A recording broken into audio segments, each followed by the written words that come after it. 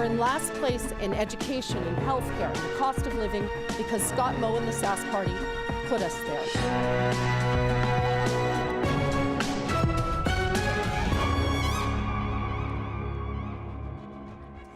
Good evening and welcome to Saskatchewan Votes 2024. Welcome to our election studio at the Provincial Archives in Regina.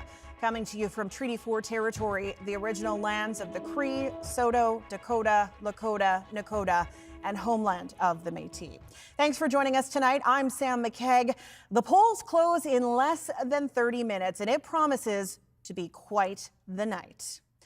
Scott Moe is trying to hold on to his majority government and to make history by giving the Saskatchewan Party its 5th consecutive victory, something not done since Tommy Douglas's time. At the same time, the NDP is trying to carve out its own path to power. Carla Beck has a steep hill to climb, but she's hoping to win big time in the cities and to make a dent in Moe's rural stronghold. Some would say it's a long shot, but Beck could make history tonight, becoming the province's first female premier. And while most eyes are on the two main parties, there are in fact 7 parties, so vote splitting could come into play. We'll bring you the results as soon as they start coming in, and our team is standing by on the ground to bring you the latest. Sam Sampson is at Sask Party headquarters in Saskatoon. Dan Zakreski is at the hockey rink in Shellbrook in Scott Moe's home constituency. Alexander Kwan is at NDP headquarters in Regina. And Ethan Williams is outside a polling station where ballots are still being cast. We will come back to them in just a minute. But first, joining me, my partner in crime for the evening, our political affairs reporter, Adam Hunter. Adam, the NDP has a steep hill to climb to oust the Saskatchewan Party. Set the scene for us. Yeah, there's a few numbers to take a listen to tonight. First is 61. That's the seats that are in play tonight for the legislature. 31 is the magic number for a majority. As things stood at the last vote, that includes the by-election, 47 for the Sask Party, 14 for the NDP. This does not count anyone who left the party or was kicked out. So what does it all mean? Well, the Saskatchewan Party can lose 16 seats and still hold on to power. While the NDP, you mentioned that steep hill, Sam, they need to gain 17 seats, hold their 14 if they want to win government. And there are a ton of interesting races. We expect a lot of more tight races than we saw 4 years ago. We're going to take a look at a few of those right now, Sam. Okay, can you give us a taste of what you're going to be looking for specifically? So we want to look at a few ridings that were really close 4 years ago. This was one of the closest ones. This is Regina Pasqua. Mohammed Fayez is the incumbent here. Bujin Brar is the big competition for Fayez tonight in Regina Pasqua. This is a constituency that's changed because of redistribution. It shrunk about 1/3 in size, and that really shrinks Fayez's margin of victory that we expect him to be trying to back up tonight. So Regina Pasqua's on to watch. We're going to look at another one here. This is Saskatoon Riversdale. This was the closest race 4 years ago. 81 votes. Kim Breckner running for the NDP trying to take this back. It was Lauren Calvert, Roy Romano's seat. Big upset 4 years ago by Marv Fries in the Sask Party. He's not running tonight. We'll look at one more close race from 4 years ago. This is another rematch. Alana Ross of the Sask Party, the incumbent, trying to hold on to power. Nicole Rancourt, who's previously been an MLA, running for the NDP. So those are 3 seats we want to watch. The NDP has to flip all 3 if they want to have a shot at government. All right, thanks, Adam. Also part of our team tonight, our political panel, led by our morning show host, Stephanie Langenegger, host of the Morning Edition on CBC Radio 1, longtime political reporter. Also joined by Murray Mandrick, the columnist for the Regina Leader-Post and Saskatoon Star Phoenix, and Merelda Fiedler-Potter, a professor at the First Nations University of Canada. Thanks very much, Sam. Merelda, what are you watching tonight? Really, the first thing that I'm watching for is how many people went out and cast that vote. Are we going to get significantly above that 52% from last election 4 years ago? So that's the first thing I'm watching for tonight. Why are you watching that so closely? Because it really sort of says whether or not people are engaged in this election and they're willing to at least step out of their doors or mail in a ballot or do something to get the things that they say they need in this province. And we had a week to do it. Murray, what are you watching for? Well, turnout's obviously important. I am watching those 17 seats. The problem is I'm not sure which 17 seats I'm watching because we could have seats coming out of the blue, seats we weren't really anticipating that we're watching, but we're watching mostly those bedroom communities, those Sask Party seats that the NDP needs to flip. The NDP has to be perfect. They have to form government. They have to win them all. We'll be watching, Sam. All right, thanks, Stephanie. From inside our studio to out on the street, that is where we find our Ethan Williams, who is at a polling place in Regina. Ethan, what's happening where you are?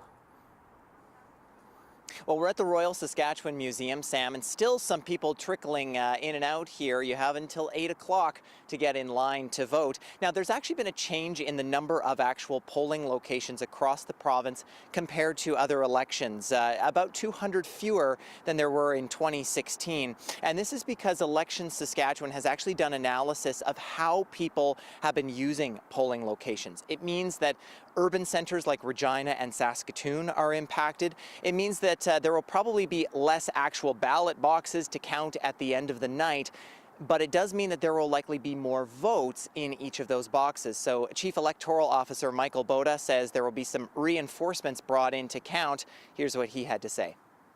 As a result of monitoring those voting stations over the course of the week, we have added an additional 175 counting teams to those locations where there are more ballots. And this is so that we can ensure that we remain within the traditional voting times. Often we finish the voting up around midnight on the last day of voting.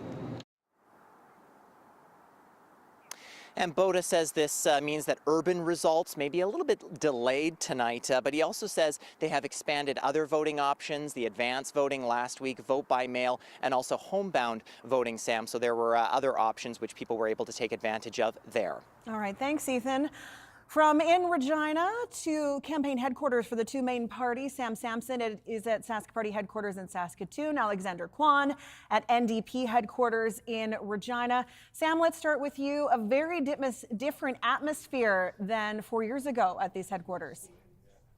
That is the hope, essentially, Sam, for about in a half hour's time. Doors don't open here until 8 o'clock, but once they do, members of the Saskatchewan Party and supporters are more than welcome to come in and celebrate tonight and really just pat each other on the back for a campaign, first of all, that's over. And of course, hopefully, what they hope will be a win. As you mentioned, different vibe because remember, last time we were in an election here in this province, it was deep into COVID times. So this is going to be one heck of a party. That's the hope, anyway, of the Saskatchewan Party. Now, Scott Moe, the leader of this party and of course the Premier of Saskatchewan, his tagline throughout the campaign has been strong economy, bright future. But after 17 years in power, his party has been forced to defend their record. All the way from Regina Pasqua, we have Mohammed Fiad. On this day, Scott Moe and his crew seemed ready to rumble. But for the past 4 weeks, they've been playing defense, trying to convince voters to stick with the Saskatchewan Party. If you want a strong economy and you want a bright future, well, I would say this. This is your party and these are your candidates. Moe says his party's platform promises to make life more affordable with tax credits and his continued carbon tax crusade. Earlier this year, Moe refused to remit the federal carbon tax on home heating. The real solution would be for the federal government to scrap the entire carbon tax on everyone and everything. We are in one of the worst registered nursing shortages in Saskatchewan's history. Though the Sask Party touts nursing and doctor recruitment, others say healthcare has deteriorated.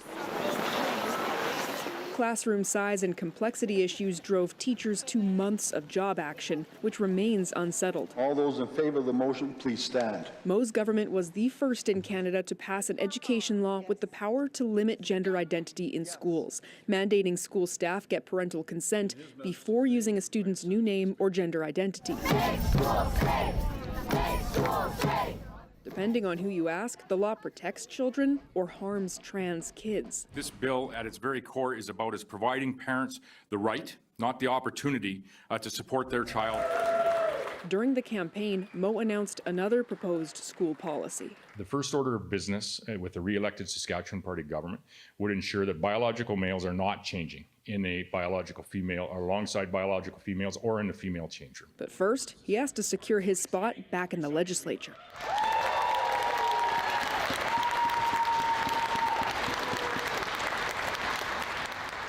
Now, though the Saskatchewan Party has had a strong showing, there have been inklings of concern throughout the campaign, including warnings from Mo himself of don't be a vote splitter, specifically to those voting more on the right side. Still, the Saskatchewan Party is hoping to pull off something that has not been seen since the days of Tommy Douglas, win 5 straight majority governments. Sam. Thanks, Sam. Let's go from Saskatoon down to Regina into NDP headquarters. That's where we find Alexander Kwan. What's the vibe like there tonight? Hi, Sam. Yeah, I'm at the Doubletree Hotel in downtown Regina. Now, obviously, the room behind me is empty. Doors don't open until 8 o'clock. But the people I've been speaking with, mostly NDP staff members, say they're expecting a large turnout. It's going to be a lot of excitement in the room. And a key reason for that is the NDP leader, Carla Beck. Now, Carla this is the first time she's leading the party into an election campaign. And she's worked very hard to convince voters to support her and the NDP. NDP leader Carla Beck kicked off her party's campaign with a simple message. Better is possible. Better is what we're running on in this election, and that's exactly what we intend to deliver. And over the 4-week campaign, Beck has stayed consistent. Healthcare, education, and affordability have been front and center. She's committed to not raising taxes and slashing the gas tax, while the party has promised a return to a balanced budget within 4 years. This is the type of leadership, fiscal responsibility, solution-focused government that people in this province are looking for, and it's past time they had. Polling has shown increasing support for the NDP compared to 4 years ago, but the NDP face an uphill battle. The NDP is not going to be a competitive party for government unless they can win in suburban and rural places in Saskatchewan. The NDP are well aware of that and made stops in areas of the province that have previously been a reliable base for the Saskatchewan Party. And more than anything, Beck has made an effort to attract new voters. This isn't about Team Orange versus Team Green. This is about Team Saskatchewan, and it's time for change. The NDP has even garnered the support of former Saskatchewan Party MLAs and staffers. I didn't leave the Saskatchewan Party left me. The party I joined believed that hope beat fear. Now fear is all Scott Moe has left. Time for change! Time for change! Beck is promising a different approach to politics in Saskatchewan.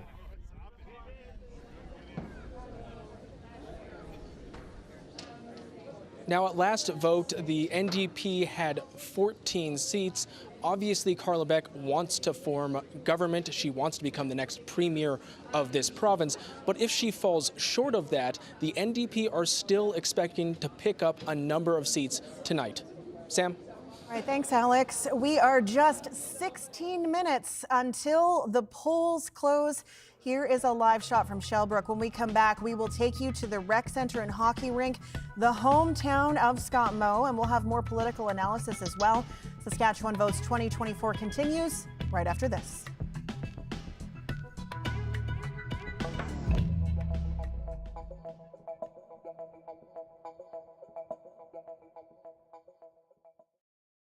I think all of us, want to see kids from Saskatchewan do well, right? It's probably not something that I would have seen myself doing when I was growing up here. Some of my earliest memories, I wanted to be a large animal vet, loved being out with the cows and out with the horses, but my life took me in a different direction. So it's not something I would have seen myself taking on, but it's been exciting. It's been a real privilege to get to do what I've got to do as an elected official and as the leader of a provincial party, the leader of the opposition. And how's the feedback been? What have you been hearing from people? How optimistic are you of your chances of winning this year's election? I'm encouraged. I used an analogy at my nomination. You know, we have momentum, we're rounding second, but we've got a long way to go before we take it home. I've got a team of MLAs and staff and volunteers right across the province that are working incredibly hard.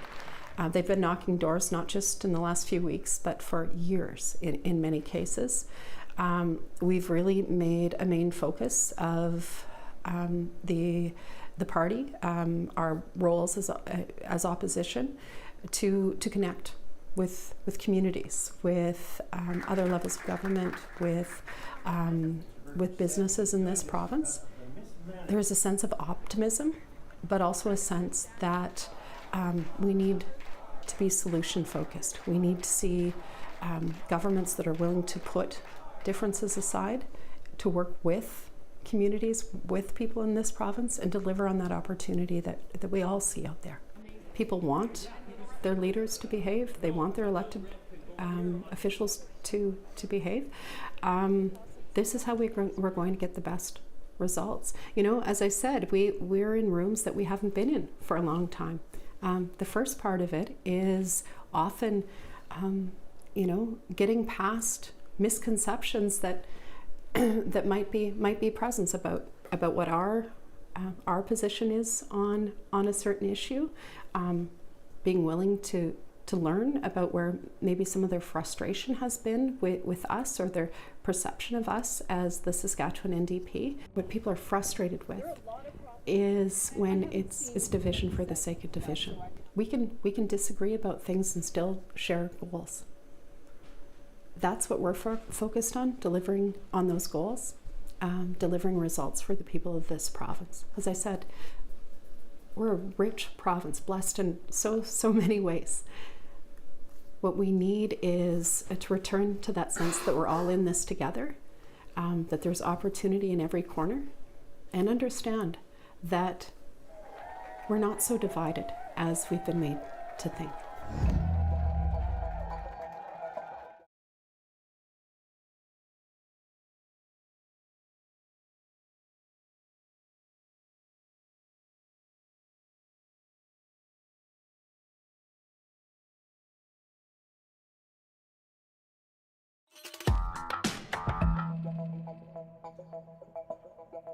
Welcome back. We're about 12 minutes until the polls closed, and we are now joined by Dan Zakreski, who is in Scott Moe's hometown of Shellbrook. Dan, what's going on in Shellbrook tonight? Well, Sam, Scott Moe came back to Shellbrook to watch the election returns. He's here at the rink, and he may be actually watching some hockey tonight. Shellbrook Elks are down on the ice practicing. Now, this is a homecoming, but it's also a closing of the circle. This is where Scott Moe is from. It literally began here. He was born on a grain farm not far from here, was raised in the community, went to school, got married, raised his own family, and then went into business and politics. And here at this arena, he played hockey. His brothers are well represented on the board. So as the evening unfolds, there's going to be lots of opportunities for hockey metaphors. It's game on across the province right now. So the questions are going to be, what's it going to look like in the third period? Is it going to be close? And who are going to be the stars tonight, Sam? All right, thanks, Dan. From Shellbrook, we go to Ottawa. That is where we find polls analyst Eric Grenier. Eric was a longtime CBC polls analyst, and now he writes and publishes TheWrit.ca. Eric, what are the polls suggesting we might see tonight? Well, if you had asked me that question a month ago, I would have said that it looks like another Saskatchewan party majority, maybe a little bit smaller than the party has been used to over the last few elections, but a majority nonetheless. What we've seen over the course of this campaign, however, is that the NDP closed the gap and then moved ahead of the Saskatchewan party. All of the polls that were conducted in the last week of the campaign put the NDP ahead of the Saskatchewan party. So tonight, are we going to see that those promises of gains for the NDP, particularly in Regina and Saskatoon, are they going to actually happen? Will the NDP be able to expand its map beyond just the urban centers, or will that rural wall of seats that has elected Sask Party government after Sask Party government, will that hold? And will Scott Moe and the Sask Party be able to stop what seemed to be impossible just a few weeks ago, an NDP victory? Thanks for this, Eric. Now, as you can see from our countdown clock, the polls close in less than 10 minutes. I'm curious what our political panel has to say about the polling. It has been a very interesting campaign. Stephanie, over to you. Thanks very much, Sam. And Merelda, it was less than 2 weeks ago that you were moderating the leaders' debate. What have you seen in the campaigns of the NDP and the Saskatchewan Party since then? You know, I think I've really seen sort of someone who started this election as the newbie really gain confidence. Carla Beck really looks like a confident leader in the way she speaks, the way she addresses crowds, the way she answers questions. So her confidence has just boomed. Scott Moe has really held the line, and that's what we've really seen. There haven't been a lot of changes. He's kind of the head of the party. We see and hear from him the most, and everybody else is kind of in the background, and that's how he's kind of ridden out the last part of this campaign. Marie, if the polls do show a seat loss for the Saskatchewan Party, where will those seats be? I think you're going to look in Regina, in Saskatoon, in Prince Albert, in Moose Jaw, Sask Party seats in those cities. That's rather obvious. But there's a few less obvious places outside the cities, the bedroom communities, the White City Coppels, the Martinsville, Blairmores. It's now sort of a split seat bedroom community and isn't the safe Sask Party seat it once was. Those are what the parties have been talking about. And if you look at where the leaders have been flowing to during the campaign, this is exactly where they've been going. The level of support for the NDP in the polls is something that we haven't seen in 20 years. They haven't been over 40% since 2003, and they haven't been over 45% since, I believe, 1995. And that suggests that there could be in a lot of seats in play in a very different way than they used to be in this province. So those are the areas I'm kind of looking for. There's a few rural seats too that might be possibly interesting, like Yorkton, the Battlefords, and we're hearing Batoche. That's a seat that kind of surprises me. You grew up in Meadow Lake, Merelda, and live in Regina now. What are the areas that you'll be watching for in particular, seats-wise, to possibly change tonight? Well, Meadow Lake is an interesting riding because I think I went to high school with two of the candidates. So Jeremy Harrison, who of course is a minister as part of the government, and then of course Niles Nachbar, who is running for the NDP. So I've actually gone to high school with them. So it'll be an interesting race in that sense. I mean, obviously watching Regina, all of the seats in Regina, I think there are some surprises that we might see coming up there. You know, there were a lot of names that were attached to those seats, and when those names are no longer associated with that kind of popularity, those flips can happen actually quite easily. So watching those seats, Saskatoon is always a fun place. And then places like Moose Jaw, Yorkton, PA, all of those places. So we're gonna be all over the place tonight. Yeah, we'll be here, we'll be watching. Thanks, Sam. I can't wait. Thanks, Stephanie. We have a live shot for you now of a polling station in Regina. Polls close in about 6 minutes. Stay with us. We will be right back.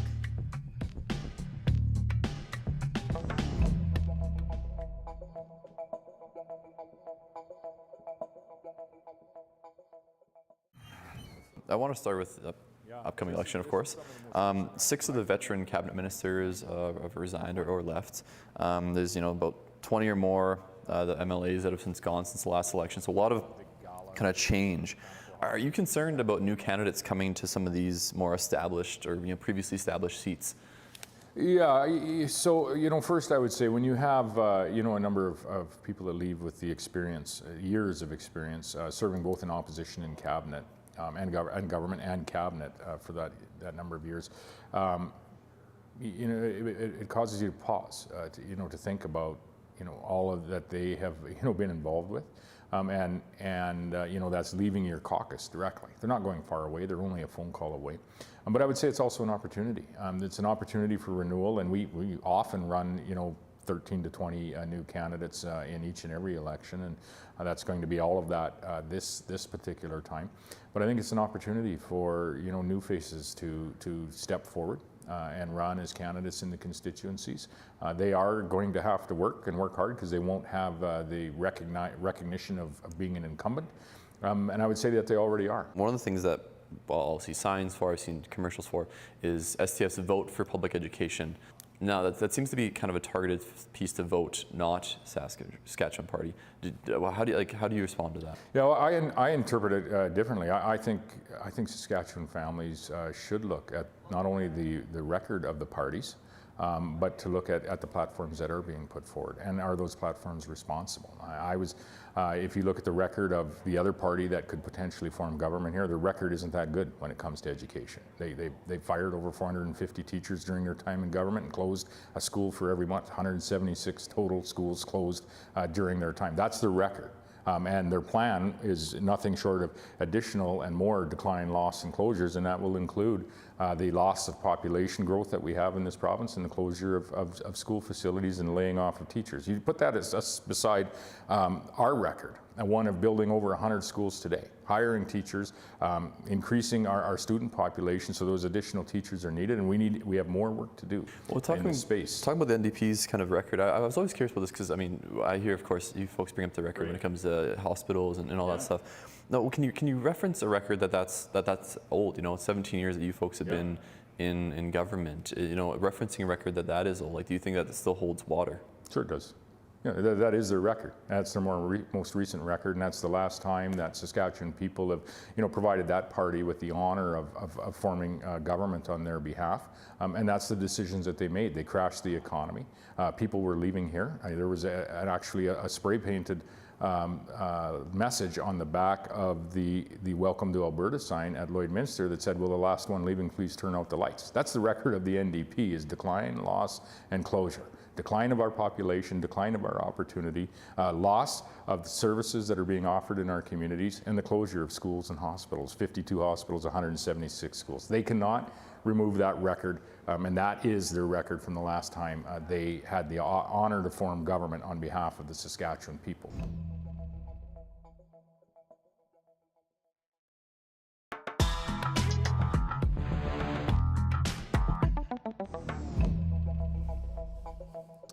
We are counting down the seconds until the polls close. Adam, we're going to use sports metaphors all night. It's who we are. Yeah. We're under the 3-minute warning. What is at stake for the Sask Party tonight? It's a different story for the Sask Party tonight, Sam Maciag, than we've seen in the last 3 elections. They're playing a bit of defense, to use that sports metaphor. Thanks for setting me up. The Sask Party has run more of a defensive campaign than we've seen in the past. And now the NDP is a bit on the offensive. They're feeling the push of some of those polls, those positive polling numbers that the panel talked about. And we'll see if that plays out, and if that's what voters have decided tonight. Looking forward to it, Sam. Okay. We're gonna do one thing here. Yeah. This is what we've been waiting for. Yeah. This is our map. This is as it stands now. And we are going to clear the map. It's going to go gray. And when we start getting results in, we'll start coloring the map. Okay. This is my magic trick. Okay, here we go. Hundreds of thousands of ballots have been cast. Careful thought put into who you want to form government and why. Our election special starts in less than 2 minutes, but first we ask the question, what do you want in a government? Here's the Buffalo Boys Drum Group in Regina with their answer.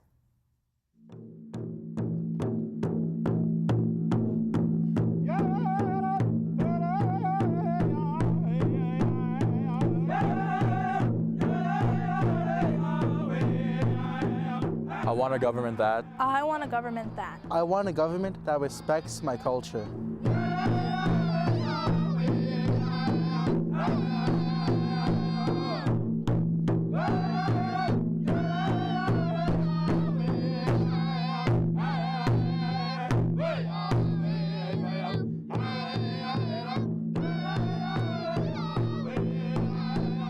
Creates jobs. Respects treaties. Lowers taxes.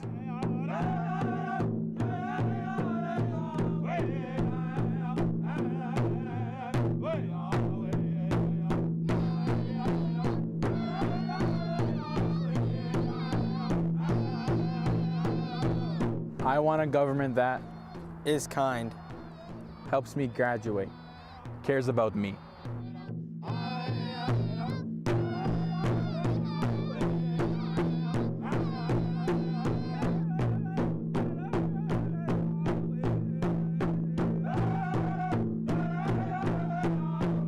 I want a government that respects the land, cares about everyone, empowers me to grow.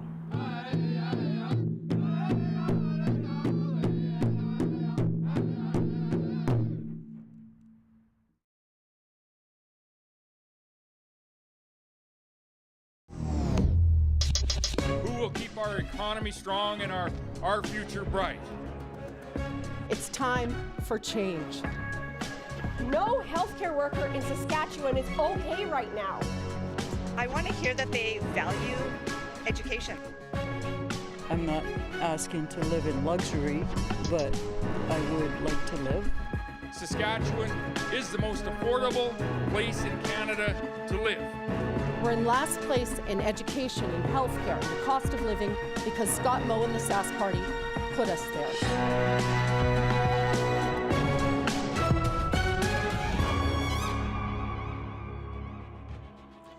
The polls have officially closed. The counting is about to begin, and the anticipation builds for what promises to be an exciting night. We are live from the Provincial Archives in Regina.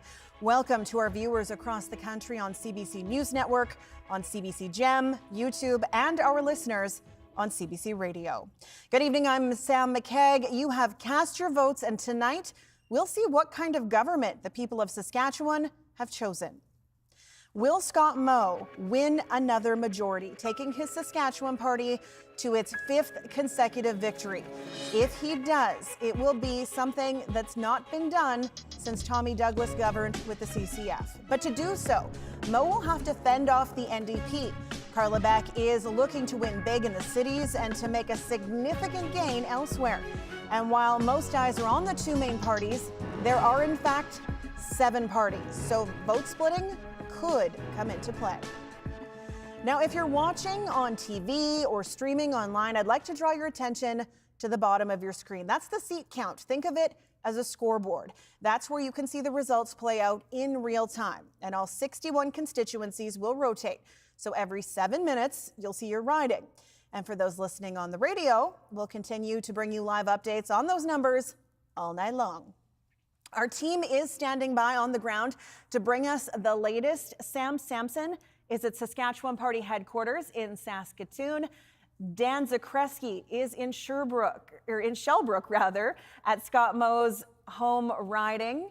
Alexander Kwan is at NDP headquarters in Regina, and Ethan Williams is outside a polling station where the ballots are going to be counted shortly. And we will come back to them in just a moment. But first, joining me, my partner in crime for the evening, our provincial affairs reporter, Adam Hunter. Now, the NDP seems to be gaining some momentum through the last couple weeks of this campaign, but to oust the Saskatchewan Party is a real steep hill to climb for Carla Beck and her team. Set the scene for us. Yeah, it's a pretty narrow path for the NDP to form government. We're going to set the numbers for you. The magic number tonight is 31. That's what's needed for a majority. At last vote, the Saskatchewan Party had 47 seats, the NDP 14. Now, this does not count anyone who was kicked out or left caucus. So what does it all mean? Well, the Saskatchewan Party can lose 16 seats and still hold on to power. Well, the NDP, Sam, they need to gain 17 seats, while of course holding on to their 14 if they want to get to that magic number of 31.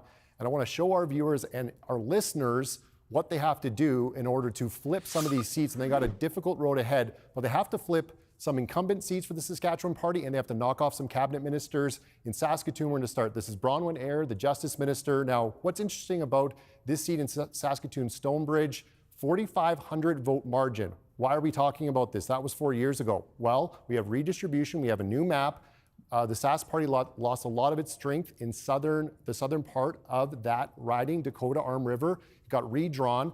That margin of victory goes down to 67 votes. Tight. Very tight. Darcy Warrington is a teacher. Teachers are going to be a story tonight. There's more than a dozen running for the NDP, current or former teachers. We're going to move on in Saskatoon now to Saskatoon Silver Spring. This is another one that was a really significant win, large margin, relatively speaking, for Paul Merriman. This is the Minister of Corrections and Policing. This is another one that potentially on the east side of Saskatoon, the NDP has been targeting this area. We'll see what Paul Merriman has in for Hugh Gordon tonight, if any challenge comes from that. We're going to go down to Regina Highway 11. This is Laura Ross in Regina Rochdale. Now, I want to mention the star before you tell me to tell the viewers about the star. The star on the screen means incumbent. So we're not passing judgment on anyone. We're not giving anyone a rating. But the star, if you see that on your screen, that means they were the previous MLA. Laura Ross, another comfortable win 4 years ago. And this is one that the NDP and Joan Pratchler, they've really been targeting. This is for our North End viewers and listeners, NOD, north of Dewdney, an area we know well. So we'll be watching this race, and a lot of these cabinet ministers may be chewing their nails more than we're used to. And something, Adam, before we move on to note as well, is just because there aren't as many incumbents riding. So Sask Party might hold a riding, but it might not be the same person running in that seat. So there could be a lot of movement tonight on that front as well. That's right. A lot of turnover in the Saskatchewan Party, a lot of new faces. Okay, from Adam Hunter, we head over to our political panel. And Stephanie Langenegger, the host of the morning edition on CBC Radio, one longtime political reporter, is joined by Murray Mandrick, who is the columnist for the Saskatoon Star Phoenix and the Leader Post, and professor at First Nations University of Canada, Merelda Fiddler-Potter, who you may recognize from the debate. Over to you. Thanks very much, Sam. What are you watching for, Merelda? Tonight, I'm really watching to see how many people step out and vote. That's the big thing. How many people were moved by these messages? How many people either want to help the Sask Party form government again, and they like what they've seen so far, and they want that to continue, or how many people really did say it's time for a change? Murray, how about you? I'm watching those 17 seats that Adam talked about, and we're not sure which 17 they may be because they have to shift. But in order for the Sask Party to lose tonight, for the NDP to win government, it's absolutely crucial that they pick up the 17 seats, mostly in Regina, Saskatoon, Prince Albert, Moose Jaw. There's a few bedroom community seats and maybe a couple rural seats they have their eye on. But it'll be those seats that'll tell the tale tonight, whether there's the same opposition, a stronger NDP opposition, or an upset. Thanks very much, you guys. We'll be here all night, Sam, anxious to weigh in. I look forward to the jokes that come with being here all night as well. From inside the studio here, we head out to a polling station. That is where we find our Ethan Williams. Ethan, the polls are closed, and that means they become a very different center. Yeah, that's right. The last few people have left this polling station at the Royal Saskatchewan Museum in Regina, and we haven't heard of any polling locations that have had to stay open a little bit later because of any technical issues or anything like that, so that is a good sign. Here's the thing, though. If you are still in the lineup right now where you are voting and you were there before 8 o'clock, don't go anywhere. Stay where you are. You still will be able to cast your vote. Now, for the polling locations that are closed, yes, it is time to open up the ballot boxes, start counting all of those ballots one by one, by hand. Of course, we don't have electronic voting tabulators in Saskatchewan provincial elections anyway. All the advance votes from last week, all the votes from today going to be counted up. But here's the thing, the counting doesn't end tonight because we have to count the mail-in ballots, and those will be counted a couple of days from now on Wednesday. There has to be a bit of a delay because we need to make sure that people haven't voted twice, by mail or in person. And then there's a final count that will happen for ballots received after October 26th. And that'll be happening on November 9th. Now, we know that there were about 32,000 of those ballots mailed out across the province. That's about half the number than there was in the last election, but you have to remember that was 2020. That was the COVID election, vote by mail, a very popular option. But we will have to watch, Sam, because those ballots may just become critical in some races. They determined a few of the races in the last election. We will see if that is the case once again tonight. All right, thanks, Ethan. Now back to our reporters. They are going to have the scoop for us tonight from the headquarters around the province. Sam Sampson is at Sask Party headquarters in Saskatoon. Alexandra Kwan is at NDP headquarters in Regina. And Dan Zakreski is in Shellbrook, hometown of Scott Moe. Sam, let's start with you. Well, I think they're going to be scooping out some food pretty soon because they are getting ready for a crowd here at the Saskatchewan Party headquarters. We've got a buffet coming out, smells good already. And of course you have that classic, that iconic Saskatchewan Party green that is cast all across this room.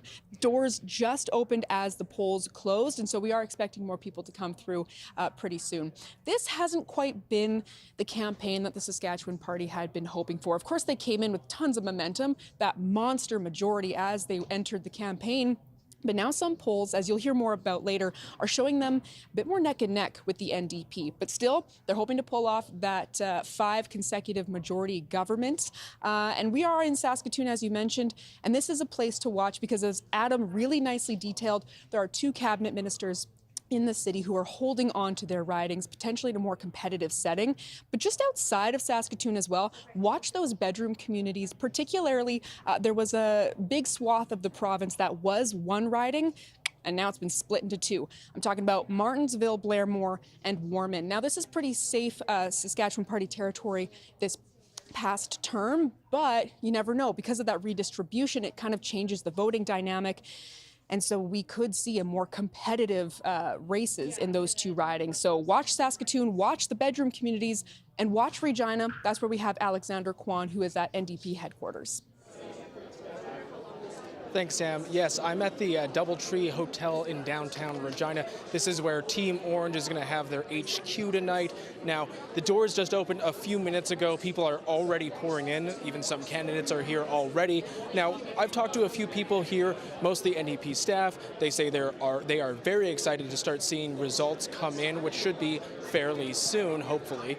But they say they're excited because they believe that they have momentum on their side. They have the ability to bring people onto their platform, to bring them on to their support, and they hope that they'll be able to get enough votes, to definitely pick up some seats, but potentially even to form government. And that's all because of Carla Beck, who's stuck on message throughout this entire campaign. She's really hit 3 key points: healthcare, education, and affordability. So we'll see what happens tonight. People here are excited. And from now, I will throw it to Shellbrook. That's the home riding of Saskatchewan Party leader Scott Moe. Dan Zakreski is there for us. Dan, what are you hearing? Well, thanks, Alexander. The Doubletree looks cool and it's a big city ballroom, but I'm in a small town rink, and this is a great place to be. Over about the last half hour, there's been a fascinating change in the dynamic here as we shift away from hockey families and more into the political types. And what we've been seeing is the main doors are just off to my right here, and every few minutes the doors will open and all the reporters will turn our heads and look over, and it's either people in green Sask Party windbreakers or it's 13-year-olds with hockey sticks who see the cameras and go. So Sam Sampson, to wrap it up, you can talk all you want about your food over there, but you haven't lived until you've smelled Vietnamese rolls dropped into a deep fryer in a small town rink. Sam? Well, on that note, thanks, Dan, and to all 3 of you. We'll check in with all 3 of you through the night. Adam, let's take a look at some key ridings before we get into the meat and potatoes of the night. Very good. Yeah. We're 13 minutes in, and we have not had any polls returning yet. But in 2016, it took them about 15 minutes before we had any results.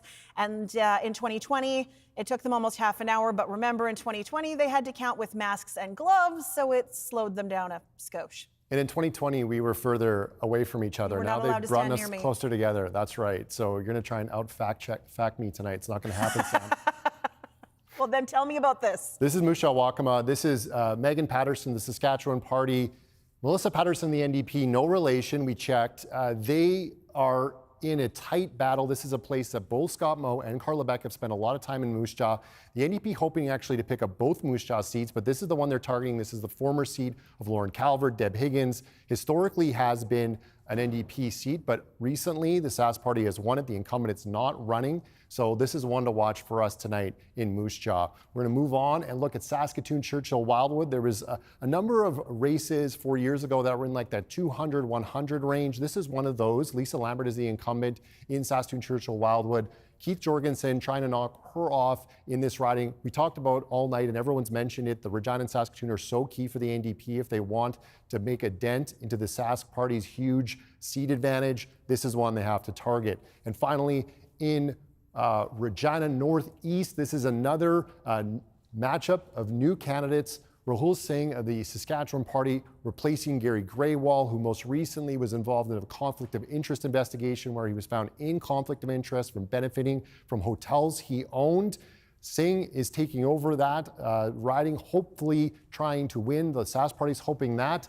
Jocelyn Roy for the NDP is hoping to wrest it back. This is one that's kind of flip-flopped over the last several years. The NDP is really targeting a pickup here in Regina Northeast South. And she's another teacher. Another teacher, yes. You said I could out-fact check you. Well, let's game on. Let's go. We're doing the game, the sports matter first.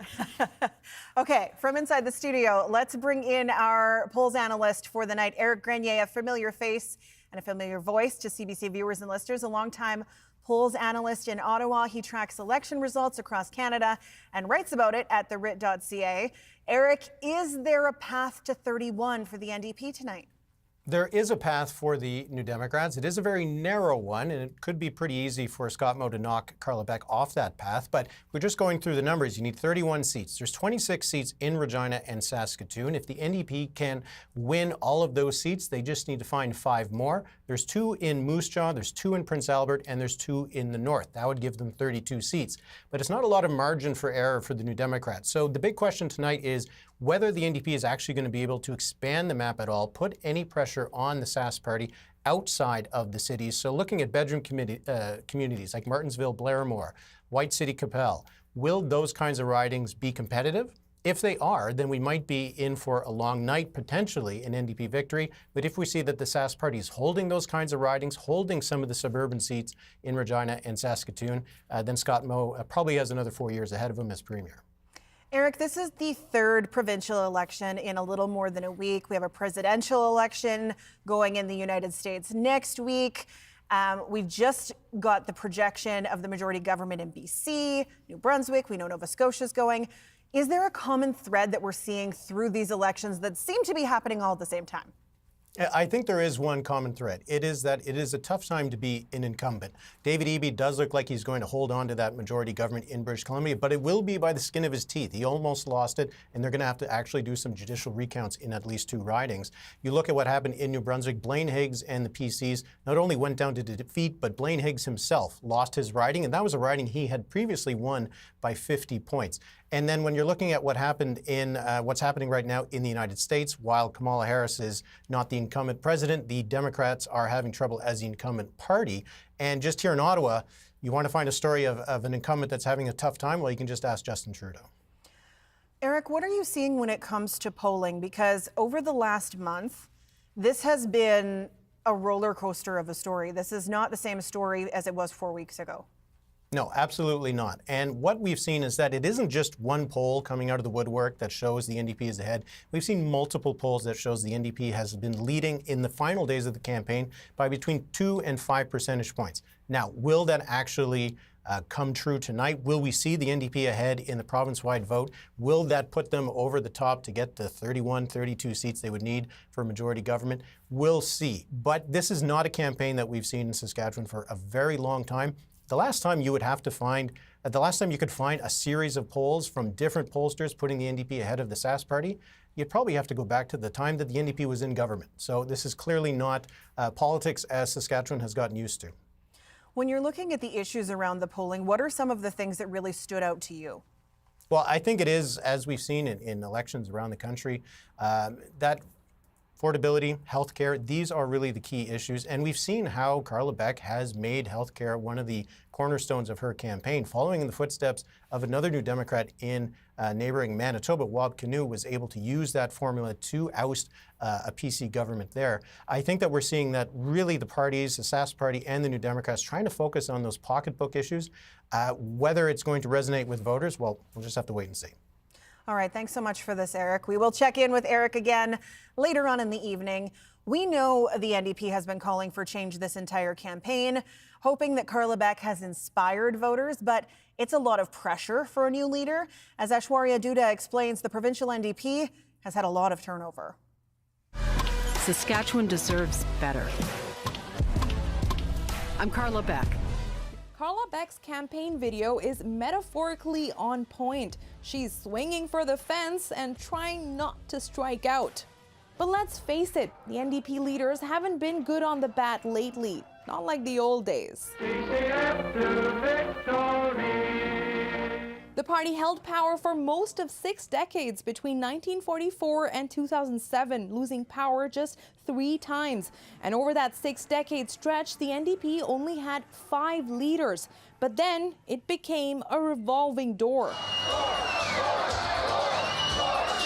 Lorne Calvert eked out a narrow victory in 2003 with 30 seats. But the Saskatchewan party was gaining momentum. So how's it going? In 2007, Brad Wall won big, and soon after, Calvert stepped down as NDP leader. Next up, Dwayne Lingenfelter. The Saskatchewan party was on a roll with all that resource revenue, and in the 2011 election, the NDP shrunk to 9 seats, its worst showing in 3 decades. And that was my fault. Lingenfelter also lost his own seat, a first for an NDP leader, and resigned on election night. Over the next 7 years, the party would go through 3 interim leaders and another leader, Cam Broughton, who would lose his seat in the 2016 election and also resign. Then it was 3rd time's a charm for Ryan Miley, who finally convinced the party to make him their leader. And it took me 3 times to get into medical school, and well, that ended up working out pretty well ultimately. In the last election, the NDP grew to 13 seats, and Miley held on to his, but it wasn't enough. In early 2022, the NDP lost an important by-election, and Miley resigned. The next leader of the Saskatchewan NDP and the next Premier of Saskatchewan, Carla Beck. Carla Beck is the party's first elected female leader. Her motto, "It's time for change," could apply to the party's high turnover rate. With 8 leaders in 15 years, the NDP is hoping to have a leader who sticks around. Thanks, Ashwari. Our political panel has certainly been watching Beck's campaign, haven't you? Most definitely, Sam. And Merelda, I'm wondering what you think Carla Beck needs to do to not join that list of NDP leaders who've left after the election. I think we need to see somewhere in the neighborhood of 20 seats. She has to pull 20 seats in order to sort of hang on to that gig and then to be able to build on that, right? And that's something that leader after leader has struggled to do is, you know, get that kind of base that you can build upon. And without that base, it's just really, really hard. You just don't have the resources to really come out of the gates and be a really strong opposition. So she needs some seats. Marie, what difference would it make if the NDP were to get to 20 or 24? Well, it would be a huge difference. The difference comes in the form of resources available to them, because the amount of money that they can get from the legislative office is directly attributable to the number of MLAs that they elect. So if you have more, or double the MLAs that they have right now, 14, 28, they get double the resources for research, to hire more staff, etc. I think Carla Beck probably will be disappointed, or the NDP will be disappointed, if they don't get at least 10. The expectations are much 10 more. 10 more seats from So the 14. 24. 24 altogether, yes. The expectations are much higher for that. And that might put a different place on it. But the NDP aren't in a great position to change leaders. This would be the 4th or 5th leadership race since in the last 15 years, and that doesn't work out terribly well for parties. So I think that they're anticipating getting more, but to be quite frank, I don't see, unless she does absolutely disastrously, a huge push to push her out of office right now, particularly after the campaign that they had. Merelda, if she does better for the NDP, if the NDP does better this time around, what do you think that will be attributable to? What has she and the party done? Well, I think what they've done is started to connect the issues that people are experiencing in the province to the current government. That's the only way to win this space, is you have to explain to people, this is the problem that you're having. It's a policy issue in the end. Governments have to make changes, add money, add resources, these things. So you need something to make those things change. Healthcare and education needs both more human resources and actual resources, and we know this. We'll be watching to see how that plays out throughout the evening as well, Sam. Okay, thanks, guys. The polls closed 24 minutes ago, and we are still waiting for results to come. And remember that these are being counted by hand. And we've talked so much about the NDP campaign.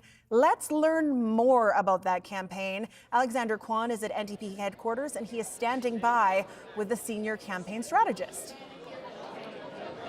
Yes, Sam, that is, I'm here with Jeremy Nolis. He's a senior NDP strategist. He also is the former chief of staff for NDP Premier Rachel Notley. Now, Jeremy, can you tell me a little bit about what have you been hearing on the doorsteps? How did you run this campaign? Well, I mean, Carla Beck ran the campaign, and what we've been hearing is that people are ready for change. Carla ran on hope and optimism and on things that matter to people, and I think she was very focused on things like fixing healthcare, making life more affordable, and it's been an absolute pleasure to be part of this with her and her team. Now, you obviously served under Rachel Notley, a successful NDP campaign in a very conservative province. Any kind of similarities you've been seeing here in terms of the campaign? Yeah, so I wasn't on that campaign. I did watch it. I was a reporter. I joined shortly after in the government, and I think Rachel Notley did some incredible things in Alberta, and I'm feeling that energy again here, and I was watching this in 2015 in Alberta, and I think, again, Rachel Notley focused on what was important to the people of Alberta, and Carla Beck has focused on what's important to the people of Saskatchewan. And again, that's fixing healthcare, making life more affordable, and just bringing change. We heard so much. I was door knocking today, and people are just tired of the current government. They want something better, and I think Carla's offering that to them, and it's such an honor to watch her go. After 17 years of Saskatchewan party control here in this province, you mentioned obviously time for change. That's obviously kind of been the tagline for this campaign. In terms of change, what are you hearing from people? What do they want to see change in this province? Well, I think we've got to start with making life really more affordable and healthcare. Those have been the top two things, but also other things. I had people today talking about education, and I was out in White City, Capel, where we've promised to build a new high school. People were very, very excited about that school, and they know it's been ignored. White City is the largest community in this province that doesn't have a school. So these are the things that Carla's talked about. She's been very focused on those priorities, and I think it's just been such a pleasure again. And I think she'll get to work on day one. Like, I think you'll hear tonight, whenever she does address, that she's ready to get to work. Like, I don't know when she sleeps, but she works so hard, and her whole team has been just out there every day, including today. And so I'm really excited for tonight. In terms of excitement, obviously, and we've been hearing about polls showing more support for the NDP. In terms of volunteers, in terms of staff members, how are you feeling, with those kind of signs pointing to more momentum for you? Yeah, I mean, Carla will be the first to say there's one poll that matters. It's the one that's starting to trickle in right now, or hasn't quite yet. But it's been really exciting. We've felt a surge of energy in the campaign headquarters. And again, people are just resonating. I don't think enough people in Saskatchewan knew who Carla Beck was at the start of this campaign. I think they certainly know now, because she's talking about the things that matter to them. So yeah, it's been a blast. Like, if I look like I'm beaming tonight, Alex, it's because I am. I've just been so excited to be part of this, and to really deliver something for the people of Saskatchewan I think they're looking for. Jeremy, thank you very much. Thank you very much. Sam, I'll throw it back to you in studio. All right, thanks for that. Alexander Kwan at NDP headquarters in Regina. Adam, we are still waiting on results. Polls have been closed for 28 minutes, but they got to count them by hand. So let's take a look at some key writings. They're just doing this, right? Super hygienic. Old school, pencil and paper. Lick those thumbs. That's right. We're going to look at some writings to watch, and we talked about cabinet ministers from the start, and I mentioned... Can you remind people what the asterisk means? Yes. Don't interrupt me. I'm kidding. I will interrupt you, yes, but I want no, to it's fine. interrupt You can do Adam whatever you Hunter. want. You're in charge. Christine Tell is the incumbent here. That's what that star means. And in Wascana Plains, this is one that I don't think the Saskatchewan Party would have thought before the campaign. Maybe they'd have to be door knocking a ton. But that southeast part of the city, even into White City, Capel, as the guest mentioned there, those are all places where the NDP feels like they have some momentum. So Regina University, which we'll talk about, this is Regina Wascana Plains. This is the Minister of Environment. Brent Blakely, another one of those teachers, more than a dozen current and former teachers running for the NDP, trying to pull off the upset tonight. We're going to go to Prince Albert now, and this is Prince Albert Carleton.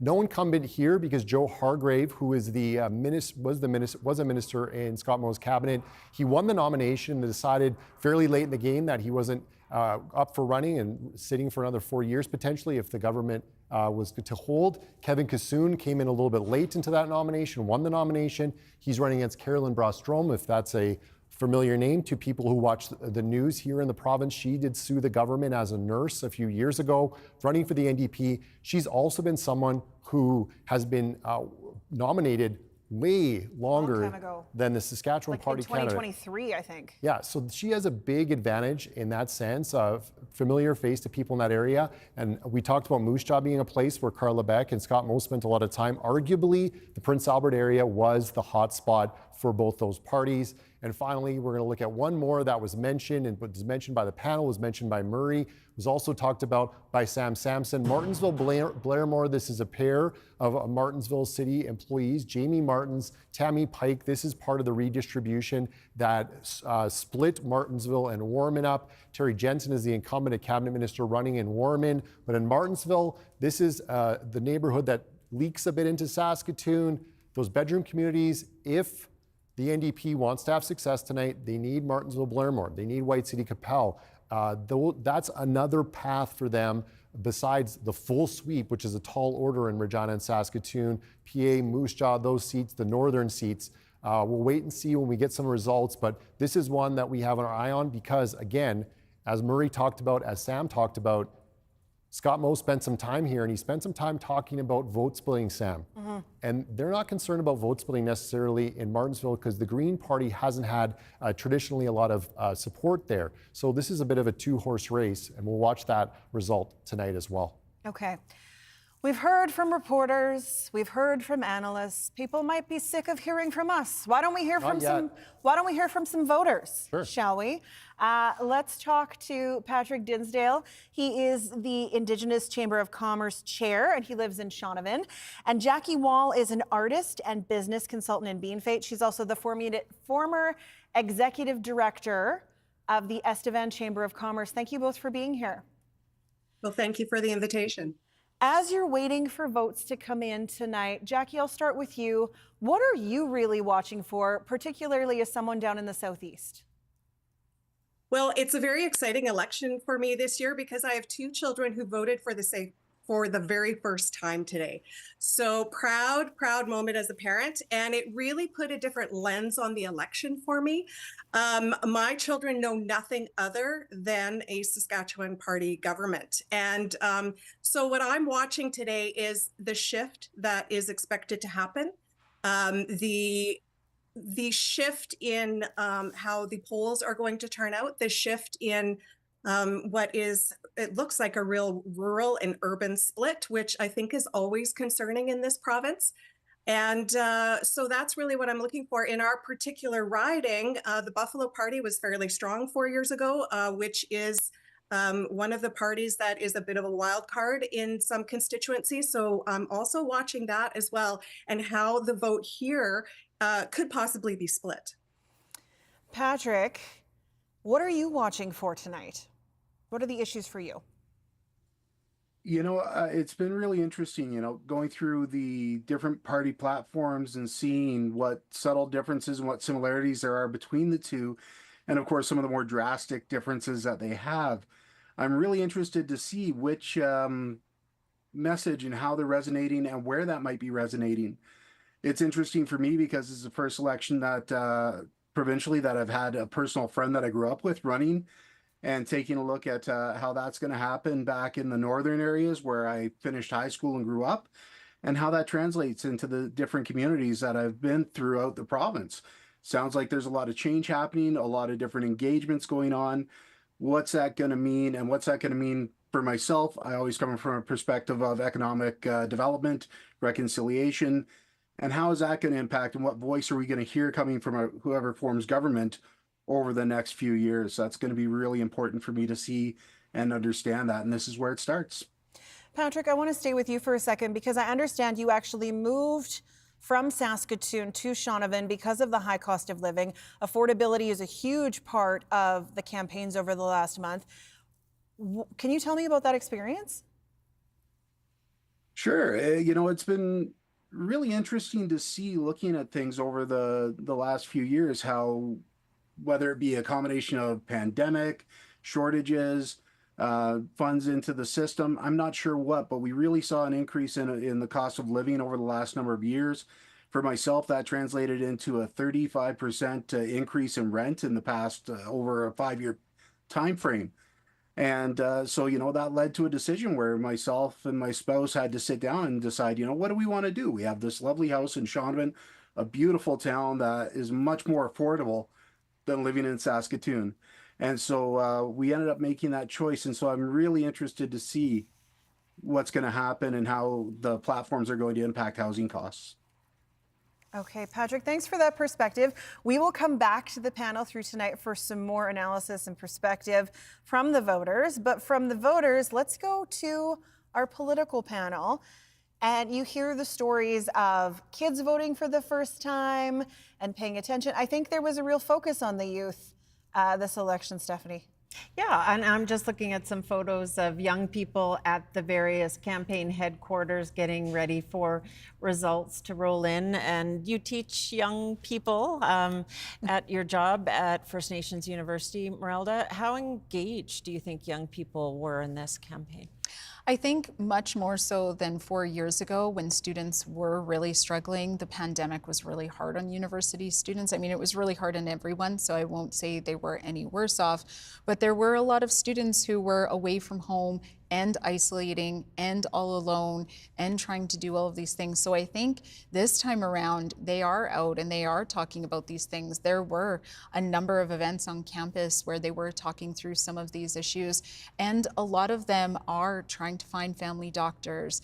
They are in a situation where education costs more and more every year, and all of their living expenses have gone up. So, you know, as somebody who works with a lot of young people, we're often trying to find ways to keep them sort of going until they can finish those things. So it really is something where you see those guys just really needing support and starting to look to the government for it. And we know that students have struggled with employment and making ends meet and all of that. Murray, I'm wondering what you think was promised for affordability that might resonate. I think there's a lot in terms of even things like the gas tax and that lift that makes a big difference in people's lives. There wasn't actually a huge amount of promises compared to past elections that we've seen. A lot of it is related to issues that do tend to affect older people, like healthcare, like issues. But think about how much emphasis there was on education in this election, and how connected younger people are who have just finished university, finished high school, that just might be a little bit more in tune with some of the social issues. I'm wondering right now whether that is going to be a factor in this election, whether the Sask Party made a mistake, because I think some of the moves that they made during the campaign, particularly as it related to the change rooms, before that, particularly as it related to Bill 137, the pronoun bill, was pretty much aimed at older people. They talked about parents, and then certainly this would be the issue for grandparents and other issues that came up. I don't know whether that kind of issue or the way the Sask Party was selling that issue was going to resonate with kids that are much younger, which might be a factor. And traditionally, Saskatchewan's elections are governed by older people, me being one of them. So, I can say. Well, they vote, right? They vote, exactly. So, but when I went to the polls, I was absolutely surprised how many younger people I saw out. Now, maybe that's just in the Regina polls or whatever, but I think when you're adding 250,000 people in the city, you're adding a lot of new Canadians, you're adding a lot of younger people, so there's a bit of a double-edged sword to that growth that I think the Sask Party the Sask Party might not have taken as much of an account for, as politically speaking at least, as perhaps they should have. So. Okay, thanks very much. Sam? Thank you. Adam, still waiting. That's what we're here for. It is what we're here. We're here to bring the entertainment until the ballots start doing the entertainment for us. 38 minutes since the polls have closed, the ballots being counted by hand. We're going to look at some more ridings to watch. Yeah, better to get it right? We've got to count it by hand. So wait. We have results. Yeah, let's hold that. They're coming in. Bear with us. Now we just watched that tiny scoreboard at the bottom of your screen to see what they say. There we go. So I can talk about this one. Travis Kiesig in Last Mountain Touchwood. This is the two polls of 39 reporting 13 vote lead, obviously early on. Tara Nordahl running for a second time for the NDP. And Last Mountain Touchwood is one where the NDP has kind of said, we think we have a chance here. We think we have a bit of something we haven't seen in a while there. Glenn Hart, who's the longtime MLA there, endorsed Carla Beck a few weeks ago. Athabasca, now this would be a pickup for the NDP. They would regain this seat. They lost in a by-election. Leroy Laliberty running against the incumbent Jim Lemag, 33 vote lead early on in northwest Saskatchewan. This was long-time safe NDP territory. We know this guy. Scott Moe, the leader of the Saskatchewan Party, 135 vote lead with 2 of 38 polls reporting. And Scott Moe looking to lead his party to victory for the second time in an election. We'll be checking in with Dan, of course, in Shelbrooke at that rink. We'll want to check and see what the Shelbrooke Elks score is later. I know everyone's dying to hear about Yeah, that. of course. Speaking of scores, Doug Steele in Cypress Hills. Now, this is one of the considered safest seats for the Saskatchewan Party, and a pretty healthy lead early on. 4 years ago, the Buffalo Party finished second. It was one of 4 places they finished second. So we'll watch to see what the Buffalo Party, what the Saskatchewan United Party does. This is northeast Saskatchewan and Cumberland.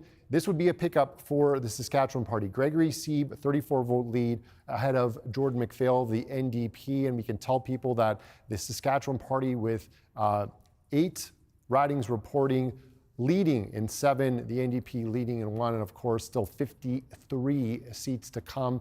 We're hoping to get results fast and furious, but a good sign that we got some on the board right now, Sam. Yeah, it means that the party is starting, as we would say, the Super Bowl party for political nerds. The Saskatchewan Party has held power since 2007, but there has been a lot of upheaval, and tonight, more potential losses for a party that's already lost quite a bit. Aishwarya Dutta takes a look back. The Saskatchewan Party of today looks very different from the one that rose to power and held on election after election. When Brad Wall first led the party to victory in 2007, former Liberals who helped shape the party were key voices at the table, including June Droughty, Ken Kravets, Rod Gantafor, and Bob Benrod. And some of the early MLAs would hold cabinet positions for years, including Donna Harpower, Don Morgan, and Dustin Duncan. Other high-profile MLAs would come along, including Gord Wyant and Mark Docherty, and win multiple elections. But in the past year, there's been a mass exodus. 22 of 48 Sask Party MLAs elected in 2020 are not on the ballot this time around, including all of these long-term MLAs. And while it's true, some have passed away, been cast aside because of criminal charges, or lost their nomination bid, most have chosen to retire from provincial politics, including Harpower, Duncan, Morgan, and Wyant. Former Sask Party MLA Mark Docherty resigned last year, saying he couldn't defend the government's record on the doorstep. He threw his support behind Carla Beck and the NDP in the weeks leading up to the election. I think that the Sask Party's lost their way. Randy Weeks lost his bid, then had a very public fight with his former Sask Party colleagues in the legislature. He also endorsed the NDP. I never left the Sask Party. The Sask Party left me. Weeks is among those who say the party has swayed too far right from its origins. And while the party touts a record of experience, the Sask Party of 2024 has a lot of rookies on the roster.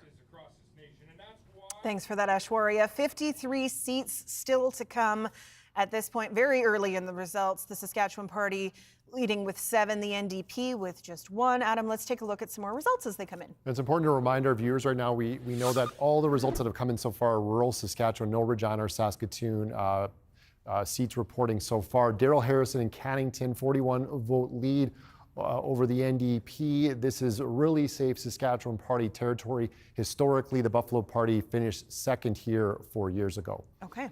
We're going to look at Lloydminster now. This is Colleen Young, a cabinet minister, Minister of Advanced Education, 54 vote lead early on over Adam Tremblay, and Joshua Bloom of the Saskatchewan United Party close behind that with 5 votes, 2 of 28 polls reporting.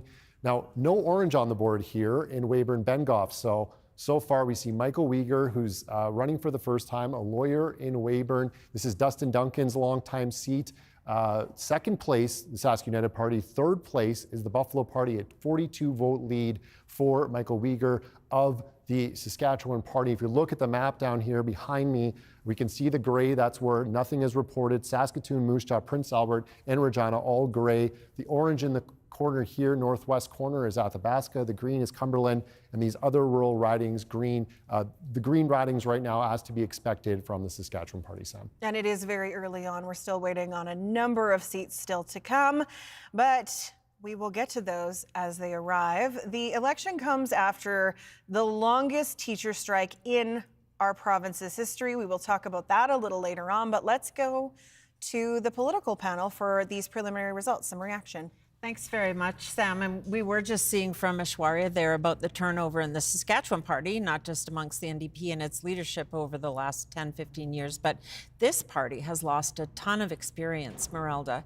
What do you see there in terms of what this Saskatchewan Party field of candidates has to offer compared to prior ones? Yeah, I mean, if I think about back to the time when I was your backup covering politics, so not as good as you, but when you're looking at those things and you're thinking about the people that you were there, first of all, they knew how to handle the media. That's a big one. If you're going to be sitting in government, you're going to be dealing with the media a lot. So they know how to do that. They know how to talk to the media. Secondly, they had experience with government. They understood how government worked. They had, professions that kind of led naturally into those spaces. And so when you talk about that kind of change and turnover, what you have is a lot of inexperience. And sometimes inexperience is when those little mistakes, those little miscommunications lead to bigger problems, not only with your sort of external communications, but also communicating internally, because you've also got to then build all of these new relationships with the civil service.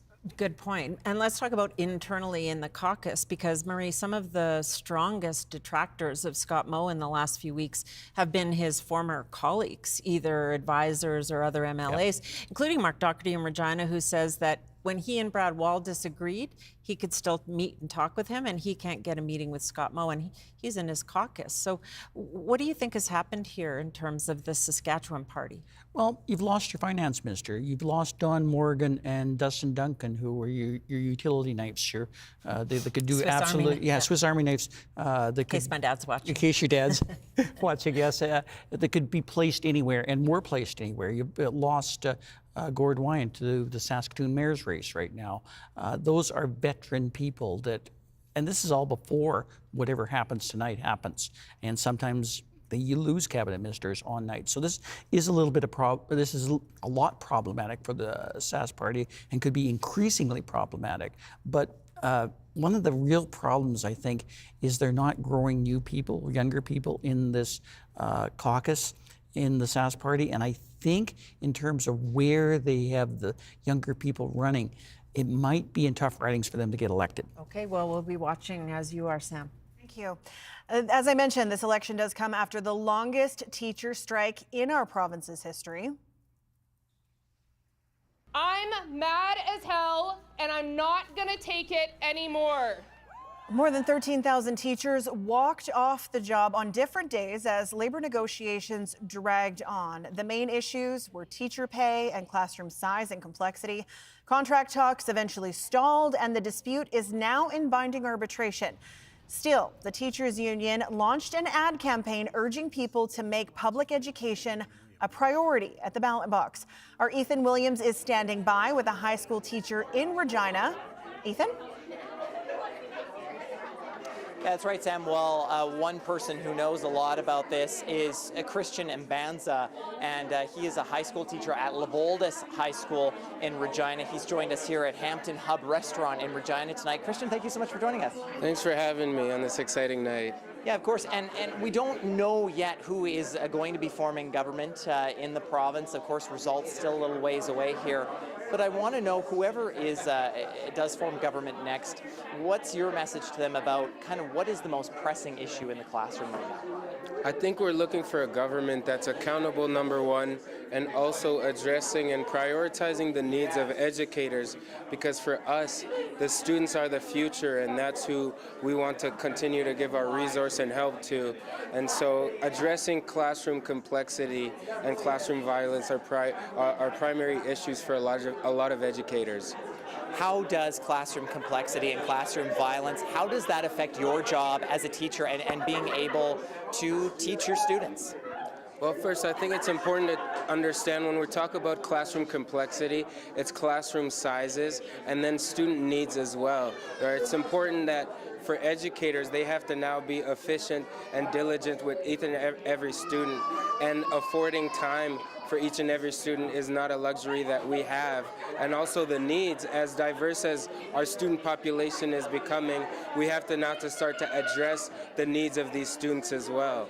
Not just inside the classroom, but outside the classroom as well. Yeah, and I know that you are an advocate for students who are Black, students who are visible minorities.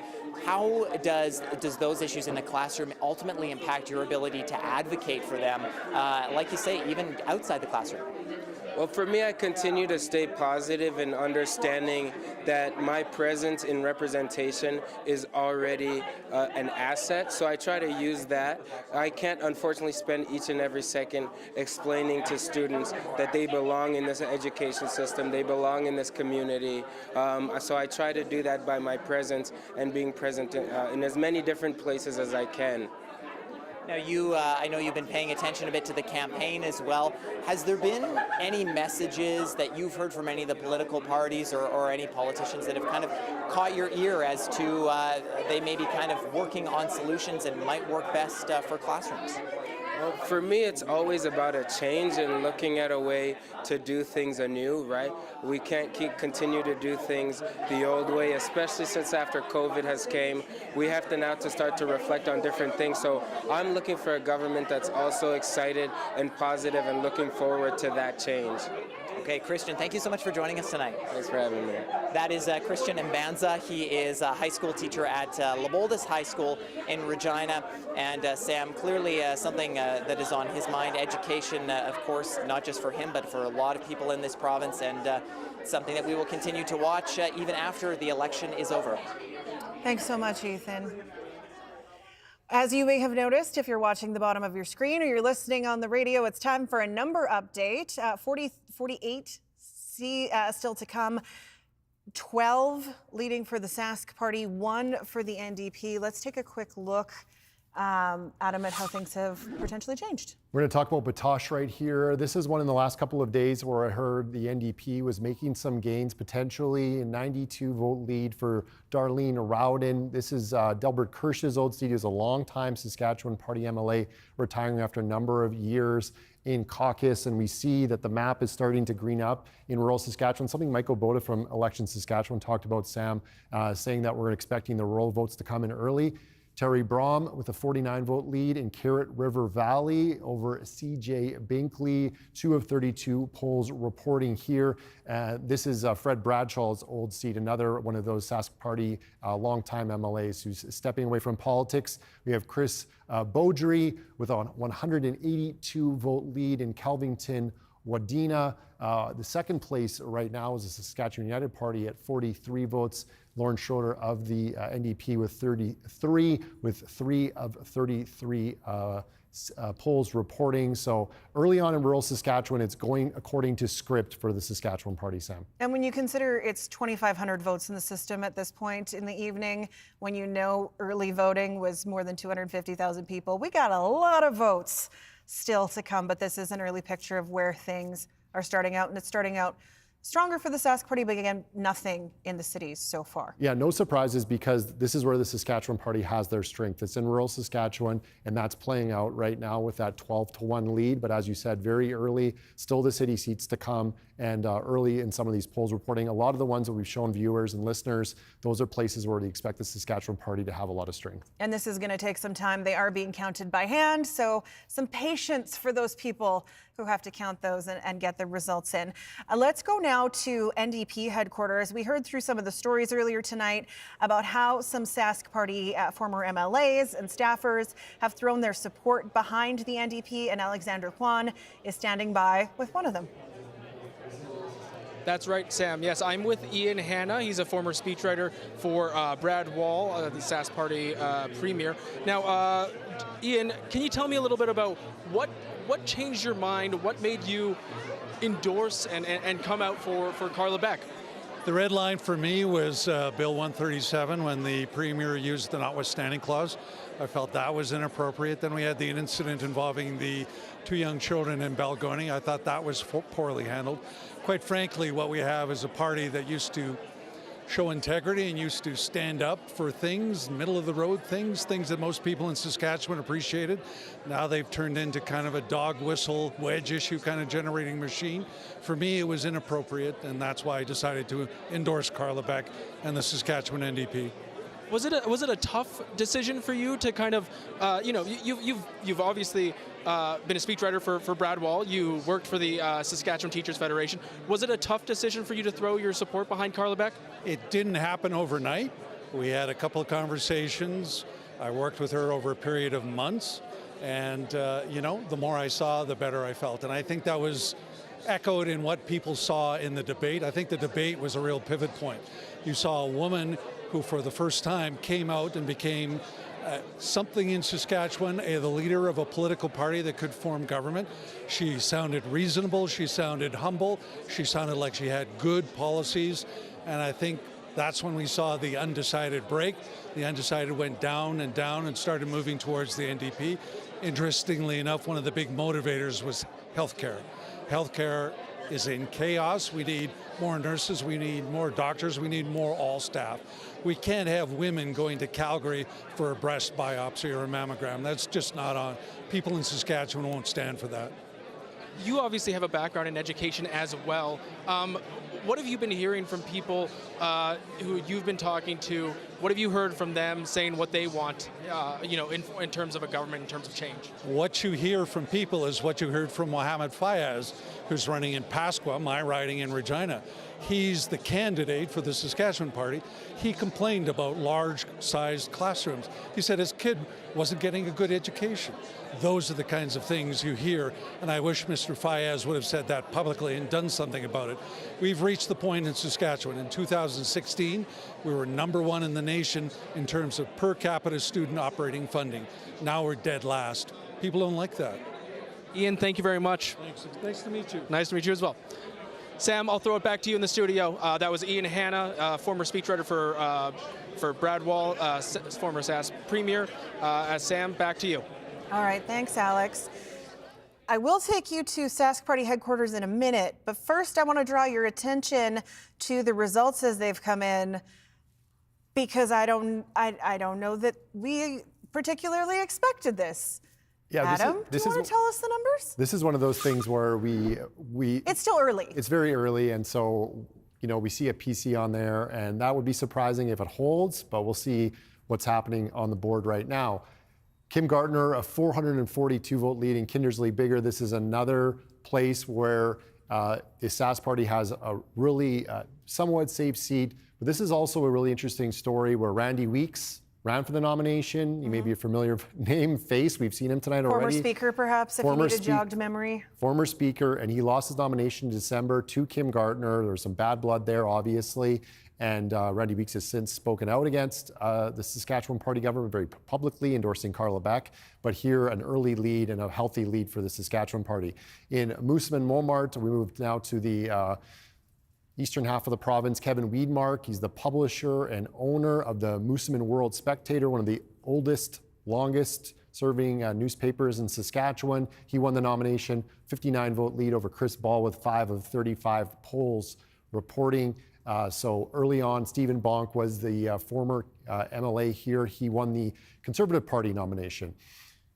Lori Carr with a 93-vote lead in Esteban Big Money. This would be also considered very safe Saskatchewan Party territory. Phil Zajac on the board here. I want to draw your attention to him. He is the Buffalo Party leader. 4 years ago, the Buffalo Party finished second in Esteban. It was one of those 4 constituencies where they came a surprising second. And we have very early on, this is in Saskatchewan Rivers, Bernard Lalonde with a 2-vote lead over Eric Smalls, the Saskatchewan Party. Doug Racine of the NDP with 7. Now, interestingly enough, there's one person we don't see on the board here early. It's Nadine Wilson, who's running in Saskatchewan Rivers. She is the former leader of the Saskatchewan United Party. now trying to win her seat back. She's the incumbent. That's why we don't see a star on this screen here.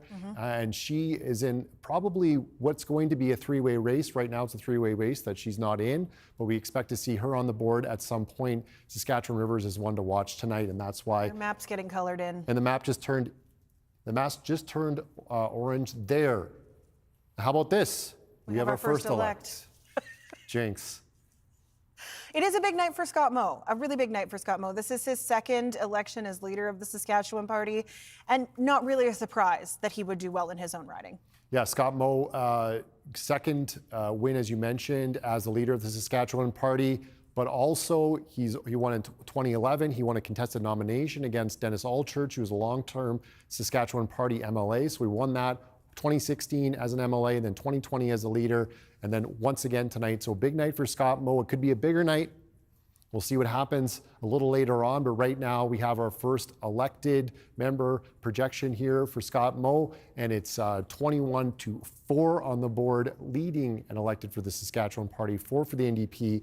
But as we look down here to the map, Sam, no results reporting yet from Prince Albert, from Saskatoon, from Regina, from Moose Jaw. So we're still waiting for those big races where the NDP is hoping to make a lot of gains tonight. I just want to know how many more times we're going to say things in unison. Hopefully a lot. It's going to make it fun for the people at home. Okay, from here in studio, let's head up to Saskatoon. Sam Sampson is at Sask Party headquarters in Saskatoon, and she is standing by with the former finance minister. That's right, someone who knows Scott Moe, I'd say pretty well over the past few years. This is Donna Harpower, as you mentioned, former finance minister, but also an MLA in Humboldt-Watrous for almost, I guess, 25 years. 25 years. Congratulations on such a successful career. Thank you so much. Let's start right away talking about the leader of the Saskatchewan Party. I mean, he has just been reelected in his own seat. You were the co-chair of this campaign. What do you think was successful for him as a leader this time around? You know what? It is the record that he has set. Like we have led the country on many fronts for the economy, and our leader gets it. How if you don't have a strong economy, you can't pay for the services for the people of Saskatchewan. And yet he's still very compassionate for those services, which is why we delivered a budget that was heavily weighted towards healthcare and education. So I feel that Scott Moe is very connected with the people of Saskatchewan. He listens to the people of Saskatchewan, and he tries to do the balance between what we can do economically, because that pays for everything, as well as the services people deserve. As the outgoing finance minister, though, there has been some criticism of challenges balancing the budget. What do you hope, should the Saskatchewan Party continue to govern over the next 4 years, how do you hope they approach it? Yeah, it's always a balancing act with budgets, because there's always more that you can do, and you need to recognize that, and yet you need to balance it within the revenues that are available to you. Thankfully, the last two budgets were balanced, and hopefully at the end of this fiscal year, that with this budget, although it's showing a bit of a deficit, will come to balance it by the end of the year too, by looking for efficiencies throughout the year. But I'm very, very passionate about balancing the budgets.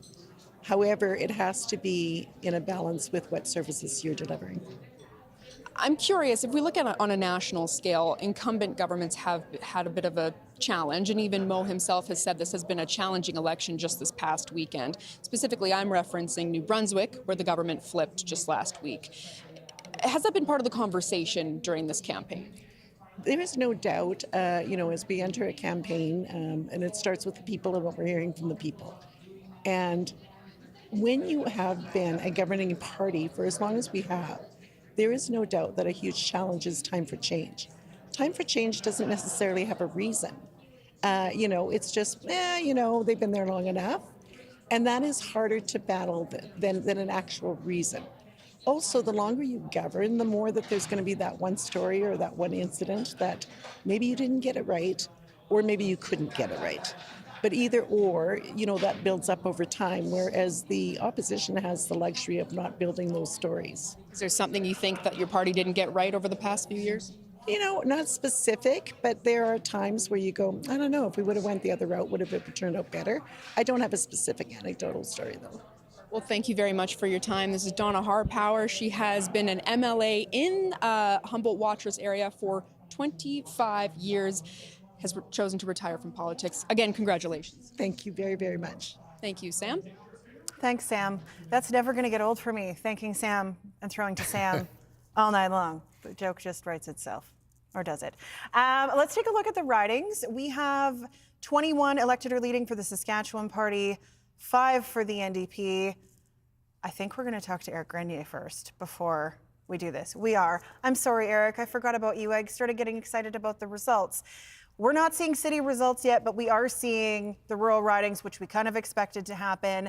And a lot of these votes, like the majority of votes, real close, like really close in some of these. They could still flip back and forth. Yeah, well, that's possible. We're still very early on in the count, but it really matters where the results are coming from. If you look at the list of 21 ridings, right now where the Sask Party is ahead, not a single one would be one that we thought that the Sask Party was going to lose. What we're seeing is that a lot of the results that are coming in are coming from rural ridings where usually the boxes where people cast their ballots, there's fewer ballots in them because there's not as many voters in the community, for example. That's why it's taking longer to get some results from Regina and Saskatoon. There's a lot more votes in each of those boxes. They take longer to count. So if you're talking about what does this mean for the outcome, look at that Sask Party number 21, only 5 for the NDP. This is actually not going badly for the New Democrats because the 5 ridings where they're leading, 2 of them are ridings that we thought that they should win, Athabasca and Cumberland in the north. The other 3 where they're leading, it's Meadow Lake, Saskatchewan Rivers, and White City Capel. Those are bonus ridings for the NDP. They're not ones that they would need to reach 31 seats to get a majority government.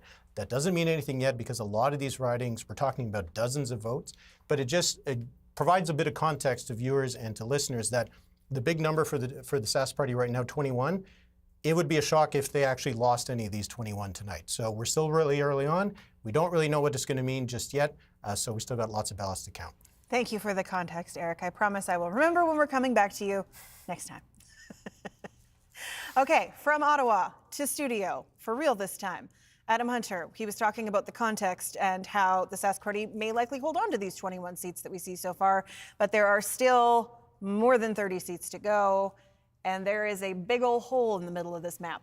Yeah, this is Regina, and this right here is White City Capel, which right now is NDP orange. That's Lumsden Morse, that's Saskatchewan Party green, and we have all of these seats, 12 in total in Regina, up for grabs tonight. And this was one of the battlegrounds, Regina, Saskatoon, Moose Jaw, Prince Albert.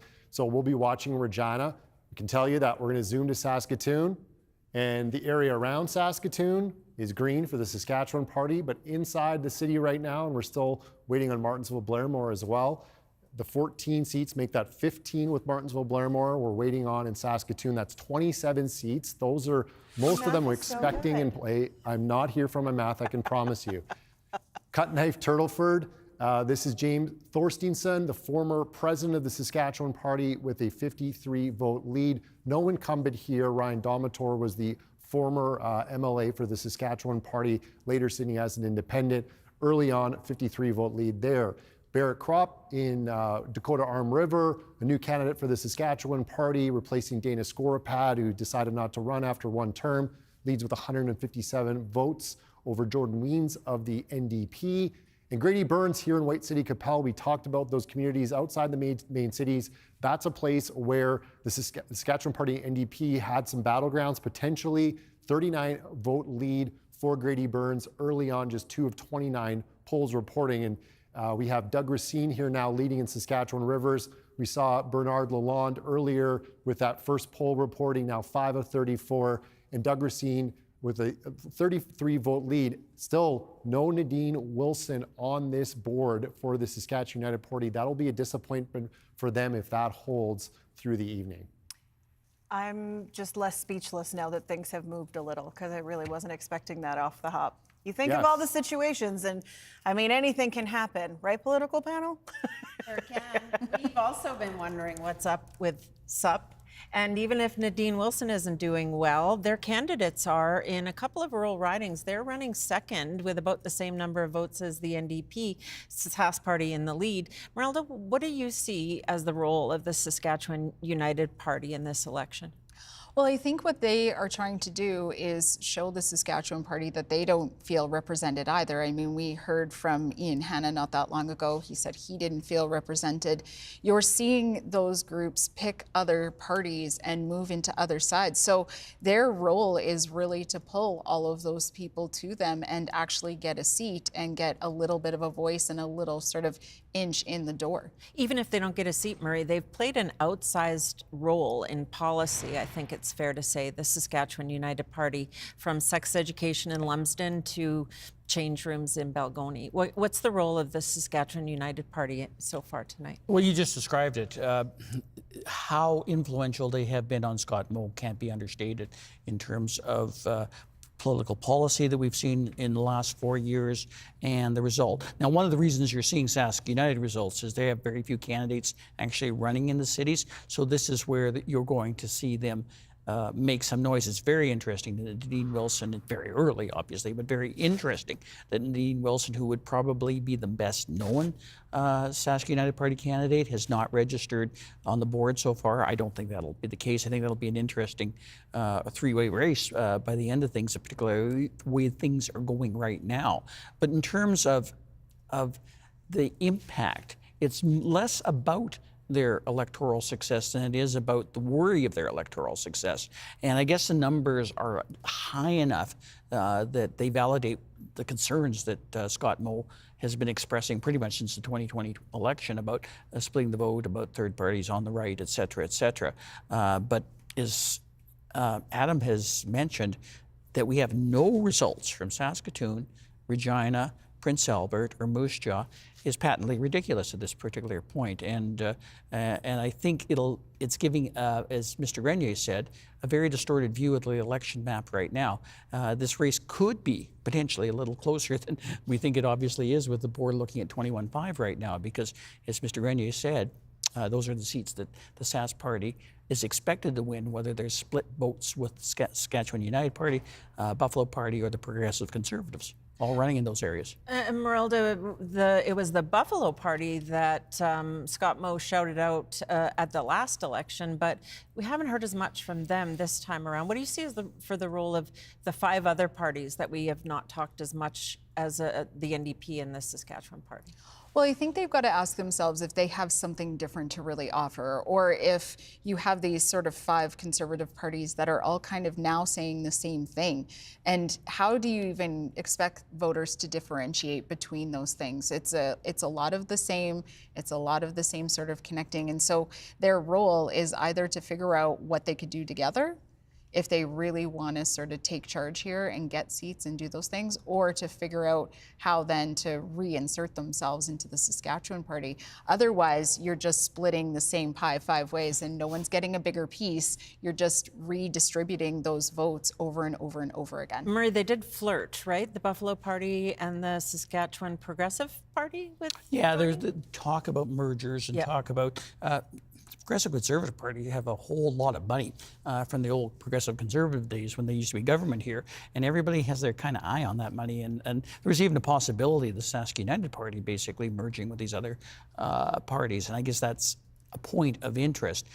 So far, though, I'm really not seeing the way this campaign and this evening is developing right now at this very moment, them to be as effective as I think Scott Moe thought they'd be. So far, we're not seeing them split vote. Let's see what happens in Saskatchewan Rivers and a few other these seats.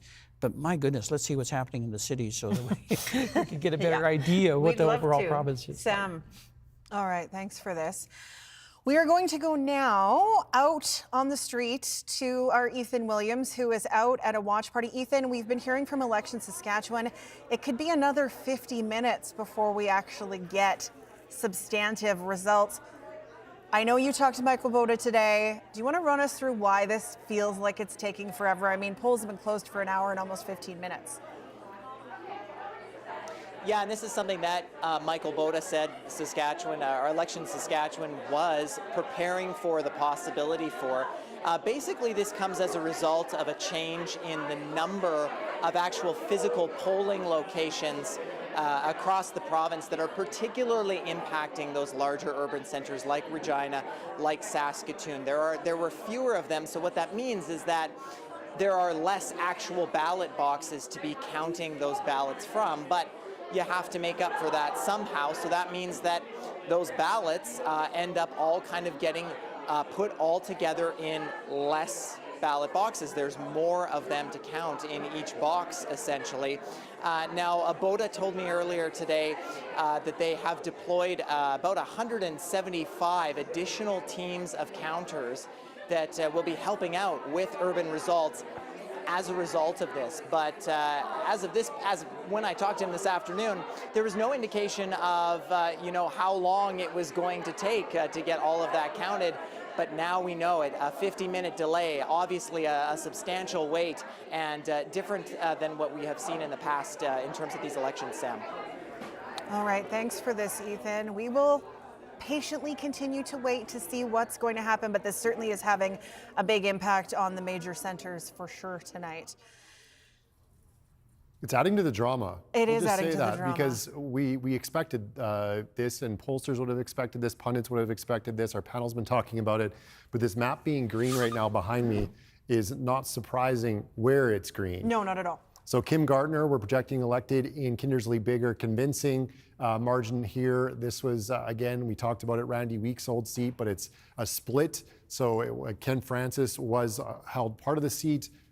Bigger area was Randy Weeks' riding. Kim Gardner will be the MLA there, convincing for him. Another convincing margin here, Doug Steele in Cypress Hills. But interestingly enough here, this was a place where the Buffalo Party was second 4 years ago.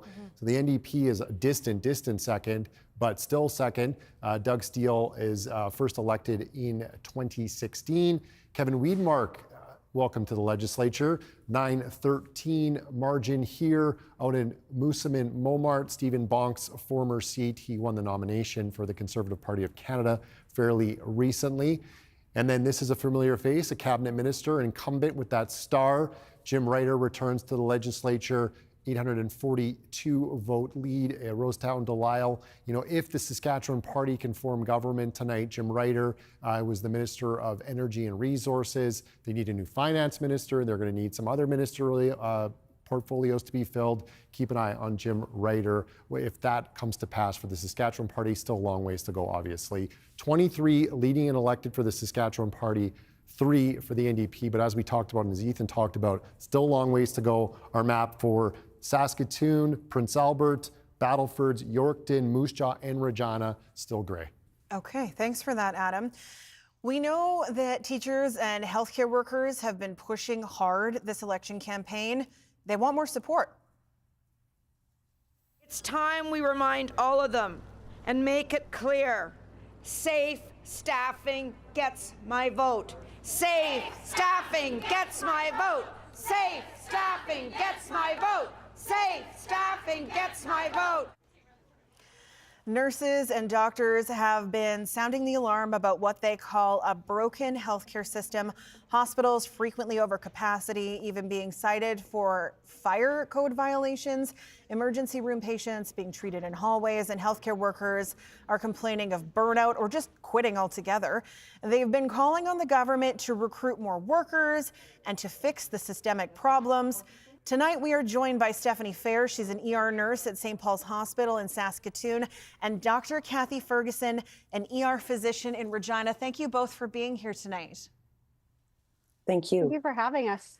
Stephanie, I want to start with you. Just tell me what it's been like in your experience working in healthcare, let's say since the last 4 years, since the last election. I mean, it has been a continuous slope downwards. We have been seeing worsening and worsening conditions.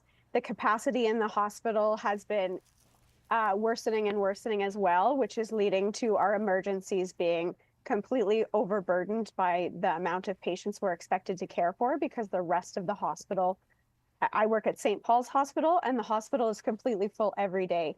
So our daily baseline now is that we sit at 200% capacity, which is basically we have twice the amount of patients we can safely care for as a baseline every day. So as you can imagine, the burnout is incredible. We're losing very highly skilled, trained nurses who have lasted in this career for years, but it's gotten to the point where they can't do it anymore. And so they're leaving in droves. We're also killing off our baby healthcare workers, the healthcare workers that have only been in it for a few months, and the burnout and the stress on them is incredible, and they're leaving as well. We are at a dire crisis point, and I can't even find words for how bad it is. Stephanie, thanks for sharing that with us. Kathy, you are an ER physician. I'm wondering what your experience is and what you're hearing from your colleagues. We've heard a lot from nurses over the last number of months about the amount of burnout, about the stress on the healthcare system. We haven't heard as much from physicians. What are you experiencing? I think we're experiencing the same thing. We're very sad to see the lack and the loss of the senior nursing staff. They are really the people, especially in the emergency department, that carry the department along. They're the people that we go to, they're the people we rely on. And I would say that 90% of our senior staff has left, and the new staffing coming in, their turnover is high as well. They're burned out. Kathy, what are you hoping? I mean, it's still early. We don't know necessarily who's going to form government tonight, but what are you hoping is the first priority when it comes to specifically physicians and what you've been experiencing as a doctor? I would really like to see more recruitment and retention of physicians. I think that a recruitment has been attempted, but not with any great gusto, and retention is sorely lacking. We have so many physicians who are deciding to leave, especially to go to the West Coast, and their pay drops by about 30%, but they're happier being there than they are making more money in Saskatchewan. I'm curious, what keeps you doing the job? Why haven't you stopped?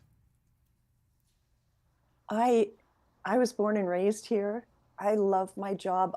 We work as a team. It's a really tight-knit group in the emergency department, and I love my team. They work hard, they're smart, they're capable, they're compassionate, and I feel so fortunate to be part of that team.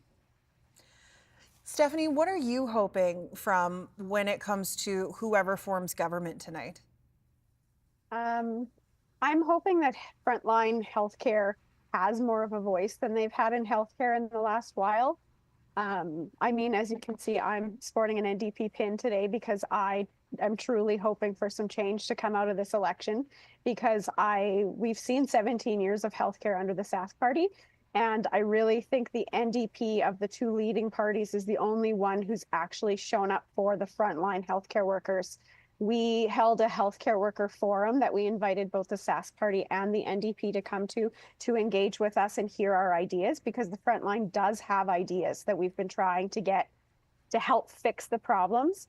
And only the NDP are the ones who spent their very precious time during the campaign to come out and actually engage with the frontline healthcare workers of this province.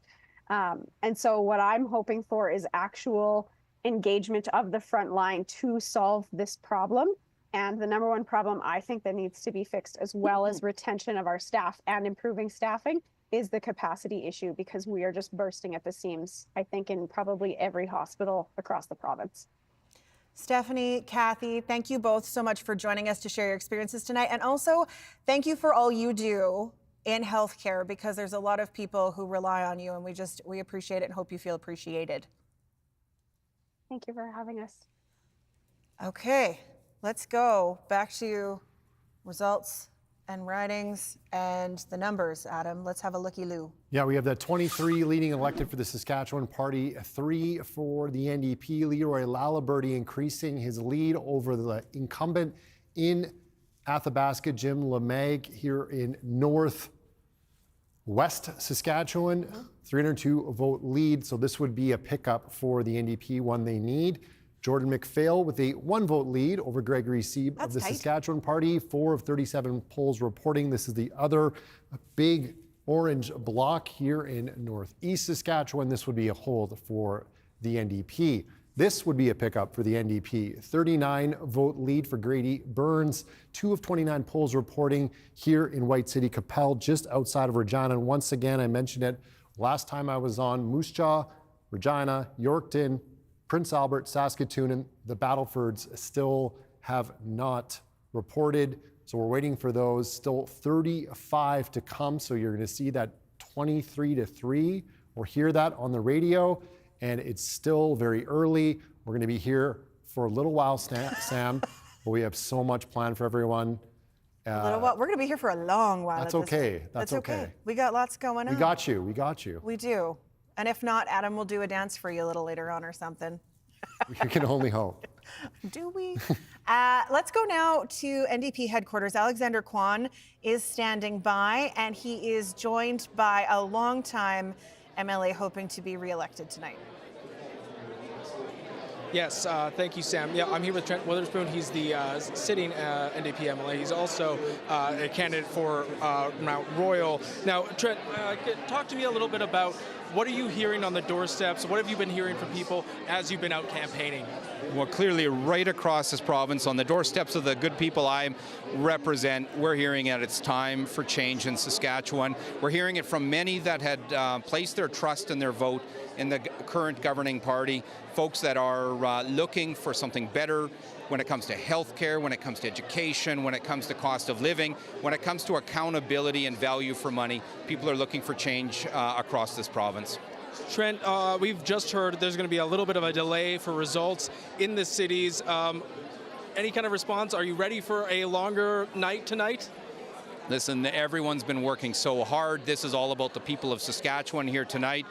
We trust in the process. It's going to be a bit of a marathon. Our teams have worked so hard. Our candidates have been so inspiring right across this province. So we're certainly fine with taking a little time here tonight for all those votes to be counted. And I'm so thrilled as well to see some of the early indications that some of our rural candidates ahead in the polls right now as well. So this may be a long night, but we're excited about what's ahead of us.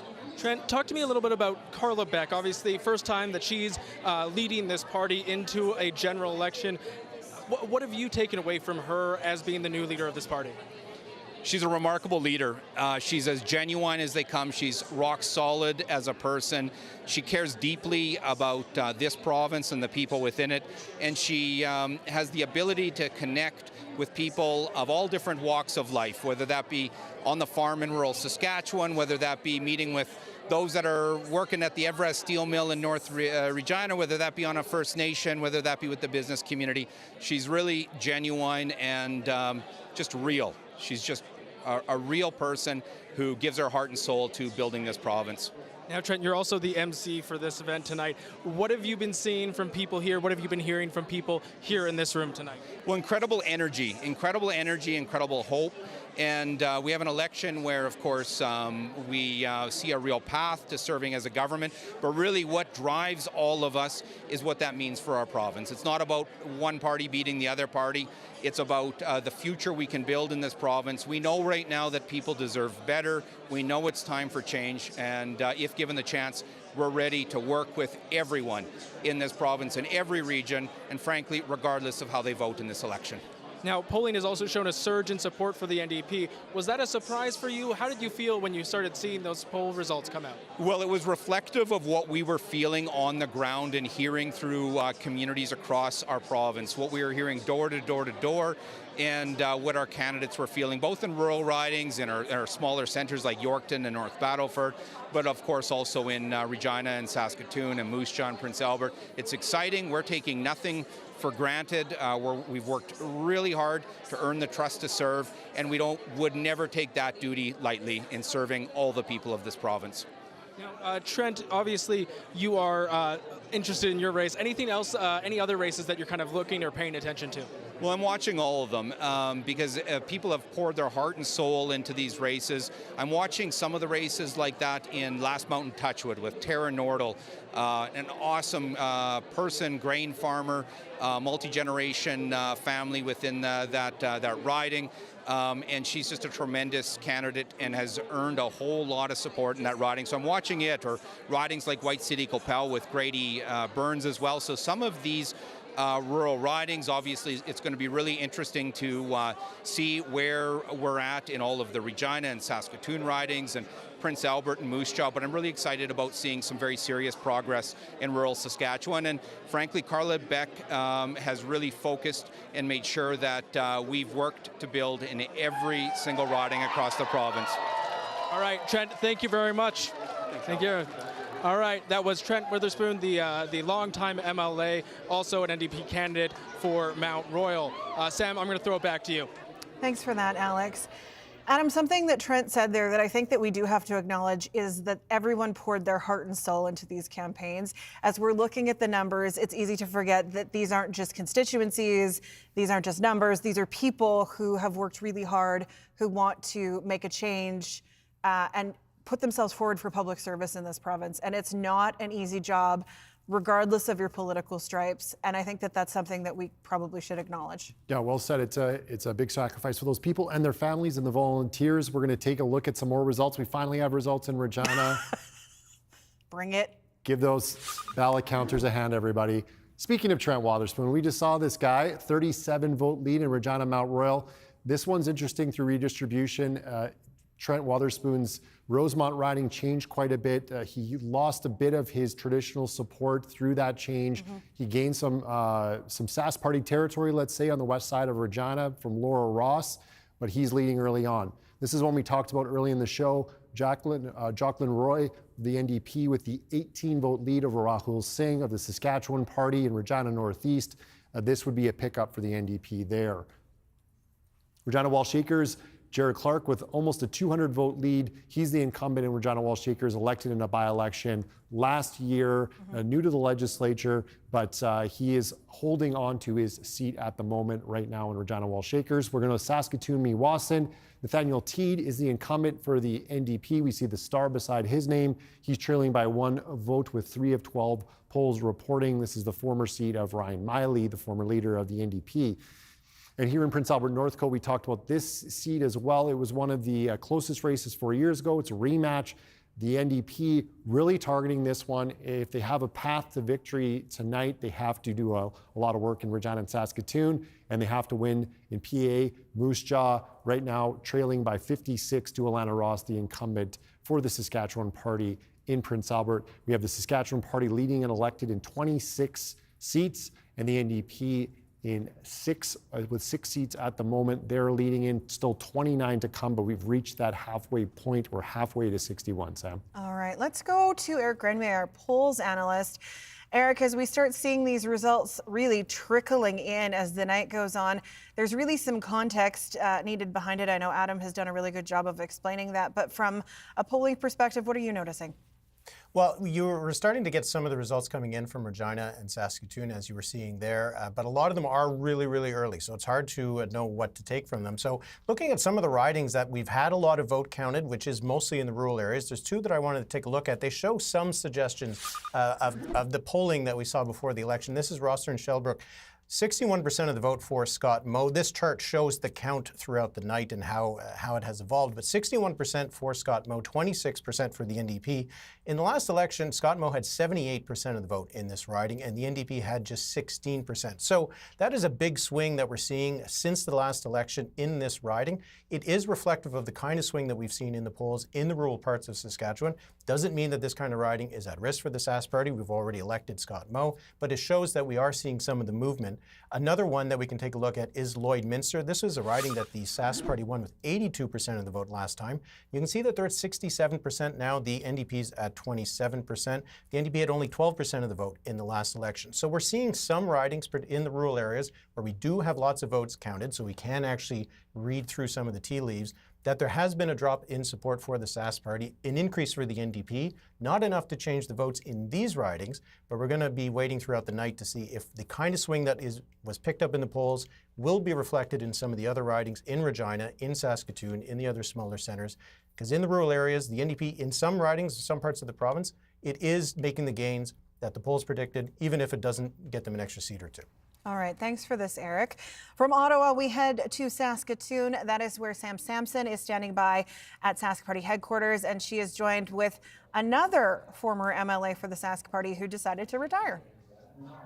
Absolutely. I have Dawn Morgan here from the Saskatoon Southeast riding since 2003, if I'm not wrong. Yeah, well, congratulations on such a long career. Thank you very much. No, it was a good run. Time to turn the page, pass the torch to somebody else, but it was great. So I want to ask you, what are you really hoping for your riding? Like, regardless of whatever party is elected in your area, it means so much to you. You've been there for more than 2 decades. What would you like to see for the future of Saskatoon Southeast? Sure. It's a great corner of the city. I'm glad that we've got the city's second Costco there, which we had to do a lot of work to get to have happen. We built, during my time when I was the education minister, we built a new joint use school there, which I understand is operating at capacity. So I'd like to see continued expansion there and working somewhat with to get a high school or high school facilities there. Well, as a former education minister, what do you think of the state of education right now? It's a very controversial topic at the moment. What do you think right now? You know, it's a challenging time, and I understand how parents feel. I understand how teachers feel. The teachers will be going to binding arbitration in the next couple of months, and I know the part of the platform has been to increase resources into the schools, into the classrooms. I think what we've got now is a situation where there's incredibly complex needs, real challenging students that were segregated before, and rapid growth. So I'm looking forward to working through some of those problems. How will you work through some of those problems? I think some of them with the additional funding that's been committed, and I think it's going to be a challenge for everybody to hire and get staffed up. I'm just wondering, you know, when you are no longer running, are you frustrated at all? Like, because you even said, I'm hoping to get things done, but you're not running anymore in politics. So I'm just curious of where your mindset is at as you're watching so much more work to be done in certain areas, but you're leaving your seat. You know, I'm able to step back and sort of maybe take a longer term view. I look forward to having some of those costing issues, and those are all things that are related to growth, which is a really good thing to see in our province. We've seen about a 25% increase in the population since we were first elected, and we built a massive number of schools during my time as education minister. I think we built 35 new schools. So there's a lot of capital that's gone in, and it will take some time to get them staffed up, and I'm confident that will take place. Well, thank you very much for your time and for your insight as someone who's been part of the Saskatchewan Party for, well, an MLA, I should say, for more than 20 years. Congratulations on a successful career. Thank you very much. No, my privilege to be here. It's going to be an interesting evening. I know we haven't seen the city ridings come in yet, but those will be interesting to watch. So thank you. Yes, they will. That was Don Morgan, a retiring politician, was the MLA for Saskatoon Southeast since 2003. And as he mentioned, we are still waiting for a lot of results.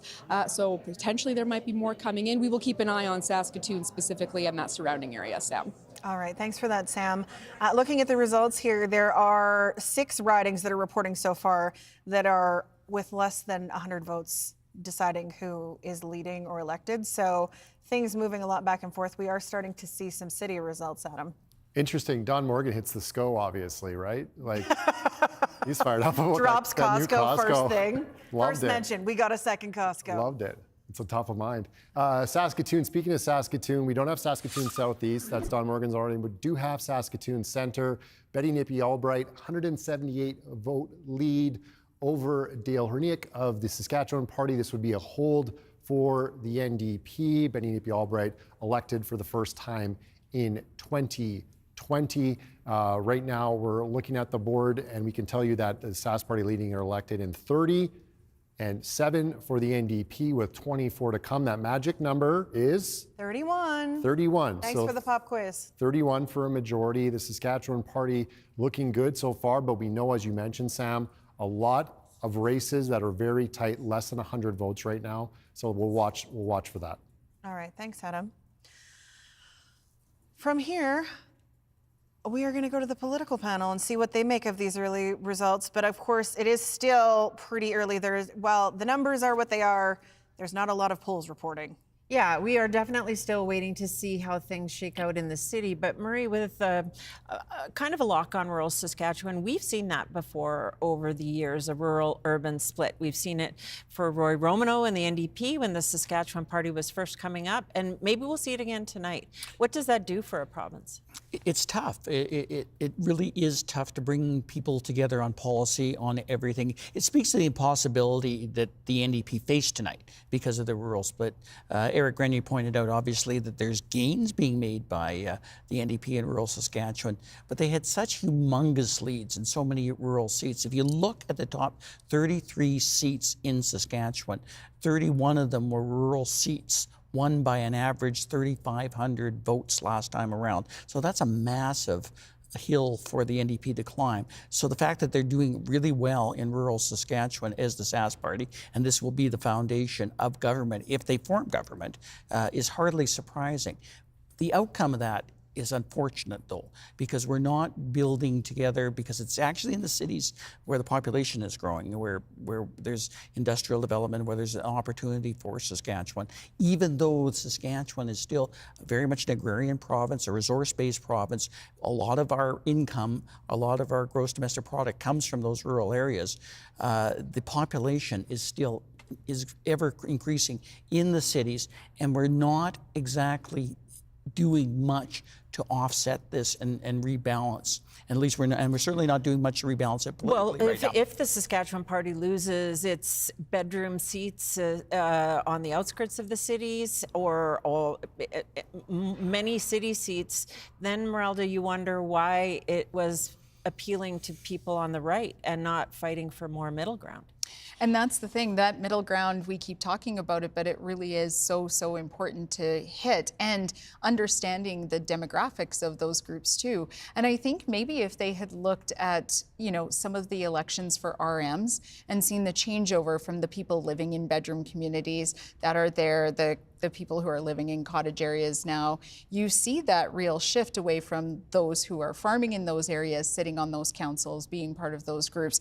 And you see the people who are living just outside of the city, who want to live at the lake and then commute in and out from Regina. Those are two very different voters. And if you haven't properly sort of calculated what that looks like, or even looked at some of those other elections and said, oh, hey, there's a big difference here. Maybe we have to think about that. That changes things. Well, and Murray, Brad Wall as a leader was very proud of getting union votes, teacher votes, other blue collar trades to vote for him.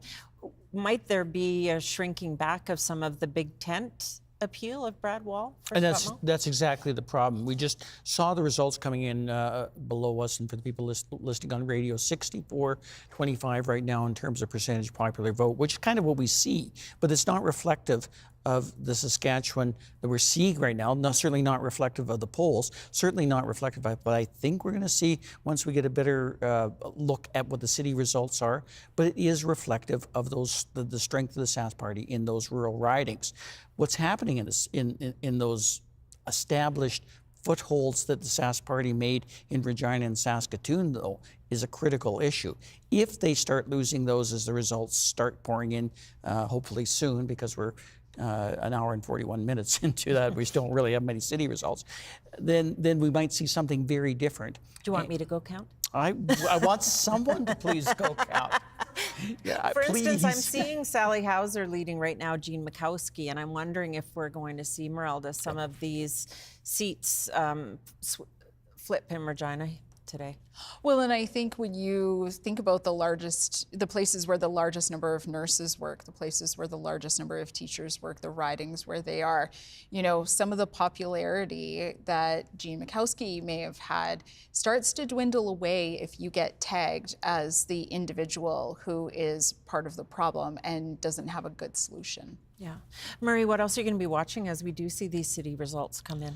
The Sally Hauser Jean Makowski fight is one of the ones that I've been most fascinated by, because Jean Makowski is singularly probably the most popular urban MLA cabinet minister I think they have left. He had a tough haul in social services. It's never an easy portfolio, but interestingly, he emerged from it, I think, still rather likable. If this result holds that we're seeing right now, I don't know. It could be a tough night for the Sask Party in the cities still. And once again, that speaks to the unfortunate divide we're seeing in the province right now.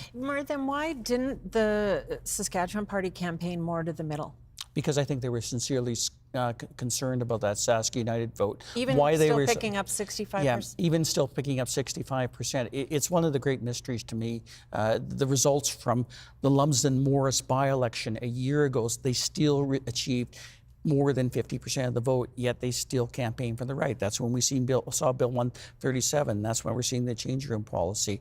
I think that they can still build a base from a base of government from rural Saskatchewan, and they can. But they create all kinds of huge problems right now.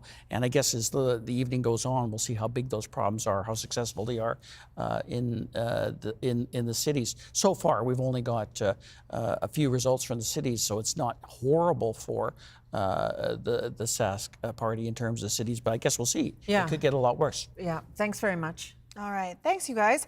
We are seeing about 33% of polls reporting Sask party, by all intents and purposes, having a good night so far. But there are about a dozen ridings within a 100-vote margin. So things could very much continue to flip back and forth, as we've seen on the color of your map there that's been changing around. It's not my map, it's the people's map. So it's green right now, as we expect. It was your map when it was gray. That's right. Rural Saskatchewan. I think what we're seeing now in the cities, as Murray spoke to and the panel talked about, is some fascinating races. We're going to take a look at that right now, Sam. We're going to start in Regina Pasqua. This would be a hold. This is one of those places where you said under 100 votes. Well, it's much smaller than that. 16-vote lead for the incumbent Mohammed Fayez in South Regina. Bujin Brar and Fayez, a rematch of 4 years ago. This was one we expected to be close. Alina Young with somewhat of a more commanding lead here in Regina South Albert. She was the Regina University representative. That kind of got switched around. She's still representing many of the same people, but it's a little bit different, and she has a pretty commanding lead. She's the incumbent, of course, for the NDP. Go to Saskatoon now. We talked about Churchill Wildwood before the show, and it's making me look smart. Keith Jorgensen, 179-vote lead over Lisa Lambert, the incumbent. This is one that the NDP was targeting, hoping to flip, and Lisa Lambert elected in 2016. So this is, if it holds, it's good news for the NDP. Matt Love is the incumbent. Smaller margin here, just 69 votes, but only 3 of 11 polls reporting Matt Love, the incumbent education critic, former teacher, another one of those former teachers for the NDP. All right, thanks, Adam. Let's go to NDP headquarters where Alexander Kwan is standing by. And the woman with him on this day 4 years ago had just had a baby. This is a very different election for Alina Young, Alex. Yes, it very much is, and as you can probably hear behind me, every time there are results announced, big cheer is going up from the NDP crowd here. So I am with Alina Young, NDP MLA, also NDP candidate for Regina South Albert. So Alina, 4 years ago, take me back. How does it feel from then to tonight? Better. It's kind of interesting. This is actually my first, I would say, normal election night. 2016 was obviously not a great result for us, and then last year, of course, or last election, I was in the hospital. So it's kind of fabulous to be out here with this energy, with all the people watching the results come in. Yeah, it's incredible. Now, the early results for your riding show you giving a commanding lead. Can I get your response to that right now? Yeah, obviously it's what I've worked really hard for over the past 28 days, but not taking it for granted, right? It's early days for me, certainly in South Albert, and for constituencies across the province. But yeah, it's obviously the way you want the numbers to look. Now, you're obviously running in a fairly new riding, obviously created through this process. How does that change your attempt to campaign? What did you do differently? Did you do anything differently? No, honestly, I didn't. I think what I love the most about Saskatchewan politics is how authentic it is. It's actually just knocking doors, talking to people, meeting your neighbors where they're at, which is literally at their house, and seeing what they care about. I've been knocking doors since 2015, and it is just, it's phenomenal what people will share with you, the stories they'll tell you, the personal things that you learn about your neighbors. It's incredibly humbling, and it is just an absolute joy and a privilege to get to do every day. I was thinking about that today, trying to actually be in the moment for a moment and take it all in, both in the beautiful sunlight that we've had this month and just the opportunity to get to participate in an election. It's, yeah, just such a privilege. You mentioned getting to know people in this new run. What have you heard from people? What have you heard during door knocking? Yeah, so no surprise to anybody, the number 1 and 2 concerns obviously are healthcare and education. And number 2, the thing that was the most interesting to me was the number of swing voters that we had this election. Sometimes you knock on doors and somebody says, oh, I'm undecided. And so I've always said, well, have you ever voted NDP before? And then, people say, oh, God, yeah, I voted for Lauren, I voted for Roy, I voted for you guys last time. Or they'll say, no, sorry. And you say, oh, yeah, it's okay. I know, sadly, not 100% of people vote for me. But the number of people this election that I door knocked who would say, I haven't voted NDP before, but I'm going to change my vote this time. No word of a lie, really, really surprising how many there were. Obviously very encouraging for us, but as I said, early days yet. Elena, thank you very much. Thank you.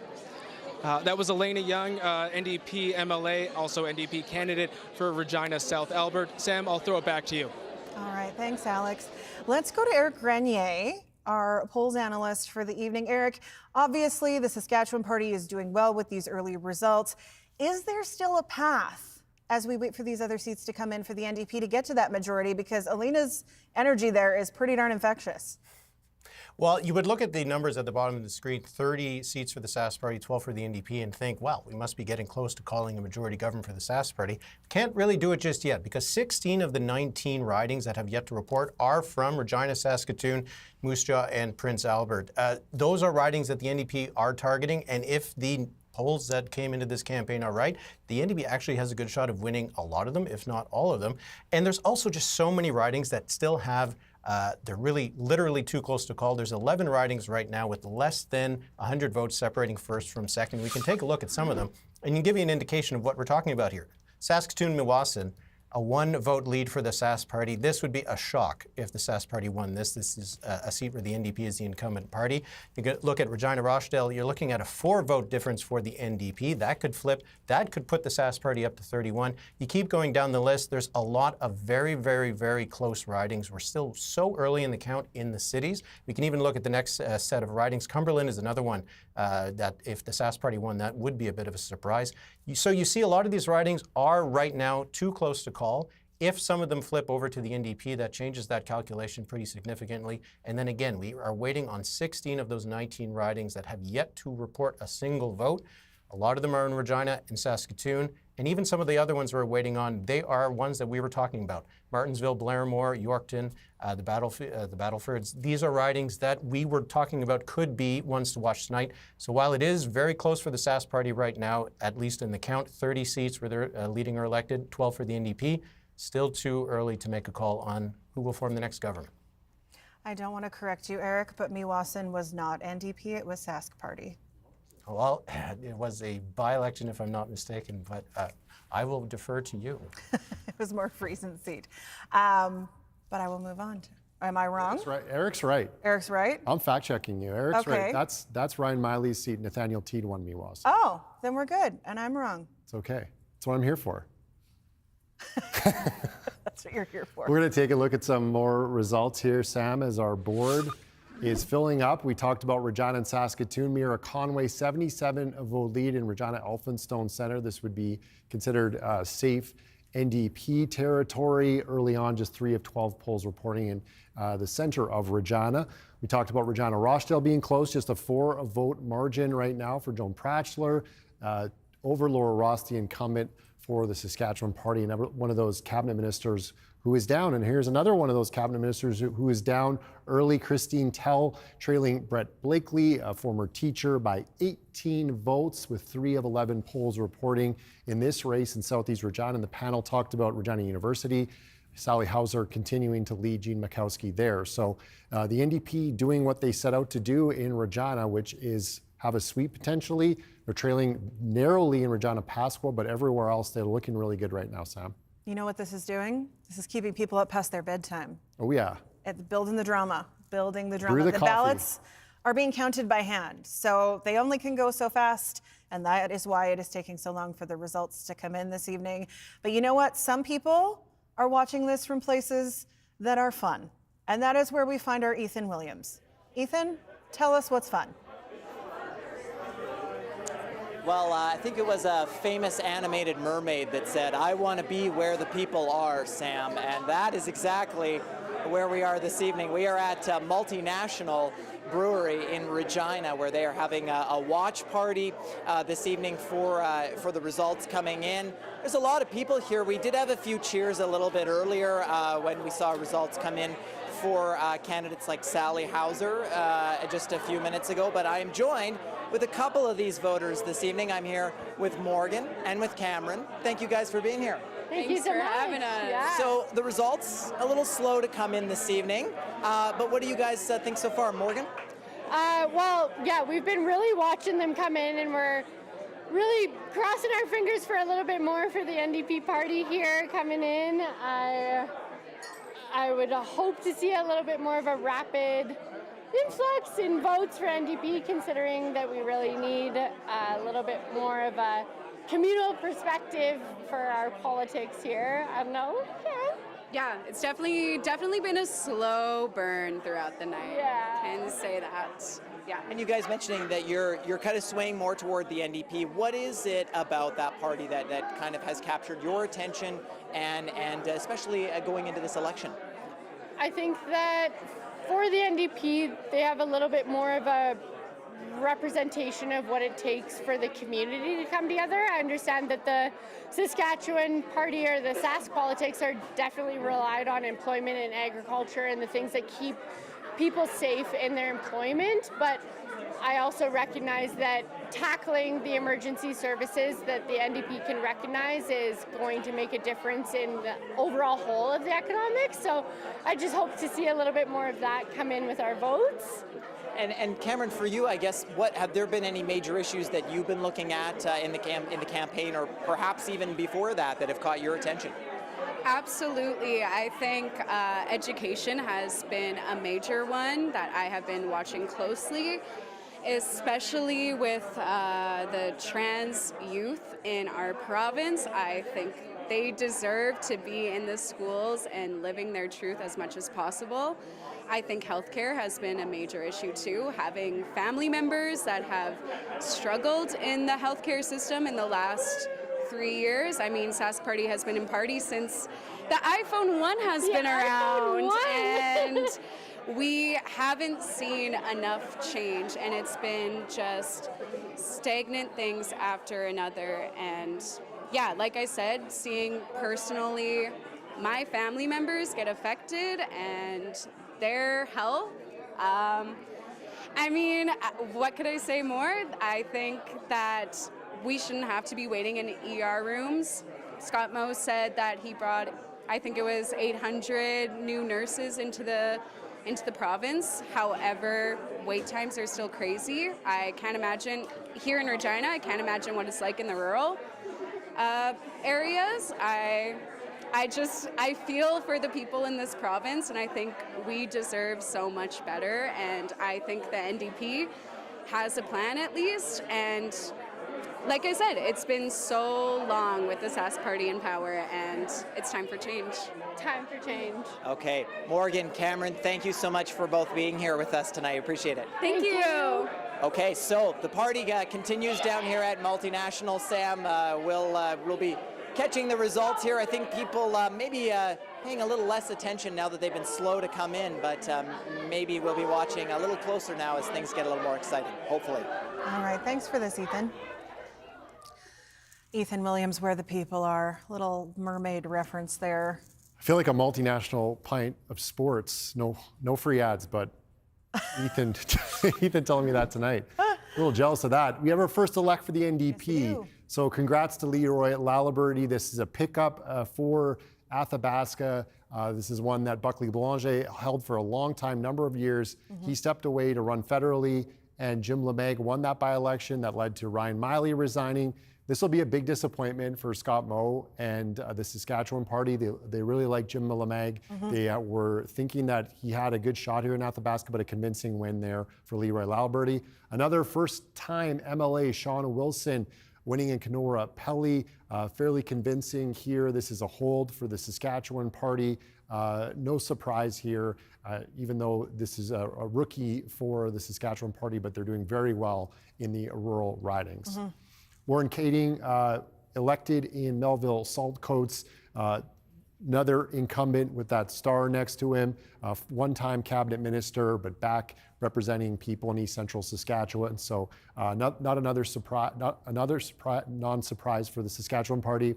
Chris Beaudry, another rookie, former assistant coach of the Humboldt Broncos a few years back. We all know what happened there. So Chris Beaudry. He was not on the bus. He was not on the bus, but he was part of that coaching staff, and he is now elected to the legislature, winning in Kelvington, Wadena.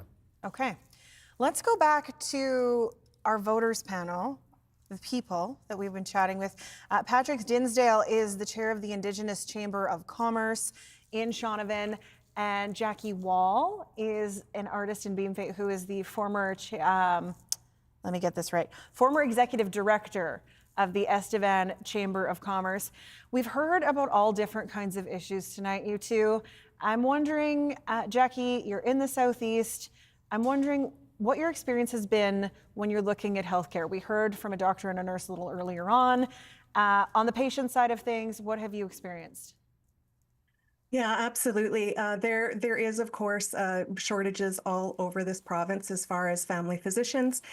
In the rural areas, we do have to travel significant distances to, get specialty services, MRIs, ultrasounds, to see a specialist. We do have to travel to the city, and that is a challenge for a lot of rural Saskatchewan. So yeah, there's wait times, there's a lot of travel times for rural Saskatchewan, and it's very frustrating throughout the whole province. I mean, this has been on and off for decades. It's always been a challenge, and no matter who forms the government, there is a lot of challenges. There's a lot of challenges that have to be met, and I think a lot of conversations that have to happen with with the frontline workers and with the patients throughout this province, and to get a real handle on how we can do things differently.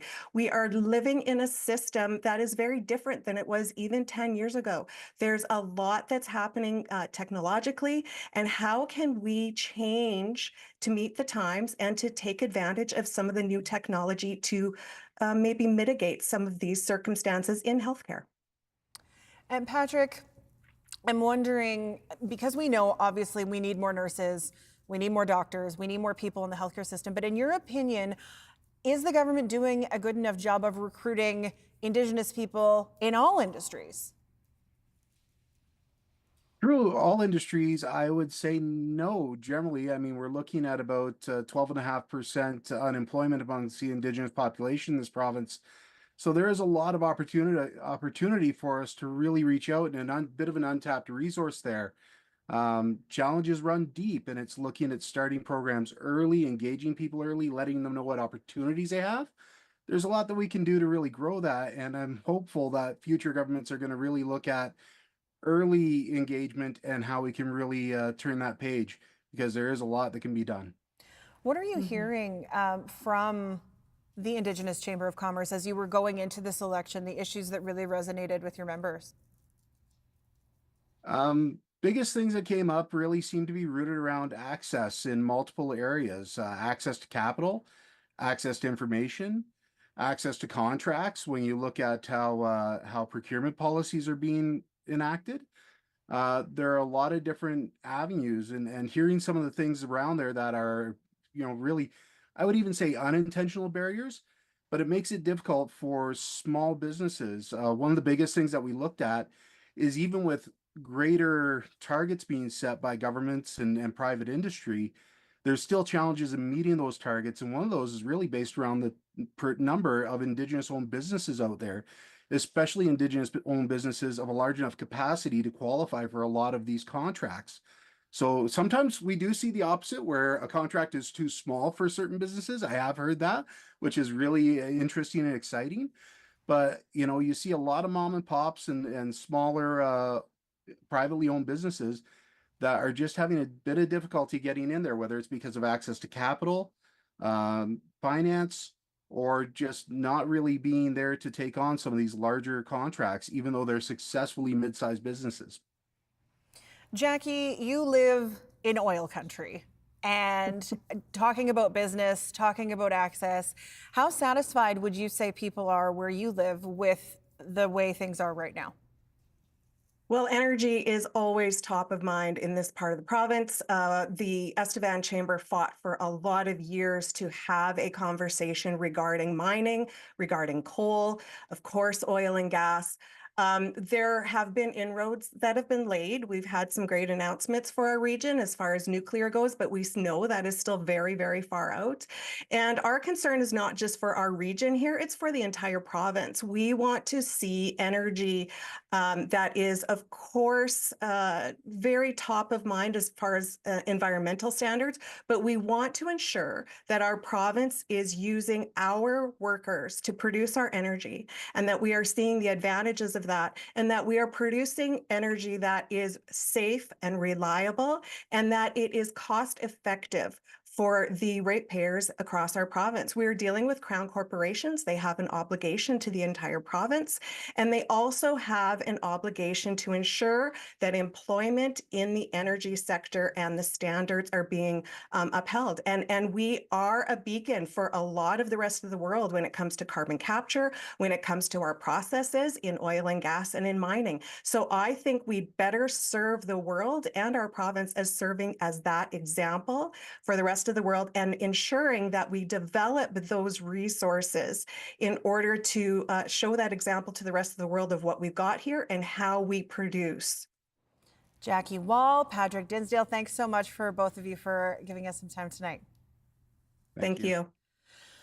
Bringing it back to studio, bringing it back to Adam Hunter. If you look at the seat share on the bottom of your screen, if you're streaming or if you're wondering on radio, the numbers are moving, Mr. Hunter. They're moving. 31 for the Saskatchewan Party leading or elected, 25 for the NDP. The Saskatchewan Party needs that 31 or the NDP for that majority. Still waiting on 5 more seats to report. We're waiting on Moose Jaw North, Yorkton, Saskatoon, some in Regina. We're looking at some places where there are cabinet ministers right now. Terry Warman's the Minister of Sask Builds and Procurement, leading with a healthy lead here in Warman. You call him Terry Warman. Terry Jensen in Warman. Good catch. Still not, it's too late. It's too early for that. 707 vote lead. If we look at Wascana Plains and Regina, and this is Brett Blakely with the 18 vote lead, slim lead over Christine Tell, the Minister of Environment. This is one we'll be watching all night as it's a very narrow margin. That's part of the 25 you see on the border the NDP have, if you're listening. Darcy Warrington, a teacher, Saskatoon Stonebridge, leading the Justice Minister, Bronwyn Eyre, by 146 votes. We'll remind our viewers and listeners, this is one that changed due to redistribution. So Bronwyn Eyre, a very healthy win 4 years ago, but lost a lot of that Sask Party support base in rural Saskatchewan, just south of Saskatoon. And so NDP picking up there. We're waiting on a couple of places in Regina, but as you see Regina right now on the map, it's an orange out. And the path for the NDP, a narrow path to victory tonight, was a Regina sweep, a Saskatoon sweep, picking up Moose Jaw, NPA, and picking up the north. As we look at Saskatoon, there's a hole in the middle, but everywhere else, it's looking good for the NDP early on. And we just had on the map Cumberland flip back to the NDP. So the NDP is doing well in Regina and Saskatoon, has the north seats leading right now. Prince Albert and Moose Jaw, though, are both Sask Party green at the moment. I'm trying to count as the results come in. There are still a lot of ridings where the vote margin is less than 100. So these ridings could flip back and forth. And we have, Sam, we have 4 to come still. The reminder, that's Yorkton, 1 in Regina, and a couple more in Saskatoon. Okay, let's go to Eric Grenier for a look at what he's seeing with these results. Things getting a little bit closer probably than the Sask Party is comfortable with, Eric. I would imagine so, because there's not too many ridings left to report, and even if the Sask Party won all of them, which they probably won't because some of them include some NDP incumbents, the Sask Party would have a significantly reduced majority. So we'll see what's going to happen. But as you mentioned, still so many ridings that have very, very thin margins. Bad news for the NDP is that they are ahead in a lot of those. So would require the Sask Party if they flipped any of them, then we're looking at a bit of a more sizable lead for the Sask Party. But if we look at the seat change since the last election, you can already see that this is a wholesale change in the province. Now, the biggest numbers for the Sask Party was that they could afford to lose 16 seats and still form a government. Right now, they're losing 14. They're behind, or they have lost 14 seats that they came in as the incumbent party. The NDP is picking up 14 seats. The NDP needed to win 17.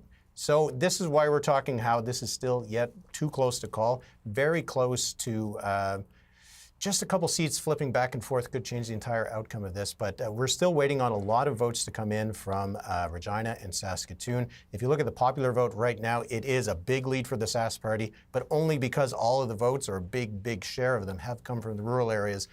We're seeing losses for the Sask Party in its vote share throughout the province. So far, it has cost them 14 seats. If they keep it to 14, Scott Moe will remain as premier. If we see a few more seats flip over to the NDP, then it could be Carla Beck. So still too early to call. All right, thanks, Eric. I counted. It's 13 ridings with fewer than 100 votes in the margin still to come. And that Saskatoon Silver Spring that Adam pointed out was that hole in the middle. They're only leading by 2 votes. So that could change again.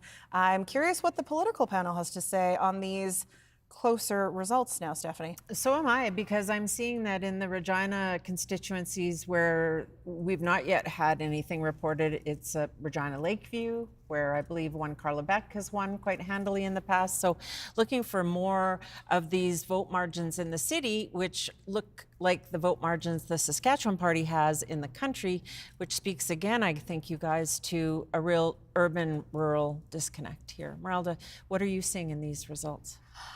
I'm seeing an exciting night. And 4 years ago, I don't think we kind of had this kind of excitement. So it's selfishly, I'm excited by the fact that we don't have enough to actually call something, and it's after 10 o'clock at night. True. So there's that. We're actually seeing some of those things where you run on your record and people tag certain ministers with being part of the problem.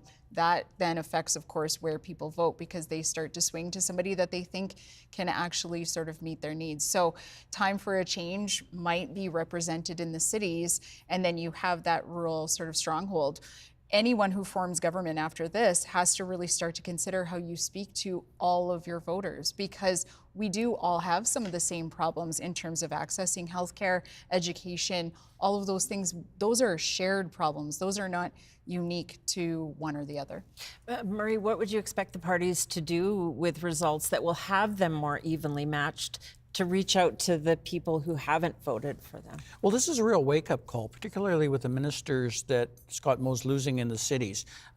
Interestingly, we saw what we thought we were going to see, the Sask Party stall out once the rural seats stalled out and there was no longer rural seats to count. Now the city seats are coming in, and it is a lot closer. And as you described, that's a sadly divided province right now between rural and urban.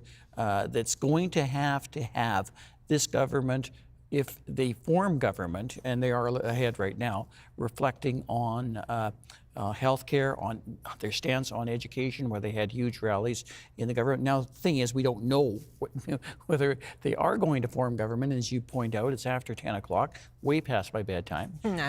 Mine too.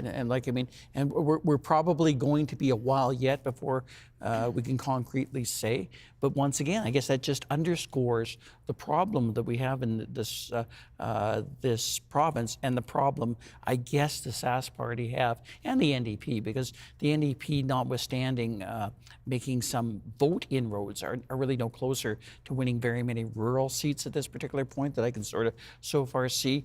They have to depend on winning these city ridings. Divided province with lots of issues that Meralda outlined that aren't getting solved. And we spend a lot of time talking about other things. I don't think we can afford to talk about other things. What does Scott Moe need to achieve tonight to keep his job? I think he has for now. I think at this particular point, if these results hold, and once again, we're being a little premature. 33 to 24 in terms of elected and leading. He will be the premier again if this continues on. But we don't know yet. It's not a great result for Scott Moe, though. We're recognizing that losing a significant number of seats, losing 10, 14 seats so far, is never something that you really want to put on your resume as premier. And one wonders what the next move might be for Scott Moe. But once again, it's still early. Yeah, we'll still be watching, Sam. All right, thank you. 57% of polls have reported, but most of those are rural at this point. So we're still waiting for a lot of results. Things still could change. Adam, let's take a look at Saskatoon. Yeah, we're still waiting for one more Saskatoon constituency to report. The green on the Saskatoon board is Silver Springs and Willow Grove, which are Paul Merriman and Ken Cheveldayoff, and those would be holds for the Saskatchewan party there. We're going to dive into these results, but look at this lead for Ken Cheveldayoff, long-time incumbent for the Saskatchewan party.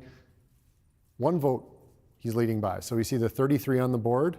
That flips a couple of votes. That goes down to 32, and we have the NDP ahead. So very fascinating here to see what's happening in Willow Grove with Ken Cheveldayoff. Vicky Mowat in Saskatoon Fairview, incumbent for the NDP, the health critic, 200-vote lead with 3 of 10 polls reporting. So that's positive for the NDP. This is another positive for the NDP. This would be a pickup. Tom McBain in Saskatoon Chief Mistawasis, 132-vote lead over Parminder Singh. This is the former seat of Gord Wyant in Northwest Saskatoon. It was called Saskatoon Northwest. Gord Wyant resigned to run in the Saskatoon mayoral race. We're going to look at Saskatoon University Sutherland. This would be a hold for the NDP. Tejinder Grewal with a 211-vote lead over Gillian MacLeod from the Saskatchewan Party. Jennifer Bowes held this seat. It was switched a little bit through redistribution, but she decided not to run for a second term.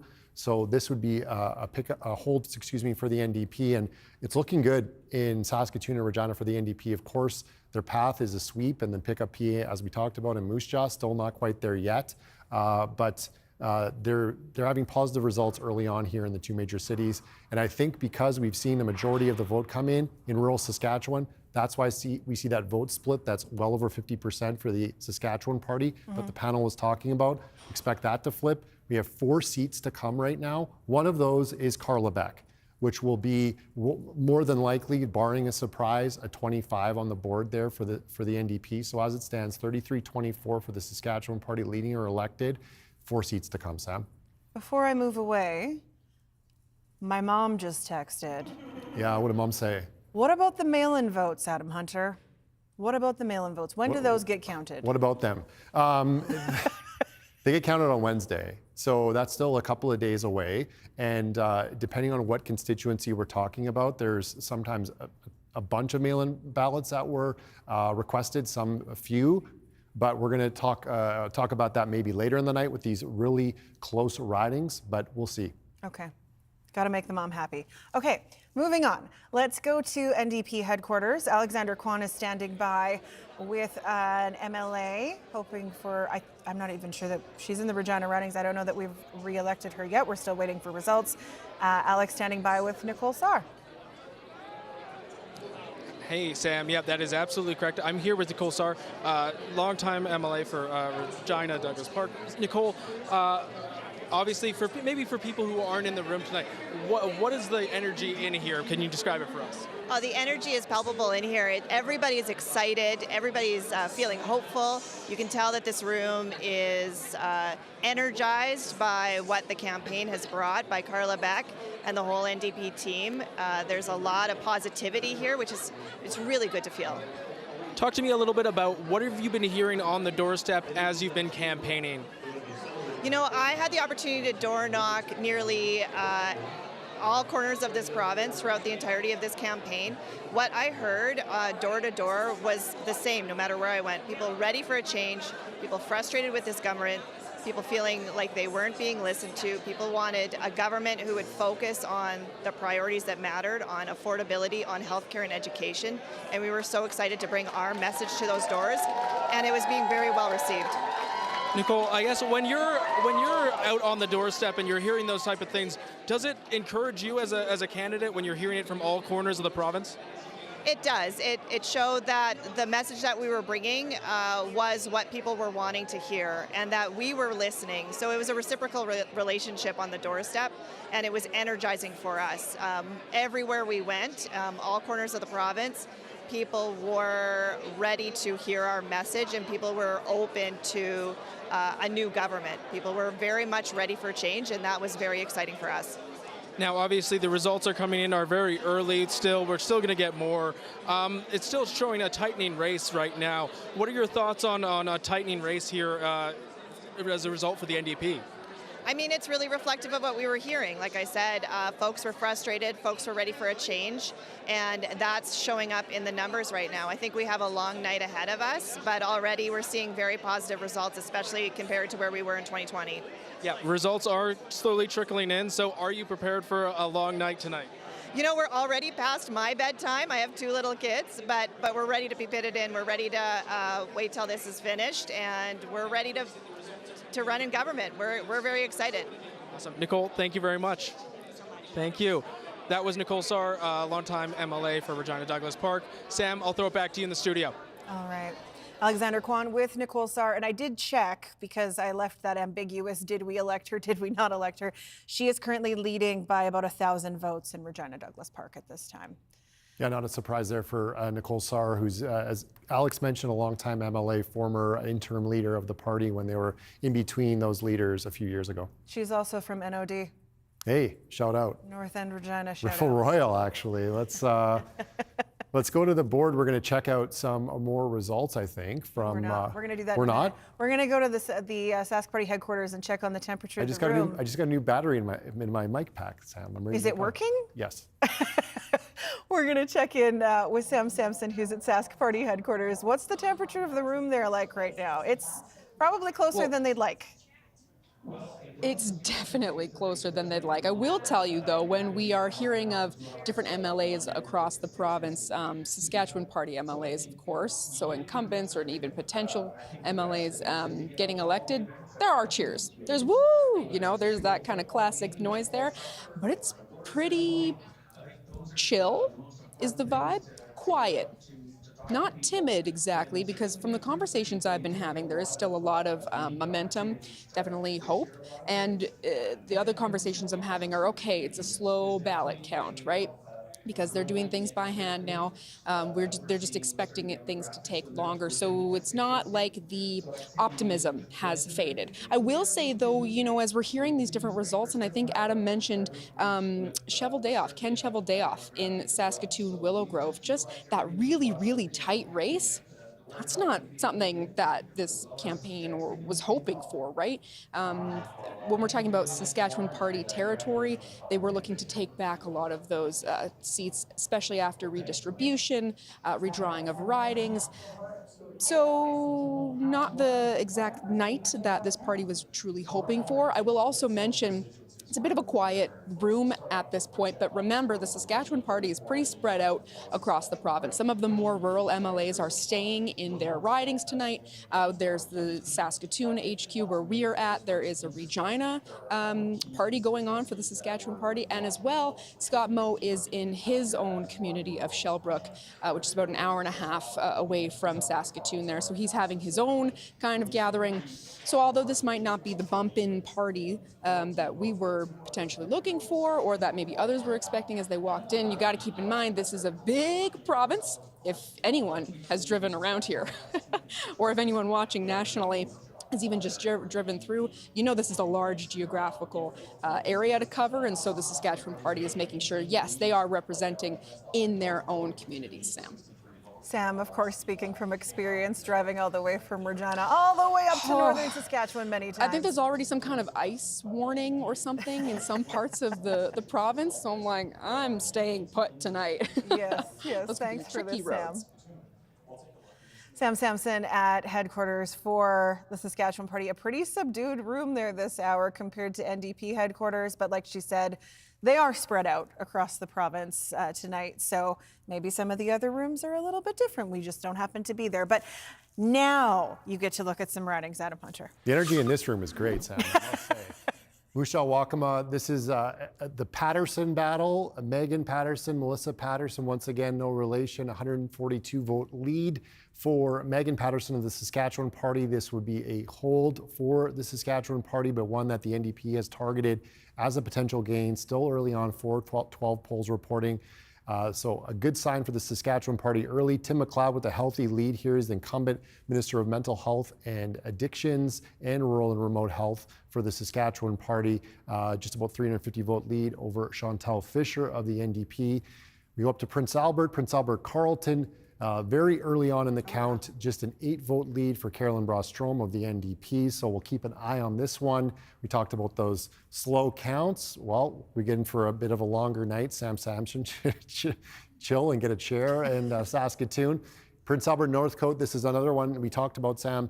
Under 100-vote margin.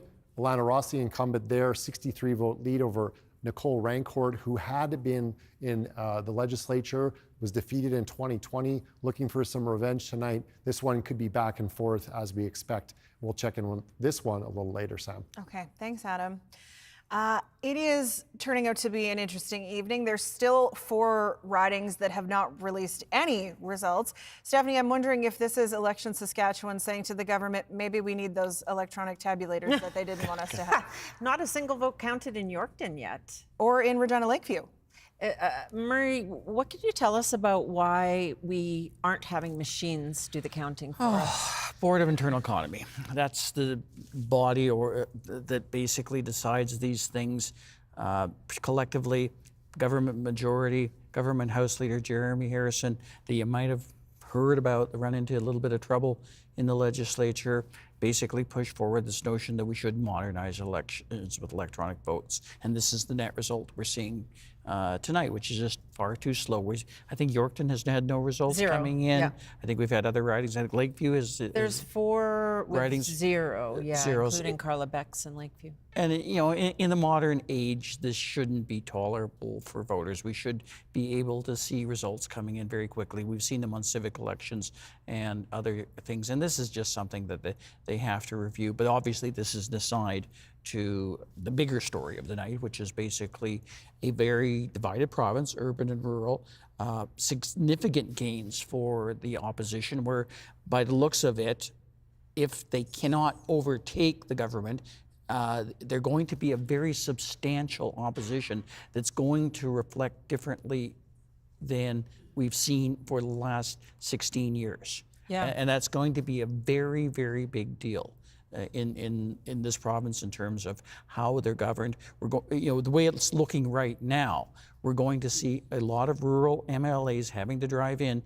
to Regina to sit in the legislature to pass whatever legislation that there's going to be tremendous amount of disagreements on because we're looking at for a change, a very capable force as opposition because of its pure size and probably some of the people that they're electing. Very different people that we're electing. A lot of those teachers that Adam was talking about running for the NDP. We're electing a lot of those farmers that we all know are running in rural Saskatchewan, are people very connected to rural communities. So once again, very divided. And that's a part that's familiar to us, that whether we're counting ballots by hand or not, that seems to be pretty much the way it's been for a substantial amount of time. Yeah, that rural-urban split. And I'm wondering, Meralda, what the NDP had to change policy-wise to get here. We know that Carla Beck is driving a big truck. She's going to cut the gas tax, and she opposes the carbon tax just like Scott Moe. How much ground did she have to cede to get into the middle and maybe certainly pick up some seats? Yeah, I'm not really sure how much more she could have ceded to sort of get that vote. And I'm not sure that that isn't sort of a problem of messaging. And this idea, like you kind of have to overcome this idea that the NDP just cannot represent anyone in rural Saskatchewan, because that's not true. It's also not true that no one in the Saskatchewan Party can represent people in the cities, but you have to get over what is a very big communications hump and then a very big ideological sort of conversation with them and start to kind of shift that narrative overall. That's a really hard thing to do. We talk about it all the time in policy in terms of saying, look at all of the things that you would benefit by coming over to us. These are all of the things that we are willing to do to walk into that middle for you. And it might not be the policy or the fact that she's not ceded enough ground, but that people just can't hear it or they're just not ready to believe it. Well, I'm wondering, Murray, where people who like the carbon tax, if there are any in Saskatchewan, go, or care more about the environment than these two parties campaigned on, for instance? Well, certainly not the Green Party, because we have been talking about them all evening. So, yeah, it's going to be very difficult for those voices to be heard in this legislature because there's other issues that are going to be heard. And I can't believe that after these election results, we're not going to hear more about healthcare and education and social policy. And I'm kind of wondering whether this government might let up a bit on the social policy agenda, knowing full well that they're actually losing some votes in rural seats and certainly losing the cities. This is obviously not the big tent Brad Wall Sask party that we once saw. That basically did lay claim to, you remember the soccer moms and the elections that we covered where they were going after a very suburban vote and were rather successful and built a strong Where foothold. they had not been with their previous leader, Elwyn Hermanson, and that was a decided effort to appeal to more suburban voters. Yeah, tonight it's gone. Merelda, what do you think that the lesson might be for the Saskatchewan Party in these results? You mentioned earlier that maybe you'd stay in your own lane and let school trustees who will be elected in a couple weeks do their work. Yeah, and that is a really important point. Sometimes it's hard when you really, I guess, fundamentally believe in something not to kind of step into those other spaces. But the province has some key jobs that it needs to do. One of them is address healthcare. There are a lot of wait lists out there. There are a lot of people who are waiting for procedures. There are a lot of people who are waiting for sort of smaller healthcare problems that, because they wait so long, become bigger healthcare problems. And then you have all of the other people who are living with addictions and other things who then end up in hospitals because they also don't have the right sort of spaces. So you have that big healthcare problem that you really need to sort of be investing in. You have the education space where you really need to be looking at actual resources and human resources and spending less time thinking about all of those other policy pieces. So if you learn anything, it's that when hundreds upon hundreds of people come to your doorstep sort of month over month, you might have to listen to them. Thanks, you guys. Sam? All right, let's bring it back to some results and some ridings. We still have 2 seats yet to come. It's 10:30. I just want to point out the polls have been closed for 2.5 hours, and there are still 2 ridings that we don't have any results for. But where are you taking us? For my friends in the newsroom, bring me up a coffee, please. Por favor. Right now, we have some people headed to the legislature. Terry Brom in Carrot River Valley, commanding margin here over CJ Binkley. This would be a hold for the Saskatchewan Party. Brom steps into the shoes of Fred Bradshaw, who retired.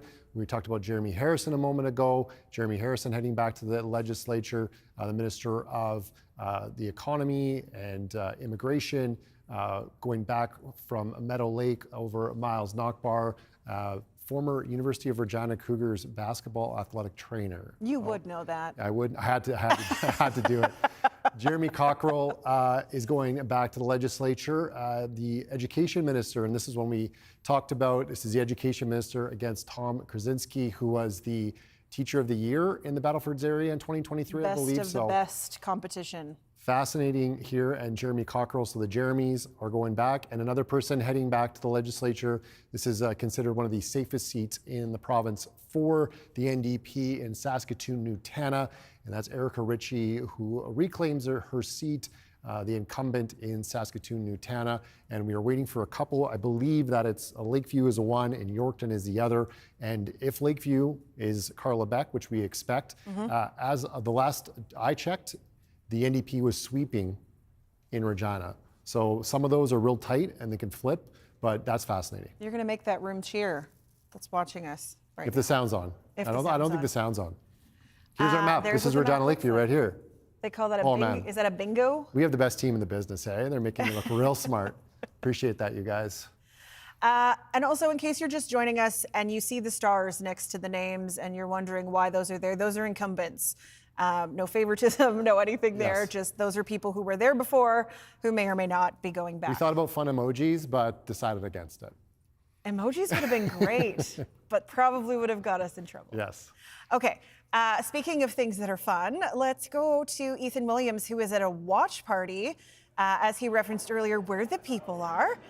Ethan, What's the vibe like where you are? Well, despite the slow results tonight, Sam, people are still hanging around here at Multinational Brewery in Regina. We've heard some cheers from people at times as the results have been coming in tonight. And I'm joined by one of those who has been keeping a close eye on the results. This is Melanie. Melanie, thanks for being with us tonight. Thanks. I just wonder kind of right off the bat here, what do you think of the results so far that you're seeing coming in? Well, I continue to remain hopeful. I have an imagination, and my imagination wants to see Saskatchewan taking care of its people, taking care of elderly, taking care of our classrooms. So I'm remaining hopeful about the results. Yeah, and is that kind of what you're hearing from other people in your community and from people here tonight as well? Yeah, like we all know that it's time for a change, and we need to lead with love and not fear. And I'm really hoping to see we protect our children, we protect trans people, we protect our elderly, our houseless people. We vote for a free Palestine. You know, I'm optimist. I'm hoping that these results that we see lead to a different Saskatchewan. Okay, Melanie, thanks so much for your thoughts. Yeah. All right, the party continuing down here at Sam. We'll see how long people stick around there. Some of them holding out for a long time tonight down here at Multinational in Regina. All right, thanks for this, Ethan. If you are paying attention to the bottom of your screen, you will see there are 0 seats left to come. That means we are getting results from all 61 constituencies, and right now it has the Sask Party elected or leading in 34 seats, with the Sask Party's the Sask Party with 34, the NDP with 27, and a lot of those ridings way too close to call at this point. Many fewer than 100 votes in the vote margin. We're bringing in Eric Grenier to look at how things are shaping up. Eric, is there still a path for the NDP tonight? Well, the reason that we still can't really make a call whether it's going to be a Sask Party majority or an NDP majority is because of how many close ridings there still are. If the Sask Party holds what they're currently leading in, the 34 that they have at the bottom of the screen will be enough to form that majority government. But a lot of these ridings are really close. So let's look at what ridings are really making the difference between the two. We're going to start with Saskatoon-Willow Grove. You can see the lead is 1 vote. 1 vote is not going to hold. I can tell you this right now, that at some point, someone is going to take a much wider lead than that. If we look at the next riding, Prince Albert and Northcote would be the next one on the NDP's target list. They're only behind by 29 votes, and there's still lots to count. If we look next at Moose Jaw, Waccamaw, this is another one. It's the Battle of the Pattersons. There, the lead is a little bit wider at 249 votes for the Sask Party, so it could be a bit tougher for the NDP to take that one. And then if we look at what would be riding number 31 for the NDP, riding number 30 for the Sask Party if they drop that low, you can see in Prince Albert Carleton, it's a lead of 330 votes.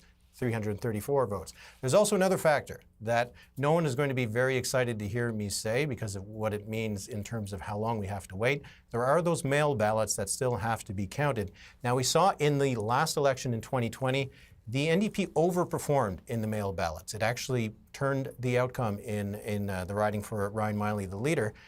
And we saw in British Columbia, where there's the mail ballots that have been counted there as well, that the NDP really outperformed the Conservative Party. So a lot of these ridings have anywhere from 300 to as much as 1,000 mail ballots that still have to be counted.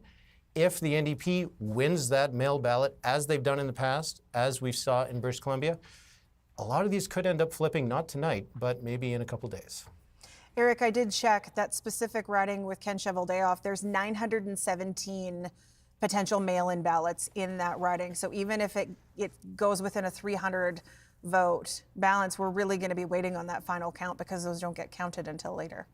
Yeah, so that's why it's really hard to make the call tonight, because for every seat that ticks up for the NDP, the Sask Party goes down 1, and it doesn't take a lot to get the NDP up to 31 seats. So still too early to call, even though we're approaching, 2.5 hours since the polls closed? All still in play, which is interesting. I mean, this time 4 years ago, I think we were listening to Scott Moe speak, and we're slowly wrapping up our evening, and we're not even close to that. Adam, let's take a look at Lakeview, Regina Lakeview, because we are now seeing results come in from all 61 constituencies. Yeah, this is the leader, Carla Beck, who was first elected in 2016. This is her first time leading the party, hoping to become the first female premier in Saskatchewan history. She's the first elected female leader for the NDP. And so far, so good for Carla Beck. And this is really the story tonight in Regina. It's right now a clean sweep for the NDP in Regina. And as Eric talked about, we're looking at Willow Grove with that one seat margin, one vote margin. That is so tight. So you look at Paul Merriman and Hugh Gordon. This is our first dead tie. It's an exact tie. Do they rock, paper, scissors for it? 7 of 10 polls reporting, but as Eric mentioned, this could be one where we're waiting on mail-in ballots, and this would be a big upset for the NDP. Silver Spring? I will check for you. We have Silver Spring as, this is the incumbent, this is the former health minister, current minister of corrections and policing. So this is something that we will be watching for. Regina Coronation Park, this is the first time we've seen this one on the board tonight. Healthy lead for the incumbent, Noor Burki. This is a rematch of 4 years ago. Riaz Ahmed and Noor Burki, last year in the by-election, where Noor Burki won. Coronation Park, of course, the former seat of Mark Docherty. And in Saskatoon Riversdale, a commanding lead here for Kim Breckner. This would be a pickup for the Saskatchewan NDP, an upset win for Marv Friesen. No Nadine Wilson. This is Saskatoon Riversdale. Oh, Saskatoon River. I'm mixing that up with Saskatchewan Rivers. My bad. At least I know my mistake. I got you. Okay, Saskatoon Riversdale. In Yorkton, our first Yorkton result is David Chan leading by 800 votes over Lenore Pinder. Now, Yorkton is one that this margin would be a lot larger 4 years ago, 8 years ago, but it's a place that both Scott Moe and Carla Beck spent time campaigning in, which signaled to me that it was going to be a little more in question. We're still waiting for a few more polls, but a good start here for the Sask party, and this would be a hold in Yorkton. I feel like my brains are starting to turn to mush, so I will leave it's all good. The opining and the no, counting to you. Do what you do. Because then you get to correct me. Okay. Let's go back to our panel. Patrick Dinsdale is the chair of the Indigenous Chamber of Commerce for the province. He lives in Shaunavon. Jackie Wall is an artist that lives in Beanface. She's the former executive director of the Estevan Chamber of Commerce. We have heard a lot about the carbon tax for quite some time now. We've also heard a lot about the relationship between the government, potential government, and the federal government. Jackie, I want to start with you. You are in energy country. How do these messages around the carbon tax land down there? Well, they don't land very well at all, actually. Our chamber several years ago, the Canadian Chamber came out with a statement saying that they could be supportive of the carbon tax if certain changes were made, and we wholeheartedly said no. We do not agree with the carbon tax. I believe that there is a lot of research and there's a lot of advances that are happening in the private sector. I think those can be definitely supported by government. However, creating a tax that does not seem to have solved anything, I would challenge the federal government to make a list of what that carbon tax has supported as far as advancements in the areas of research and development as far as our environment. We know in our province, we have very high standards. Oil and gas companies are looked to throughout the world. Our mining is looked to throughout the world, our carbon capture as well. And those are the advances that need to happen, that need to support our economy and further support our environment. Patrick, what about when it comes to the Indigenous Chamber of Commerce? Where do things stand with your members when it comes to the carbon tax?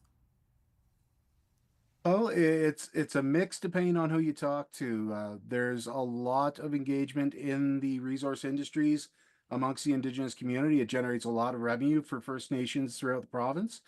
There's also a very strong sense within the Indigenous community and a lot of our members to focus on greener energies and how we can capitalize on those opportunities. We all recognize that we need to find more efficient ways to do things, that we need to find better solutions but at the same time, recognizing that if we can look at built-in efficiencies, that kind of gets us from one place to the other.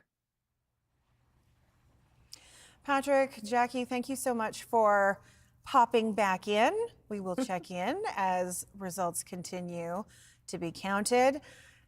Let's bring this back to studio. And where do you want to go? We're going to look at some cabinet ministers to how they fared tonight, and this is going to be a disappointment for the Saskatchewan party, and I'm sure it'll be a big cheer at NDP headquarters in Regina. Joan Pratchler knocking off Laura Ross, the longtime MLA for Regina Rochdale and cabinet minister. So this is something that the NDP had targeted. This is a pickup, and this is continuing to be a good night for the NDP in Regina. How about this one? In Saskatoon, a lead for Darcy Warrington, and in Regina, a lead for Brett Blakely. That was Bronwyn Eyre. Trailing in Saskatoon Stonebridge, this is Christine Tell. Trailing, although under 150 votes right now with 711 polls reporting to Brent Blakely. Sally Hauser leading a little more comfortably against Jean Mikowski. That's 4 cabinet ministers, 1 already down, and 3 more on the ropes here. And the Saskatchewan party, this is going to send a chill through the room in Saskatoon where Sam Sampson is. Justice Minister, Minister of Social Services, Minister of Culture and Sport, all on this board, all in trouble. We saw Ken Cheveldayoff, who has been in cabinet before. Paul Merriman's in trouble in Saskatoon as well. So just fascinating what the NDP's been able to do in Regina so far and Saskatoon against these cabinet ministers, Sam. All right, thanks for this, Adam. Let's go to Eric Grenier in Ottawa. Eric, one of the things that's interesting about the cabinet ministers that Adam was just talking about is some of those 2 weeks ago were considered very safe Sask Party seats. Yeah, absolutely. Regina has been a big shift towards the NDP. The NDP knew that they had to sweep or nearly sweep all 12 ridings in the city, and at the moment they're leading and elected in all 12 ridings in the city. Let's look at how the votes have shifted in Regina, the provincial capital, since the last time people in Saskatchewan voted. You can see that the New Democrats are leading in the city with 55% of the vote. That's up about 6 points from where they were last time. Only 39% for the Sask Party, down 5 points.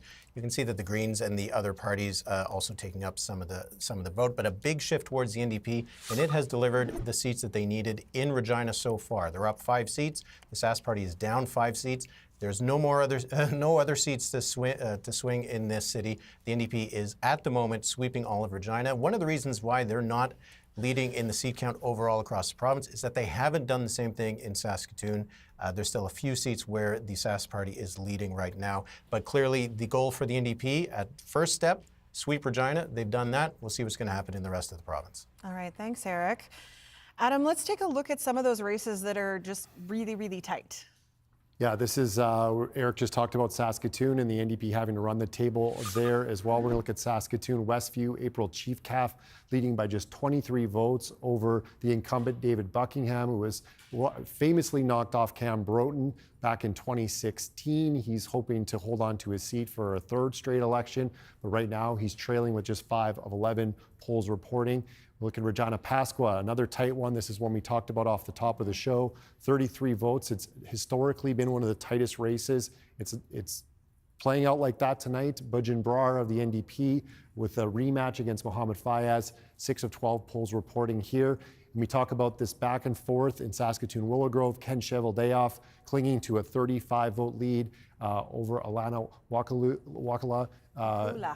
Wakula, thank you.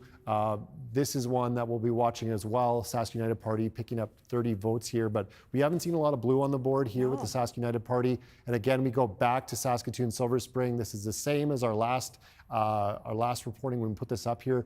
Tons of votes counted, but it's a dead heat here, and the Greens maybe playing a bit of a spoiler here. 109 votes, 7 to 10 reporting, and still we have to impress upon people that on Wednesday we'll count the mail-in ballots. Many requested.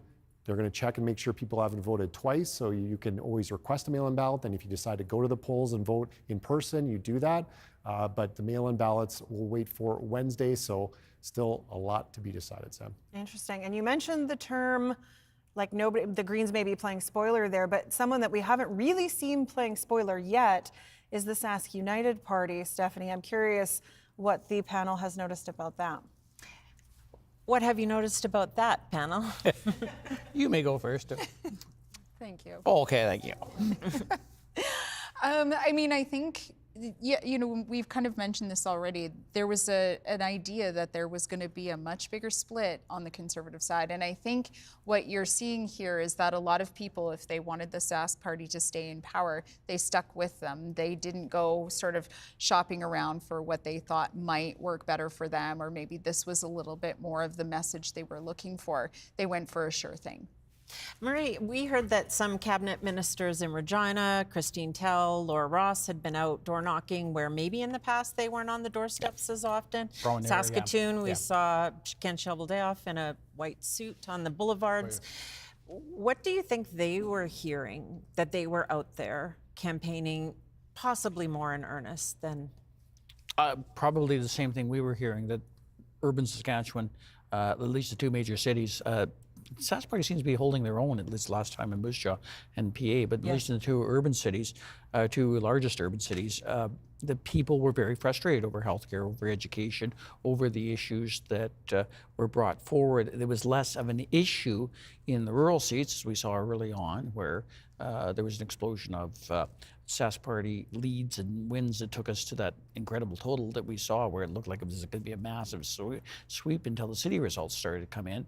But what they were probably hearing on the doorsteps is the same thing I think that a lot of us have been hearing for a lot of times, and that is frustration with the very issues that Merelda talked about, the meat and potato issues, when they were dealing with other things that maybe were less consequential to people's lives. And health and education are two things that they just have not really focused enough attention on. And, you know, when the teachers were striking last year, they were dealing with Bill 137 when they should have been finding ways to end the contract. Now, maybe there aren't that many teachers in Saskatchewan, but they all have spouses, they all have neighbors, same with nurses, same with everything, and it tends to spread in that particular way. In rural communities, it's slightly different when you got resource-based issues, and people are legitimately concerned about the carbon tax and how much they're spending to drive from point A to point B and what it's costing them, and the cost of living issues slightly different. So it does speak to how what their candidates in rural Saskatchewan might have been hearing that was different than what the urban candidates were hearing. But unfortunately, the urban candidates were left with the script the Sask party put forward, you know, that the number one priority was going to be change rooms. A lot of people looked at that and said, well, in the cities, and said, that's not my priority. A lot of people in rural Saskatchewan, I'm guessing, looked at that and said, well, that's not my priority either, but at least you're still talking about the carbon tax, which is important to me. And we did hear some younger people talking about the Saskatchewan party's been in power since, what, the iPhone 1 came out or something. And so for us who are old, the Saskatchewan party is a relatively new phenomenon. But for people voting for the first time, it's all they've ever known as government, Merelda. And I wonder if some of the boogeyman scare has gone from the Saskatchewan party, talking about the NDP shutting down hospitals and doing things that maybe some voters simply don't remember. Yeah, I mean, I teach a lot of people who have never known anything but this. And so when they are struggling to find a job, or when they're struggling for supports, and when they're thinking about buying a house and it's just completely out of their reach, or they're talking about affordability, it is a little bit different. They don't see that old NDP party there. And I actually have to say, I don't see that party anymore either. It's been 17 years. That's a really long time. And so when you think about how that plays out for people, they are not sort of looking at that and saying, oh yeah, remember that time there was that hospital outside of the city of Regina? That's been Sask Polytech for a very long time. So that's all they know of that building. So that time of that history, those things have really passed. Rural Saskatchewan being older, that's what they remember too, hospitals being closed. Thanks, you guys. Okay, we are going to go to our first elected guest of the night who has knocked off a cabinet minister. Alexander Kwan is standing by at NDP headquarters with Joan Prachler. That is absolutely correct. I'm here with Joan Pratcher, who we just recently projected to be elected for Regina Rochdale. Now, Joan, how are you feeling after hearing that you're being projected to be? I'm excited. I'm honored to be able to represent the people of Rochdale. It's wonderful. It's wonderful. Now, obviously, you have now defeated a sitting cabinet minister in Laura Ross. That's obviously a big achievement. How are you feeling about that? Well, it shows you that if you go out and do the work and talk to people, and better yet, listen to them, they tell you things and you can tell them that you can represent them. Now, what did you hear on the doorstep? What did you hear from people when you were out campaigning? They said they wanted somebody credible to represent them. And they hadn't seen their former representative for a long time, and they were glad that I was out there on their doorsteps. Now, former school principal, currently registered nurse, if I'm correct. Do you think you have that background helped you on the campaign trail? Well, absolutely. One of the most trusted professions is nursing. And the next one is a principal that helped and loved kids in school and helped them learn. Yes. Now, when you were out on the campaign, did you hear a lot about education, about healthcare? Absolutely. Rochdale's filled with teachers, and they're not impressed with what has happened. And they know that I understand because I still am a teacher.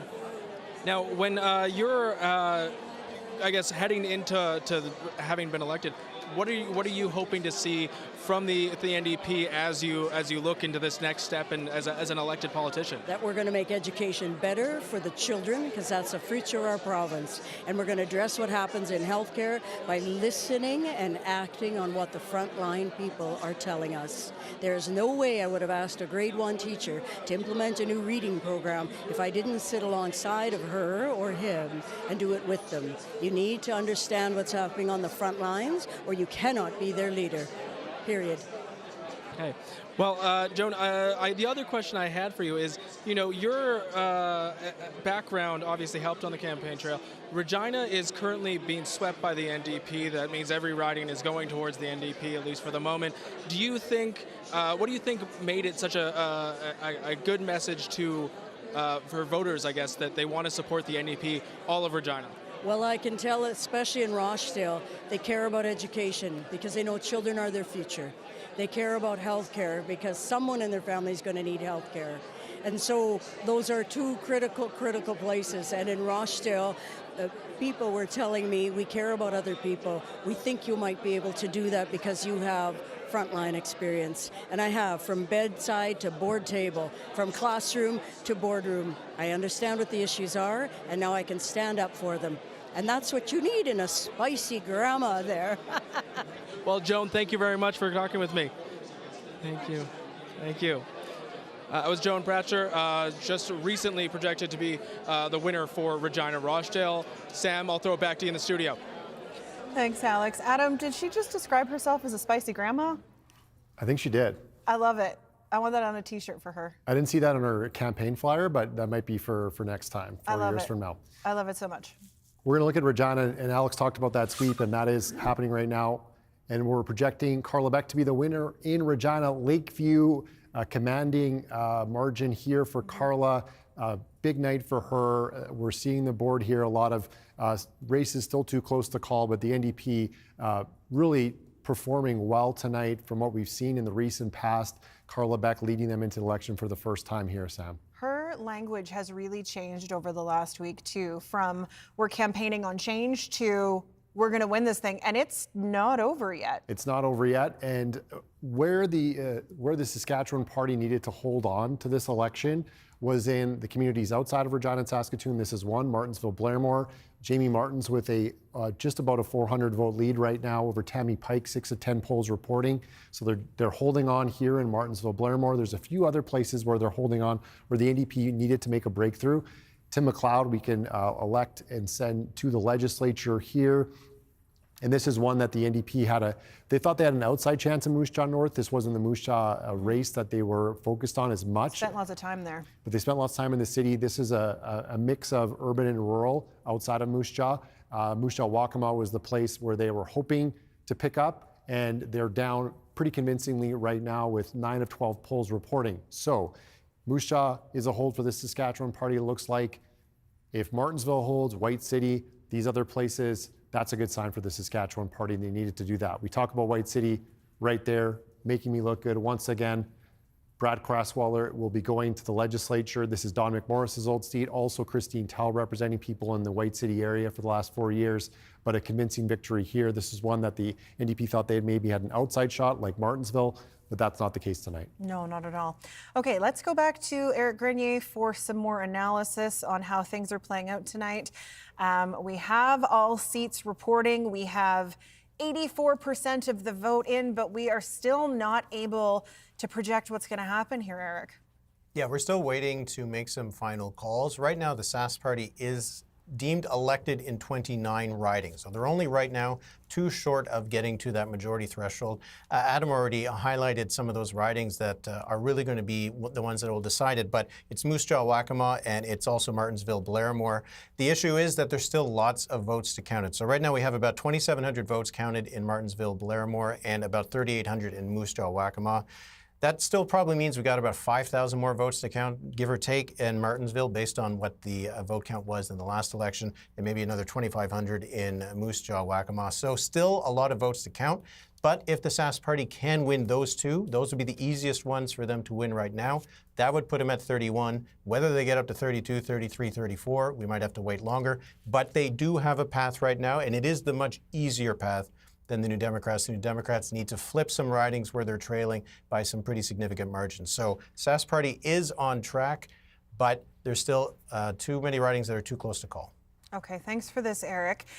I would love to go back now to Shellbrook, where Dan Zakreski has been all night long in Scott Moe's home riding. He's at the rec center.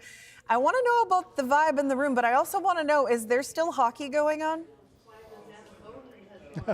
Well, Sam, you know, there's nothing quite as forlorn and quiet as a hockey rink that's emptied out.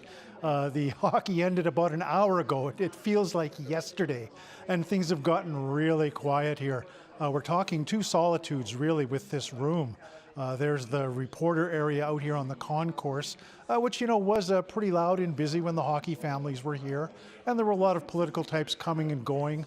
There was a wave of Sask party people who came in with a big pile of Scott Moe signs that are sitting over there. But in terms of Mr. Moe and his supporters in the party, they're all locked away in the Rogers above the rink. Or I'm losing my train of thought here. They're in the curling room, and they're behind closed doors. And for the past half hour or so, as the results tightened up, things just got really quiet. You know, there's been a couple of their senior officials who've come out and talked, but it's really they're in that room, we're in this room, we're waiting for the word.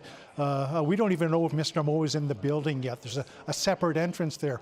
So that's kind of where we're at, a bunch of reporters watching you guys put on a fine show. Well, I will take the compliment, and I appreciate it. And we'll check in with you a little later on once we know that Mr. Moe has maybe arrived and we kind of figure out where this thing is going. From Shellbrook to Regina and the panel, it's not uncommon for leaders to sit and watch the results in peace and quiet before coming out. That's not surprising. But it makes for a much less interesting evening for the people waiting for him. Well, it's much later that Scott Moe is sitting waiting for results than the last time we were here. We were heading home by this time last time. So as we wait and talk about that, even if the Saskatchewan party is the government, what would it mean, Murray, for the opposition to double in size? Well, it's tremendous because they have that many more resources, because the resources that they render from the Ledge Assembly office is based on the number of MLAs.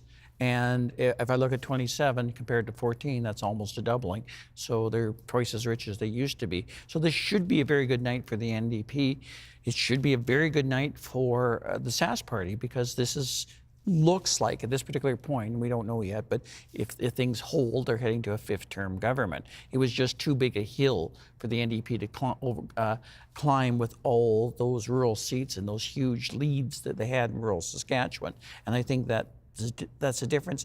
It's kind of unfortunate because it overshadows 2 really good stories tonight that we should be telling. And the one story is the talk of a of a government that's on the verge of being a fifth-term government. We don't see that very often. That would only be the third time in the history of Saskatchewan that we have seen that.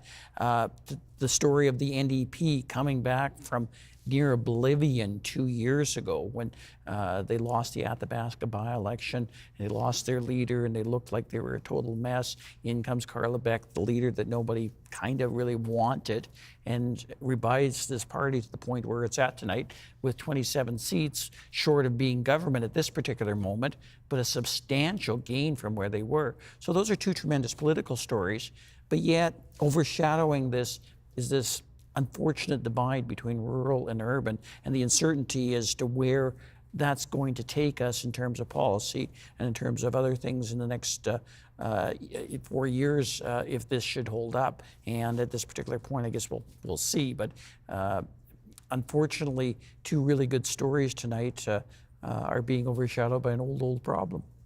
Merelda, we heard a feisty grandma's going to the legislature. What else are you seeing in terms of new faces that might make their mark there?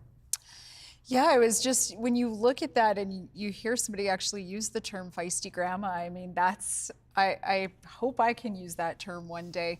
You know, I think you're starting to see a lot of different people, in not only just in those who have, you know, retired from the Sask Party and retired from politics. So you've got a lot of new faces all over the map. So as you start to think about all of these different people coming in, their relationships are going to be a little bit different.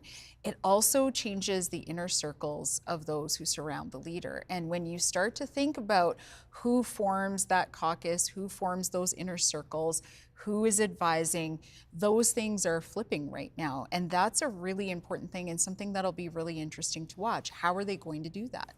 Thanks, you guys. Sam?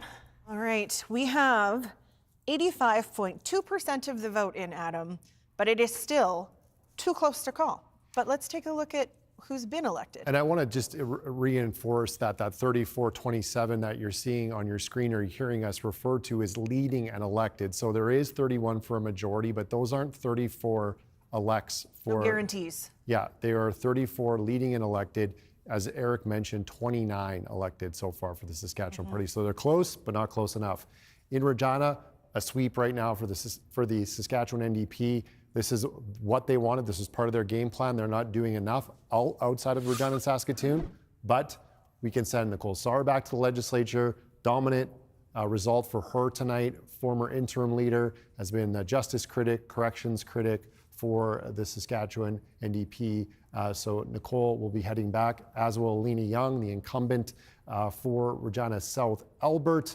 Another dominant margin here. So NDP really sending a message, and that's going to tighten up that vote share province-wide once we count more of these city votes.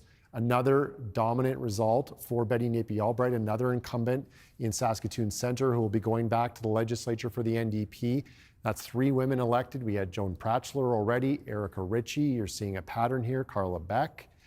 So the NDP already had a big female contingent. Here's another one. Kim Breckner, a lawyer in Saskatoon, 1,200-ish vote margin here. This is a pickup in Saskatoon Riversdale, former seat of Mar Friesen. This is welcome news for the NDP. They never wanted to lose the Roy Romano seat in Riversdale. They did 4 years ago. They've got it back, and they're electing a lot of women tonight who will be in the Legislative Assembly in their caucus.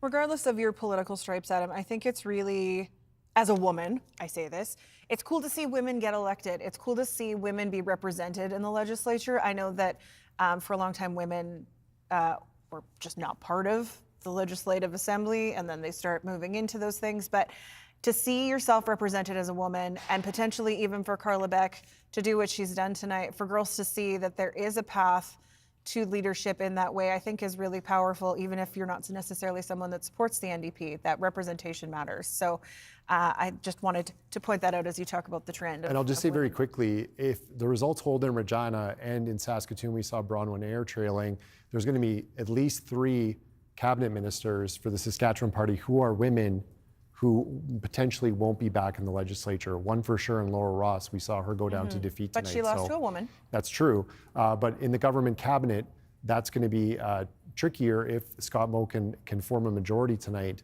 to find those candidates, and that's going to be another issue for the Saskatchewan Party. Oh, if it's all dudes. I did not consider that. Thank you, Adam. Speaking of the Saskatchewan Party, let's go back to Sam Sampson, who is at headquarters in Saskatoon. She's joined once again by Donna Harpower.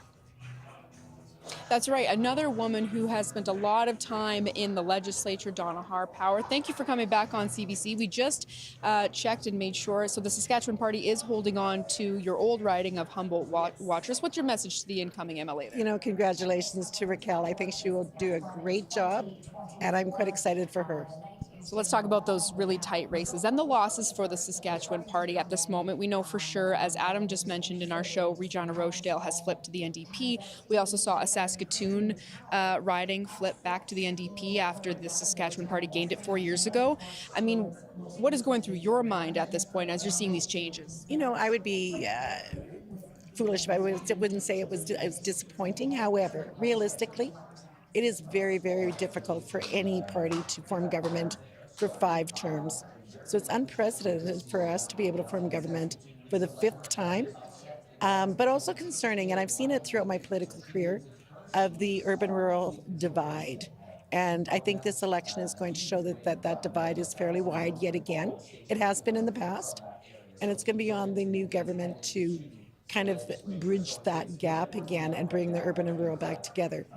Ultimately, in this province of Saskatchewan, we're very center. And in order to keep, both urban and rural supporting you and supporting the initiatives that you put forward, you've got to always keep to the center. And the new government needs to be mindful of that. Is there a concern that the Saskatchewan Party drifted away from the center at all for you? There isn't for myself personally. I mean, I just brought forward a budget that was heavily weighted in funding for education and healthcare, which should be considered very center. But perception. I think there was a perception building, and it started with COVID, and COVID just divided our province in a lot of ways, and people came out of it kind of grumpy. And again, it goes back to that time for change. We're not sure why, but we're kind of grumpy, and it's time for change. That is definitely in play in this election. But perception becomes reality if you don't do something about it. What concerns you specifically about that urban-rural divide that you were mentioning earlier? Specifically, it's going to be policies and future initiatives, quite frankly, that's going to address it. All you can do as a government is the best within your means. And although that we have put a lot of resources into the urban centers, such as healthcare facilities and schools, maybe we need to do better in messaging what we're doing in the urban centers. Let's talk about the leader of the Saskatchewan Party. He has been re-elected, Scott Moe, in his own riding. But what kind of conversations happen, if these numbers hold 34-27? Sure, the Saskatchewan Party forms government, but what happens to the leader now? What kind of conversations happen tomorrow? I won't be having those conversations, quite frankly. That is entirely his decision as to what he thinks his future holds. Obviously, he has the confidence in this election to lead us again, and I've been very proud to serve under him. What would you're not part of those conversations, of course, because you are leaving politics, and congratulations again on a career. But you've got to admit it's a tough position to be in after the Saskatchewan Party is in power for 17 years, and now a leader has to deal with those repercussions. So where do you even go from here? But is there repercussions? Like I said, is this unusual? I think that, quite frankly, we're in an envious spot across the nation because no other province has been able to hold government for 5 terms. So is it repercussions or is it a success? That's an interesting way to look at it. Thank you very much. And what you were referencing there, of course, is should the Saskatchewan Party win tonight, they will form a majority government for a 5th consecutive term. Hasn't been seen since the days of Tommy Douglas. I don't know the history on that, and I know a lot do, but it's been a very long time since that's been seen. Very much so. Well, thank you so much for your insight. Really appreciate it during a very competitive night. Thank you. You bet. Thank you so much. That is Donna Harpower. She's the former finance minister, and she is retiring from politics. She's been an MLA in the Humboldt Watrous area since 1999, giving us a bit of insight into some of the conversations that might be happening and some of the perspective shifts that she's seen over the past few years within Saskatchewan that maybe led to some of these very competitive races that we're seeing right now, Sam. All right. Thank you, Sam. I want to bring it back to Adam here. We're going to look at some more results. I will say we have 87.6% of the ballots counted, which tells you just how close this is, that we're not able to make a call.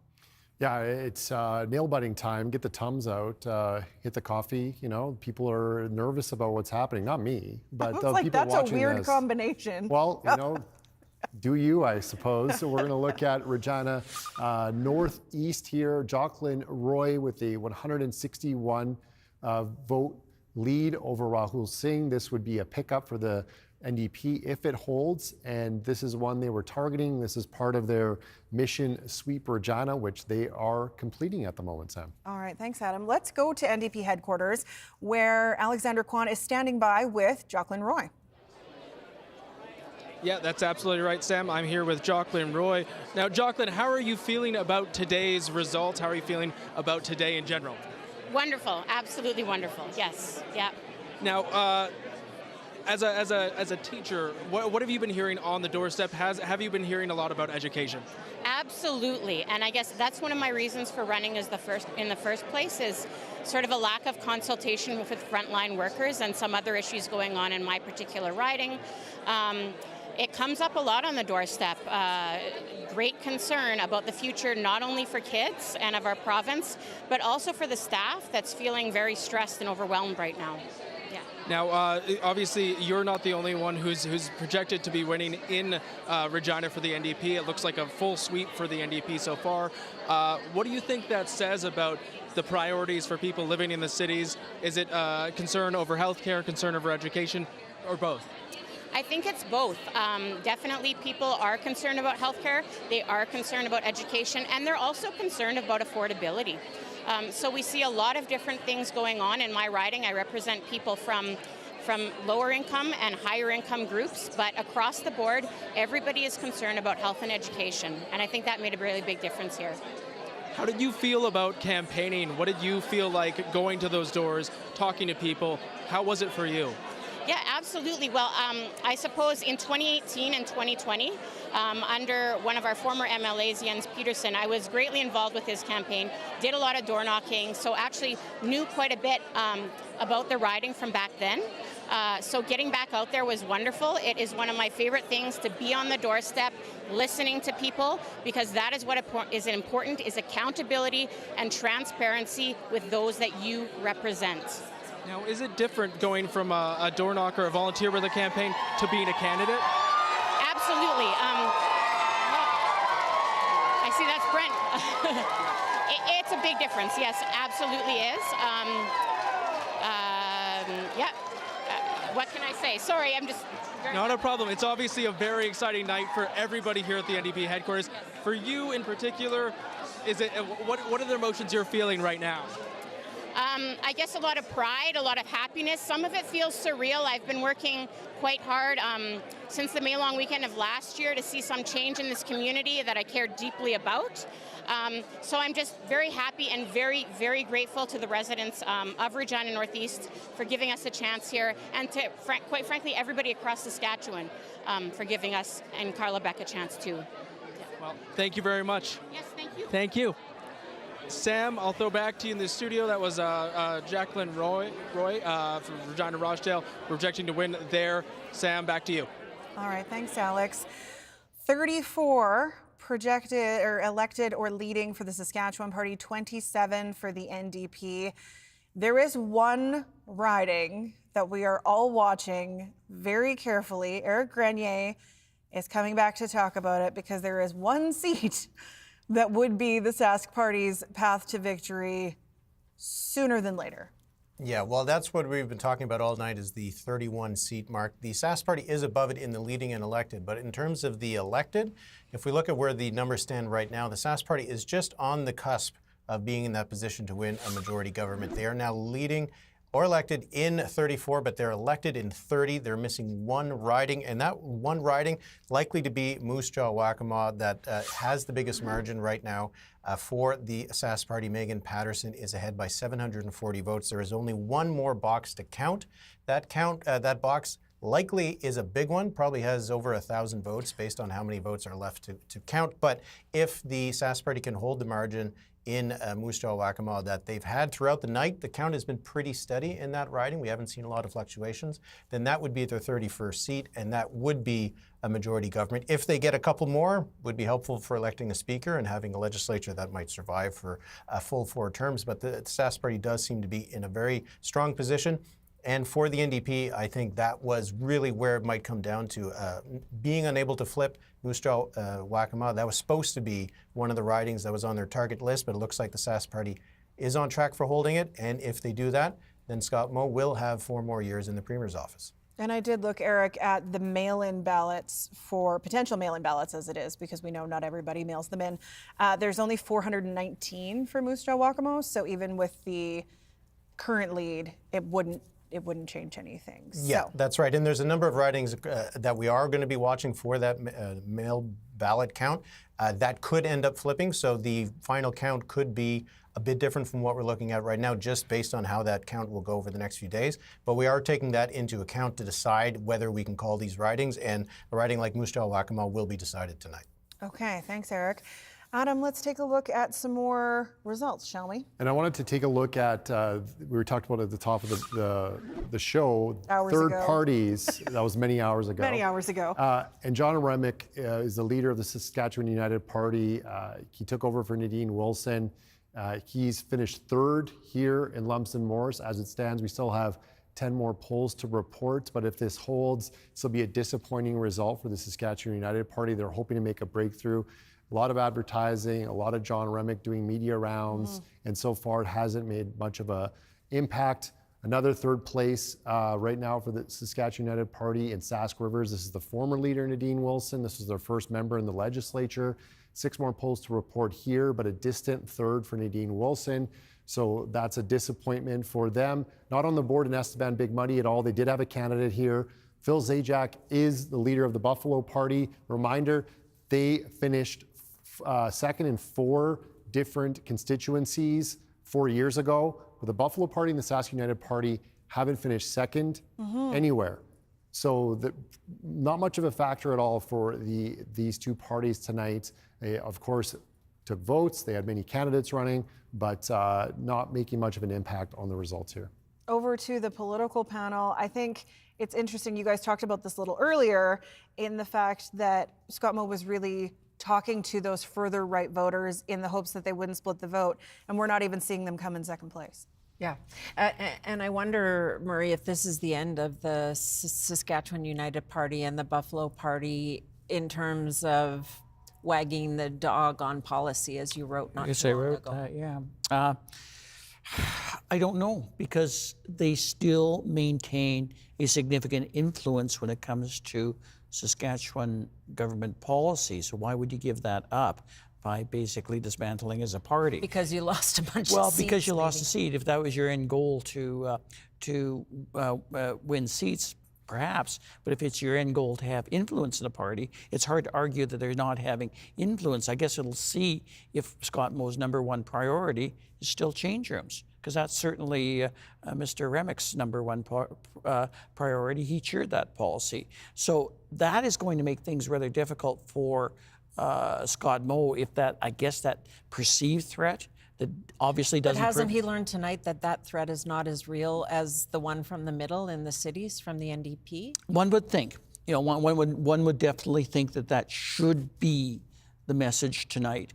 But I've watched this government for a considerable amount of time under Scott Moe, and I don't see him getting the message. This wasn't the first time on an issue like this that this was told. It was told on COVID. It was told on this. And it seems to have worked in rural Saskatchewan, because what does seem to have happened in rural Saskatchewan is all those votes that he feared would go to Sask United didn't go to Sask United. They went to his party by basically moving further right. So that would be their argument right now tonight. So I'm very interested to see what lessons are learned. One would think, okay, yeah, they see the NDP come up and significantly come up in urban Saskatchewan, but specifically in the 2 big cities, and not even in Moose Jaw and PA. So there is a bit of a mixed message here. Yeah. Marilda, is this a rebuke of the Saskatchewan Party? Or as the former finance minister, Donna Harpower, said, is this a victory? 5 wins in a row for a government is very difficult. I think both of those things can be true. I don't think either one of them is sort of not part of this narrative. I think it is a victory for them. They if it tracks the way it is tracking right now, they will form government. I think, though, they also have to do some real soul searching. And I think those that are left, those who are coming in, the new people who are coming in, I think have to ask themselves, all of those people who got up in front of reporters and at press conferences and rallies and said, this party has left me, I didn't leave them. That message, I think, resounded with a lot of people, and they will have to think through how they work that. What do you think the Saskatchewan Party could do to win those people back? I mean, if it has to elect a speaker, how does it even deal with that after what happened with the last one?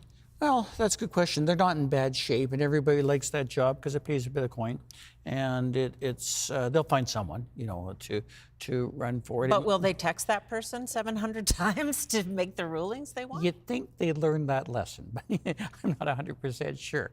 Maybe only 600. I honestly don't know, but there are going to be tremendous difficulties. Both managing caucus and managing this party. Like, what do you do with the caucus where you really don't have the same depth that or the equivalent depth to what you've lost? And if you think about the Gord Wyants and the Don Morgans and the Dustin Duncans and the Donna Harpowers, they've lost a considerable amount of talent. I didn't see a lot of similar talent coming in. Now, in fairness, some people come in and they just prove themselves. Mm-hmm. They were kind of hoping that of Jeremy Cockrell, and they were kind of hoping that of other people. And sometimes it works out, and sometimes it doesn't work out in terms of a government election. You get who you get elected. So there's going to be those challenges. They still have a lot of people in that caucus that come from the resources, agriculture, industry, solid economic background, solid economic basis, but they're going to struggle to find people that are going to be capable of addressing the needs that they have. I think perhaps the biggest loss, if it's official right now, is Gene Makowski, because he was thought to be a very likable, former football player. They swept Regina. They swept Regina, yeah. It's an unfortunate thing for the Sask Party when they lose someone that they can, and they've already lost Derek Myers. They already lost Mark Doherty, people that they can sort of relate to. They need to take that into account, and those are very much the middle road people that Marilda has been talking about all night. They need to be grounded in a way that they have, and maybe that's up to the newer people to come in and step forward. What do you think the Saskatchewan Party would need to do to regain some of the people that it's lost? I think it's going to have to look at some of the things that it put forward here and start to say, is the Marshal Service the right way to go? Did that really win us any votes? Because I don't know that it did. Is, all of these other policies that we talked about, change rooms and other things, maybe we need to start refocusing on a few other things. I think when most conservative parties sort of start to soul search and look back, they go back to things like affordability. They go back to things like, how do we sort of make the most of the resources that we have? How do we invest them in ways that people really need? And there are a few sort of typical plays that you can sort of start with, but for them, I think they really have sort of that, and also part of an image problem right now in the cities, obviously, since you can see the perception problem that Donna Harpower mentioned. She's saying, hey, I presented a middle of the road budget. Right. But people don't perceive us as middle of the road anymore. Yeah, and when, as Marie says, people like Gene Makowski, who are actually very likable, can't even work through that, then you have to ask yourself, okay, how do we present ourselves as somebody who does have those needs in mind and can be part of that? I don't think the budget was the government's message. I truly don't. I think the message you heard. I don't think the finance minister thought her budget was the message either. Yeah, we heard what the number one priority was halfway through the campaign. Yeah, and it didn't work too well, or as well as it should have. Sam, thanks, guys. Let's take a look, Adam, at Regina University, which is what they were just talking about with Gene Makowski running against Sally Hauser. And Sally worked on some pretty successful campaigns before running in this riding. She worked with Rachel Notley's campaign, and she worked with, we're not going to talk about that yet. We will talk about it, so you can hold your horses on that. We'll get to that one. I'll let you do the fun fact checking. I will stop. No, this is one we were watching, and this is one Eric had talked about as well as Moose-Jaw-Waccamaw, Martensville, Blairmore. If those pick up for the Saskatchewan party, they get to their 31. 387 vote lead here in Martensville, Blairmore. 6 of 10 polls reporting here. This is one that the Scott Moe went to campaign, and that kind of raised some eyebrows. Why is he in Martensville? And this is why. It's a tight enough margin here. We look at Moose-Jaw-Waccamaw, that's the other one I mentioned, Sam. 740 vote margin here for Megan Patterson over Melissa Patterson. One poll left to go. Eric mentioned that as well. We're expecting about 1,000 votes left. That could flip. Prince Albert Northcote, tight race here. One more poll to go. NDP could still flip this. It's under 100 votes, but 71 vote lead for Alana Ross. This is the path the Sask Party needed to go on, and they did. We're going to look at a couple of elects here. This is Vicky Mowat here in Saskatoon Fairview, going back to the legislature. This is a hold for the NDP. So that's another woman elected for the NDP, as we talked about. Nathaniel Teed going back to the legislature, an incumbent who won in Meewasin a couple of years ago in the by-election after Ryan Miley stepped down. Another comfortable victory for the NDP there. And we can send Tejinder Grewal to the legislature. This is one that the NDP is holding. It's kind of a hybrid. Saskatoon University Sutherland was Silver Spring Sutherland. Saskatoon University was Jennifer Bowe's seat. This is one that they held on to. So not quite a sweep in Saskatoon yet. They're close. They got one in Regina at the moment. But we showed Martensville, Moose-Jaw-Waccamaw, Prince Albert Northcote. The NDP needed those 3 seats. They're down 4 to make a majority. Right now, the Sask Party leading elected Sam in 34. Okay, thank you. We are not going to talk about Sally Hauser. I was all primed up to go. You're ready. But we're going to talk about somebody else. But it's not going to be you and me. It's going to be Alex Kwan, who is at NDP headquarters, and he is joined by a projected elected NDP candidate. Yes, that's correct, Sam. Yeah, I'm joined by Brent Blakely. He is the projected winner and projected elected for Regina Wascana Plains. Brent, how are you feeling tonight? Just grateful. I'm just grateful for the people of Wascana Plains that voted me in, but grateful for all the help that I received in the campaign. It doesn't happen alone. We had so many great volunteers and campaign managers and everybody that worked behind the scenes, and I'm just grateful for all their help. So, now you defeated a sitting minister, Christine Tell. Yes. How do you feel about that? I just think, like we have always said, that it was time for a change, and I think the people of Wascana Plains thought it was time for a change, and I just think they want better representation. I'm ready to give them that. So. Now, you and I actually met and spoke while you were out campaigning, yes, door knocking. What did you hear on the doorsteps while you were out doing that? Just lots of positive stuff. I was anticipating this might happen just from all the things that I heard, and it was such positive energy on the doorsteps, and which kind of energized me to keep going. So, yeah. So what kind of things did you hear while you were out door knocking? Just that people wanted to change, and of course the big things that they wanted to see improvements to were healthcare, education. Those were the 2 big things that people want to see improved. Okay. Now, Brent, how are you feeling after obviously winning this? But what do you see? What do you feel when you see that the NDP are sweeping Regina, taking all of the seats there as well? Well, I think again, it's just a point that we're going to have if we manage to be the opposition, we'll have just a stronger opposition to just keep things running smoothly. And holding the government to account. Do you think that you're better able to do that if you have a larger opposition? We'll see that, yeah. We'll see that happen, I'm sure. Brent, thank you very much. Thank you. Thank you. Thanks very much. Thanks. Now that was Brent Blakely. He just won, or is projected to be the winner for Regina Wascana Plains. Sam, back to you. Okay, Alex, this is where I have to be the spoiler. Brent has not won Regina Wascana Plains. He is leading in Wascana Plains.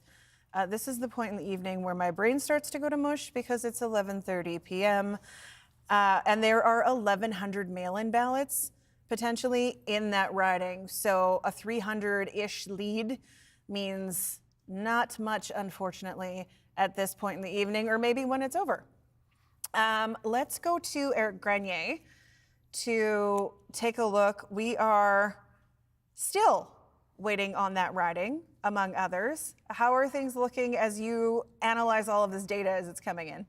Yeah, we're just waiting on more of those votes to come in before we can make that final call. But we wanted to take a look at where things have been shifting in Saskatoon, because we'd already looked at how Regina went hard for the NDP. The NDP swept the city. Saskatoon, the NDP is also doing very well. They're up about 11 points since the last election. They're at 56% of the vote. The Sask Party is down 11 points to 40%, actually outperforming a little bit some of the polls. Some of the polls had them below 40% in Saskatoon, and that's probably why, and we'll look at the seat shifts since the last election. It isn't a complete sweep right now for the NDP. They're up 7 seats in Saskatoon. The Sask Party is down 7 seats. The only seat that the Sask Party right now is leading in is Saskatoon-Willow Grove.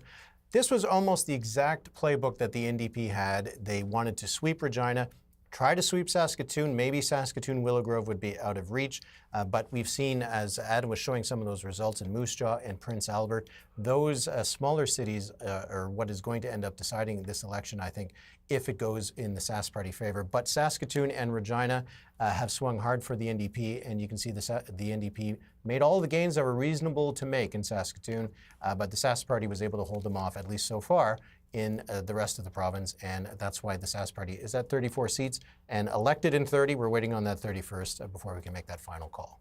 The drama continues. Thanks, Eric. Thanks. Okay, Adam, let's take a look at some of these races. And you mentioned Sally Hauser a few minutes ago, which is called a tee-up, foreshadowing. It's a literary device. Or just jumping the gun. And you nailed it, because we are going to talk about, we have the Saskatoon map up now. Eric talked about that with Willow Grove, that green chunk. And we're looking at Saskatoon Stonebridge. Darcy Warrington continuing to lead. Bronwyn Eyre, the Justice Minister, 700-vote lead. We still have 3 polls left. That's why there's no check mark there yet. This would be an upset. The Justice Minister being defeated if it plays out this way. Only 792 potential mail-in ballots in that riding. And so we have Ken Cheveldayoff, who's increased his lead in Willow Grove. He's the lone Saskatoon member right now for the Saskatchewan Party. If this holds, still a very small margin.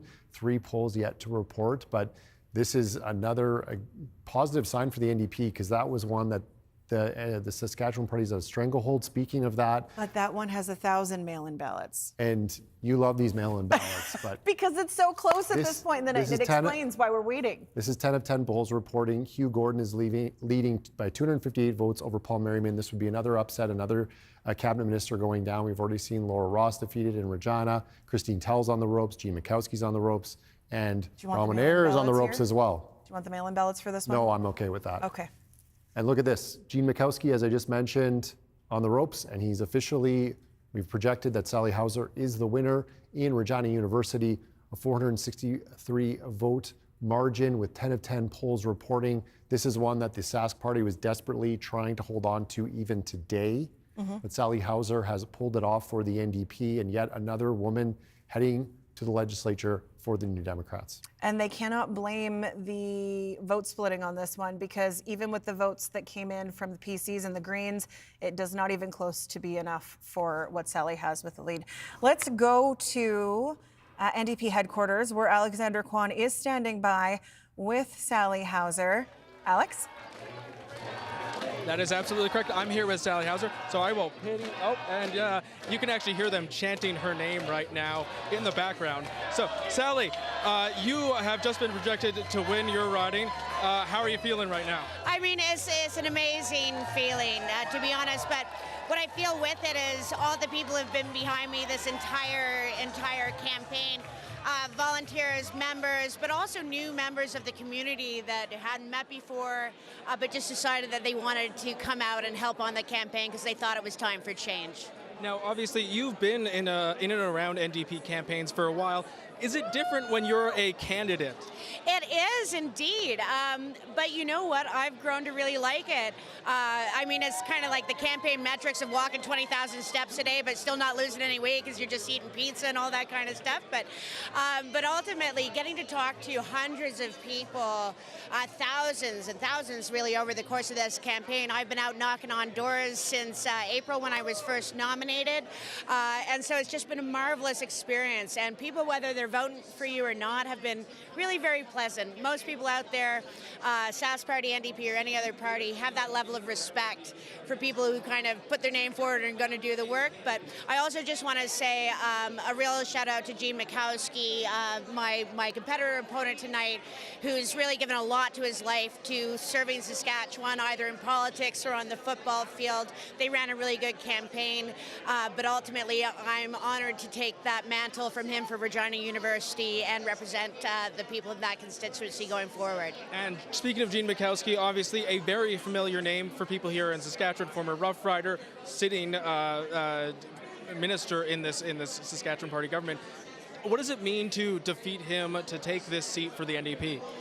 Well, I think it shows that no political party owns the vote of the people of Saskatchewan. Right? You have to connect, you have to serve, you have to listen. And I think ultimately that's what people felt wasn't happening with the Sask Party. Still lots of votes to be counted, but either way, you've seen this massive growth from the NDP here tonight. I think it's probably the largest percentage of the popular vote that the NDP has seen in several generations here. So a big shift in Saskatchewan politics, however it shakes out here this evening. And speaking of that big shift, obviously, there's been a lot of projected pickups in Regina, in Saskatoon for the NDP. Do you think that sends a message to the Sask Party? I think any time any political party has a massive shift in the popular vote as they've seen, it's time to do some more listening. I imagine that they were probably thinking about that perhaps a little too late over the course of the campaign. But when you represent Saskatchewan, you have to represent all of Saskatchewan. And that's something that certainly the NDP has been bringing to the voters, that we're here for everybody in this province. Awesome, Sally. Thank you very much. My pleasure, Alex. Awesome. You too. That was Sally Hauser, who just won Regina University. Back to you, Sam. All right. Thanks, Alex. CBC's Decision Desk has seen enough. Yes, at 11:39 p.m., and we are ready to make a projection. CBC News projects Scott Moe and the Saskatchewan Party will form a majority government. A historic win, 5 consecutive Saskatchewan Party victories. Moe promised a strong economy, a bright future with a campaign that was based on affordability and tax cuts, and Saskatchewan voters took him up on those promises. Forming a 5th term, they've done something not seen since Tommy Douglas's Cooperative Commonwealth Federation or the CCF. Adam, it is a big night for Scott Moe, and they had to work for it tonight. Yeah, Scott Moe sweating it out more than they had in the past, but this will be a very exciting night for Scott Moe and the Saskatchewan Party because, as we talked about 4 years ago, he was speaking to supporters in an empty room. It was COVID. It was a much different campaign. Be really interested to hear what Scott Moe has to say in Shelbrook, in his hometown. We look at a quiet room right now, but it'll fill up with supporters and with Scott Moe's family and friends a little bit later. I'm sure a huge sigh of relief for Scott Moe tonight as they waited that out. They'll be excited. You see some hugs there on the screen, and that'll be a similar story, I think, in Saskatoon at their headquarters. But they had to work for it tonight. The NDP put up a fight, but the Sask Party held its base, they held rural Saskatchewan, and most importantly, they held the NDP off in places like Martinsville, Moose Jaw, and Prince Albert, Sam. There is 32 they're elected in now, leading in 2. So there are still seats to come. The numbers you're seeing on the bottom of your screen or that you're wondering about as you listen on the radio, 34 leading or elected for the Saskatchewan Party, 27 for the NDP, and we are projecting a Saskatchewan Party majority government. It's 20 to 12. it's exciting. Let's and look at the share of the vote, and it is different from 4 years ago. Yeah, this was 60-30 4 years ago, and it has been like that even more in the past. And we didn't see much of an impact from the other parties or the Saskatchewan United Party, as the panel mentioned. But the NDP is really had an efficient vote tonight because they only got about 40% of the vote at this point, but they're going to have more than half of the seats in the House. Sorry, they're going to have less than half, 45% of the seats, I should say. So they're doing really well. The magic number at the start of the night, the NDP needed, say it with me, 17.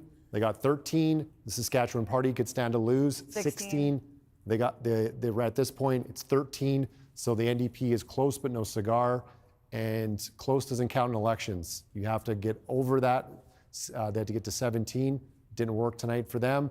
Big night for the Saskatchewan Party. That 5th consecutive majority, pretty incredible. And a second election for Scott Moe as leader as well, which I think is important to acknowledge for him as well. An MLA elected before, going through that leadership race, going through the election in 2020, and again tonight here. I'm just so curious how the rest of these seats are going to play out, because there are still so many that are too close to call. But let's go to Sam Sampson in Saskatoon at the Sask Party headquarters. We did do a look at that room just a few minutes ago. It is still pretty quiet there, but Sam, a lot of the candidates are not necessarily in Saskatoon tonight. That's correct, yeah, because, well, it's a big province. They, I guess, have decided to spread out a lot of their candidates. So some of them are actually in their more rural ridings. Some of them are here. They've come, they've gone. I was speaking with some of them earlier. Some of them are not showing up until their ridings are decided, which, as you and Adam just clearly laid out, that is might be taking a while. And I think that's really what's driving this emotion, actually. There was a bit of time where it was pretty tense here, but when this crowd understood that there was a projected majority government for the Saskatchewan Party, there was quite a bit of cheering. So it is a celebration here, and congratulations to those Saskatchewan Party candidates who did win their riding, but we are still waiting to hear about the two cabinet ministers here in Saskatoon, Paul Merriman and Bronwyn Eyre. It's just too close to call. Ken Cheveldayoff, long-term MLA, former cabinet minister, also too close to call. So what does that mean when, yes, you want a majority government, but not by that landslide that you were hoping for? I was speaking with former finance minister Donna Harpower a few minutes ago, as well as I had a conversation with Don Morgan, MLA who's also retiring from politics. He had to leave, but I asked both of them, what are those conversations now, particularly with the party? The message there was, we've got to get more united. There are different views and different ideas of different topics. Education, for example, was one that Don Morgan gave me. So now there needs to be a reset, was the word that he used. The other question I asked, okay, the leader, what happens now? Scott Moe, yes, now the Premier of Saskatchewan once again for another term. But this was not, again, the blowout win that they were hoping for. So what conversations happen in terms of who will continue to be the leader of the Saskatchewan Party? Donna Harpower telling me, you know what, full confidence, and it's his decision of what he wants to do. And I asked about repercussions of tonight because of that 50-50 moments there that we experienced, and she said, well, is this a celebration, or should there even be repercussions? Because as you mentioned, 5 majority governments in a row is a feat in itself, has not happened since the days of Tommy Douglas. So it's all about perspective here, I think, tonight at the Saskatchewan Party headquarters in Saskatoon. Again, still waiting for those ridings that are just too close to call, which, yeah, celebration, but man, there's some anxiety in this room as well. All right, thanks so much for this, Sam. We are at 94.5% of the vote counted at this point in the evening. I would love to go over to the panel and get some thoughts on, we're going to go to the panel in a minute. We're going to talk about the ridings that matter, and then we're going to go to the panel because I want their thoughts on a majority government for Scott Moe. Yeah, the roadmap for the Saskatchewan Party was pretty simple. Hold rural Saskatchewan, win Prince Albert and Moose Jaw, and you don't really have to worry about the cities, and they've done that. Jamie Martins is going to the legislature, Martinsville-Blairmore. This is something that we talked about early in the show that the NDP was hinting at. It didn't come close. And that's why this map north of Saskatoon is green. Megan Patterson defeating Melissa Patterson, again, one that the NDP had targeted. Sask Party campaigning really hard there throughout the campaign, both sides campaigning hard there. Megan Patterson pulls this one out. That's why Moose Jaw down here is green. Look Tim at how McLeod good you are already with the went. map.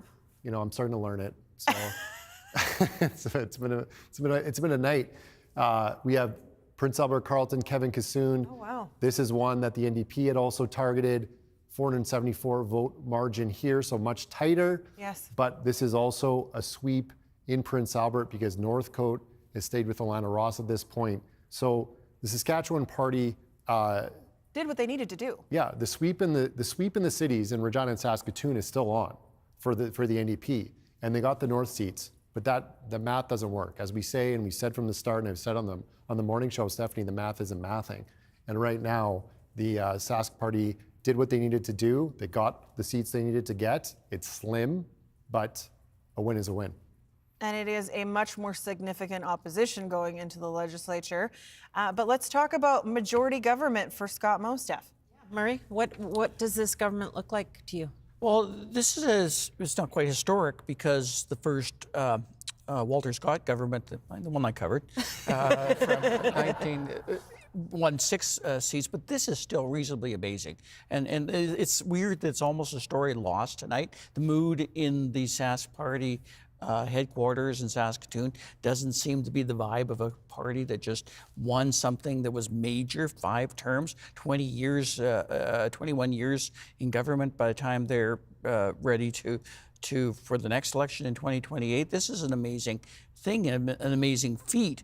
Also a rather amazing feat, of course, with Carla Beck at the NDP getting 27 seats from oblivion 2 years ago after losing the Athabasca by-election and not knowing where this party was going. So, as I think I said earlier, kind of a bit of a victory for both parties, but there are some significant questions to be asked in terms of that we've been talking about all night about what is the nature of this government? How do you bring the province together? We have the former finance minister asking that very question about how do we bridge the rural-urban divide? Significant challenges ahead for the Sask Party right now. Also, there is a real interesting divide because it's kind of even getting wider. I don't even know if we can lump Prince Albert and Moose Jaw in with the major cities as we seem to have always done, out of habit from historical past about them just being part of urban seats. They clearly aren't anymore. There's a real new defining of what Saskatchewan is. It's basically Regina, it's Saskatoon. We've seen this elsewhere, by the way, in Calgary, Edmonton, in Alberta. We've seen it in Winnipeg and the rest of the province. I think this is sort of a national trend in terms of urban voters, city voters, big city voters, voting very differently than people in other parts of the province do. And this is going to be a huge challenge for any government, and a huge challenge here where we are so dependent on rural Saskatchewan for our economy, for our economic base, and just providing certain services. What do you see in these results, Merelda? Well, I see some smaller cities that have big city problems and don't have the resources. And so it makes sense in a lot of ways to vote with the party that you think is going to be in power and hopefully get some of those resources to you. That has worked well for places like Meadow Lake, like Yorkton. When you vote with the party you think might win, you tend to pull some resources your way. So that's something that I see sort of playing out in those spaces. I mean, overall, I think it is, like Marie said, kind of sad that there's kind of this really exciting election, and it has this, feel of like one party's winning a 5th term, another party has come back from the brink, and because there's no big landslide win, nobody feels good about it. But it's like, this is going to make for some really interesting times going forward in the legislature. And I did get an email, Sam, from Stony Rapids just asking about voter turnout, which is something Merelda was watching for, 4 hours ago. Right now, it's just crawled over 50%. And of course, we know that not all of the votes have been counted, so it will go a little bit higher, whether it will break our last vote numbers of 53-ish. 52 point something. 52. We'll have to see. We won't have a final count on that for a couple of days. Let's go back to Eric Grenier. Now that we know we have that Sask Party majority government, we can stop staring at the ratings that we were so carefully watching for. And how do things play out with the data with you? Well, we saw that the Sask Party, as Adam said, really was able to win the places where they needed to win. And we can take a look at how this vote broke down across the province. And it does tell the story of the election. The Sask Party is right now at 53% of the vote. It's likely going to keep ticking down. We've seen that happen as more of the votes in the cities has been counted. But based on where things are tonight versus the last time people in Saskatchewan voted, you can see that it is down across the board for the Sask Party, but they're only down 4 points in southern Saskatchewan. That's including Moose Jaw. They're only down 5.5 points in northern Saskatchewan. That includes Prince Albert. Those are really the two cities that helped ensure that Scott Moe remains in office, because they dropped 11 points in Saskatoon and nearly 7 points in Regina. So you can see that the Sask Party has taken a step back, that there has been a message that's been given to Scott Moe and the Sask Party by Saskatchewan voters. Not a message that they don't want them in office anymore, maybe a message of a little more humility going forward, but a big win nevertheless for the Sask Party. We should point out that, as it's been said, this is 5 consecutive victories for the Saskatchewan Party in the province. To still get over 50% of the vote, if that's where things end up at the end of the count after this much time in office, is still a testament to the performance of the Sask Party, Scott Moe and Brad Wall, and how they've really transformed the province. So it's still a big win, a bit of a setback certainly for the Sask Party, but a win's a win. And if you can still get 50% of the vote after 17 years in office, it is a message as well that voters in Saskatchewan are happy enough with the performance of Scott Moe and the Sask Party. Eric, we are just waiting to hear from NDP leader Carla Beck, but as we wait for that, I wanted to ask you about voter turnout, because we saw record numbers in early voting. 253,000 people casting ballots before today as election day. How has those early voting translated into more or less voter turnout in other elections across the country? Yeah, we've seen this pattern actually pretty consistently, that as electoral bodies make more opportunities open for voters to cast a ballot, as we've seen with Election Saskatchewan having this voting week before Election Day, more people take advantage of that convenience. It is not always a sign that there is increased enthusiasm or interest in an election. There's enthusiasm and interest in getting the vote out of the way. So I think that is probably what we're going to see here when all the votes are counted, that turnout might not be all that much higher than last time. Even if it was higher in the advance polls, more of a reflection of people taking advantage of that extra convenience, and also maybe a sign that for a lot of voters, minds are made up pretty early in a campaign, and voting a few days ahead of Election Day, not a problem for them. All right, thanks for this, Eric. As we await Carla Beck speaking tonight, Stephanie, I don't know that this leaves a lot of questions, this result, about her future as the leader. Oh, she'll definitely keep her job. I'm wondering what you two, as I watch to see when she walks in, will be listening for from her tonight, given the rural-urban split that we've seen. Merelda? I think we want to sort of listen to see how she's going to develop that message of, we want to represent everyone. We want Team Saskatchewan. We want... Not orange or green. Yeah, not orange or green, Team Saskatchewan. We want to present a united front, you know, when we go forward and deal with our federal counterparts or work with our municipalities. We want to be on the same team. So I wonder how she will put that message forward now, given that it's just so very clear what the divide is. And what do you think, Murray, that she would need to do to help with some of the very stark rural-urban divide that we're seeing? I think it goes beyond tonight. It will be what kind of opposition she chooses to lead, because one of the problems, even going into this election, is this felt like a very urban party. Feels more like a very urban party with a couple northern seats right now. And I don't know if rural Saskatchewan relates to Sask NDP MLAs in the way that voters in Regina and Saskatoon obviously did tonight. So that's all part of the vibe right now. There has to be somebody like Carla Beck saying, here's where I'm from, I can relate to you too. That was all part of her campaign, by the way. Was. And the fact that it was only effective to a certain extent, may just be a reflection of how large a hill she had to climb. To be quite frank, I'm more interested in what Scott Moe has to say tonight, and because he suffered the way bigger loss. And will this be humbling? Will this be interesting? Interested in both. Thanks. All right. We are still waiting for Carla Beck to come in. I see them shaking signs. This tells me that she may be coming in any second now. Let's go back to Eric Grenier. Eric, when it comes to leaders and seats won and lost, can you draw any threads from the other elections that we've seen over the last couple weeks? Well, we've definitely seen for the New Democrats that this has been a good performance for them relative to the history of the party. We've seen that, as we talked about at the beginning of the night, it's been a tough time for incumbents.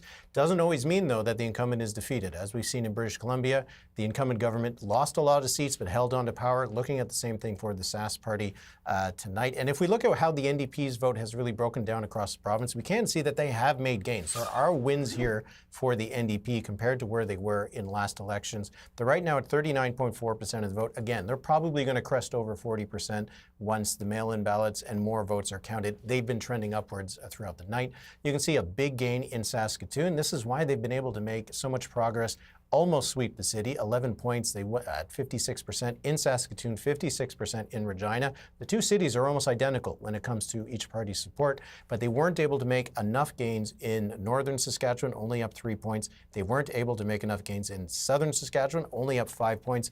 This urban-rural divide, it's probably as stark as you can get when you look at these kinds of numbers. 56% in the two biggest cities, anywhere from 25 to 38% in the rural parts of the province. So progress made for the Saskatchewan NDP. They can look at this map. They can probably find the ridings they can target for 2028, but clearly it wasn't going to happen tonight. Though this is a big result for the NDP, their best result since they formed government. Okay, let's listen in. Carla Beck has entered the room at NDP headquarters in Regina, making her way through a very happy and excited room. Of course, Carla keeping her seat. She will lead the opposition. And let's listen in to what they have to say and the cheers for her as they make their way through. Adam, we're seeing some familiar candidates there as well. Yeah, she's giving hugs to a bunch of winners tonight in Regina. Feeling good by the Sheepdogs, local music content, Saskatoon's own. So that gives you a bit of a sense that she's hugging Trent Wotherspoon there, one of her closest confidants in caucus, her biggest supporters. There's Carla Beck.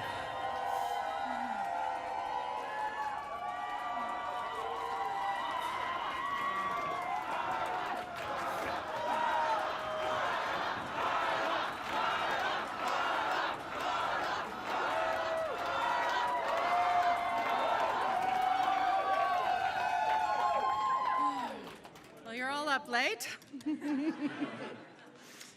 Friends, what an incredible journey this has been that we've been on together. Standing here tonight, looking out at all of you, I'm filled with a deep, deep sense of gratitude. So much pride. Friends, we came so close.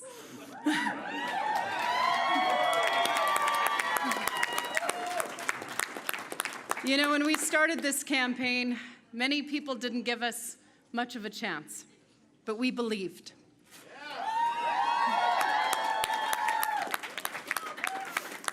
And because of the hard work and determination of all of you in this room and right across this province, we gave people a reason to hope again. And that's not nothing. In fact, that's a victory in its own right. Now, we might not have crossed the finish line first tonight, but my friends, we have changed the landscape in this province.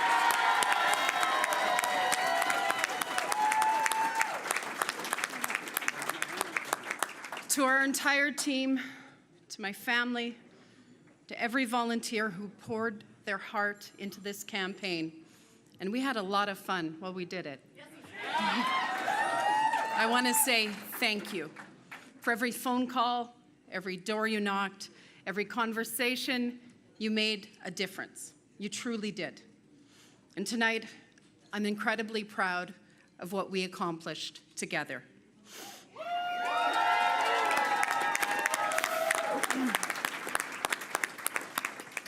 To all those who believed, who supported us, I know you're feeling disappointed. I'm not going to lie. Oh.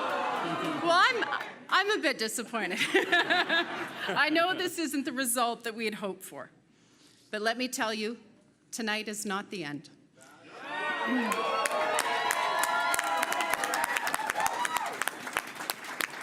This election has proven that Saskatchewan wants positive change.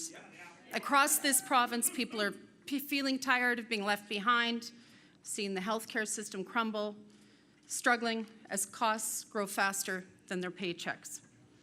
The close result tonight is a message that the people of Saskatchewan want and deserve a government that puts them first, and we are not going to stop until that vision is a reality.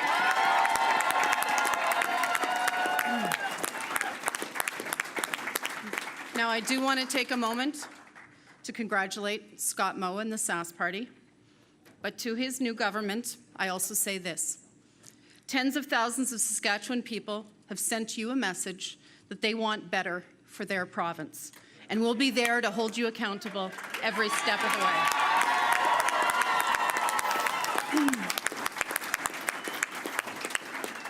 Tonight, I say to every person in this province who allowed themselves to hope, who left everything on the field, who believed in this campaign, and who showed up for that change, I promise you, I promise every one of you, this is not over.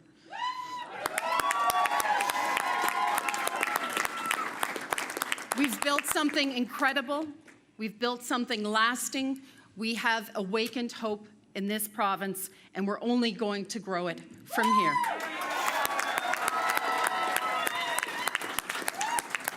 Because we know that change is a process. It doesn't happen in a single night or a single election. As much as we tried to make that happen, you know, I'm pretty stubborn. But lasting change happens through the commitment of people like you who believe that Saskatchewan can be better, that we deserve better.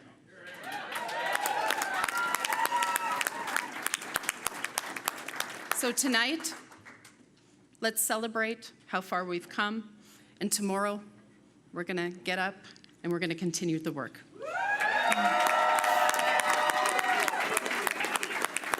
We're going to keep fighting for healthcare that is there for people when they need it, so that they don't have to drive out of province or pay out of pocket to get it. We're going to fight for our kids so that they get that good education that we all want for our kids and our grandkids, for jobs that pay the bills, and for a Saskatchewan economy that allows every region and every family to get ahead. This campaign, truly, this campaign has shown me more than ever the spirit and the strength of this beautiful province.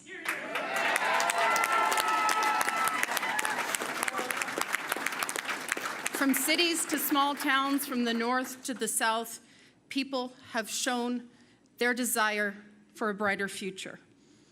And you know, I've had the privilege of traveling all over this province. And I have fallen even more deeply and completely in love with the people in this province from corner to corner. And that's been really a joy.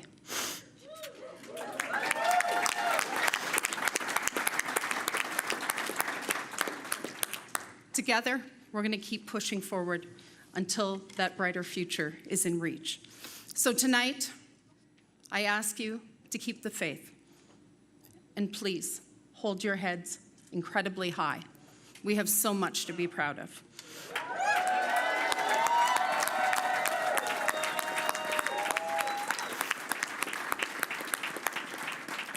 We are stronger than ever because we did this together. And I have a message for those newly elected MLAs tonight. It wasn't so long ago that I don't remember that feeling. Never forget how incredibly special it is for your neighbors to select you to be their representative. And I'd like to say also a huge thank you to everyone who put their name on a ballot in this election. We thank all of you.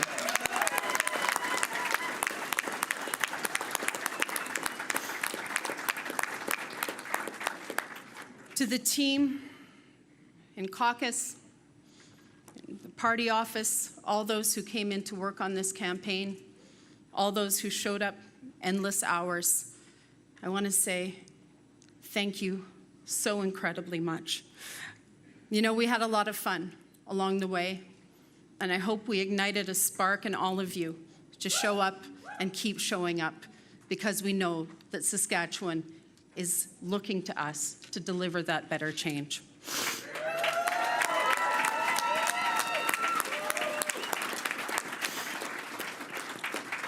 If you'll indulge me a quick word to my family, my husband, Guy, my son, Guy, my rock, thank you for your unwavering support. To our kids, Maya, Nolan, Hannah, Chloe, who's with us here, please know that you are my reason why. And despite the outcome tonight, how lucky am I to have such a beautiful and caring, supportive family.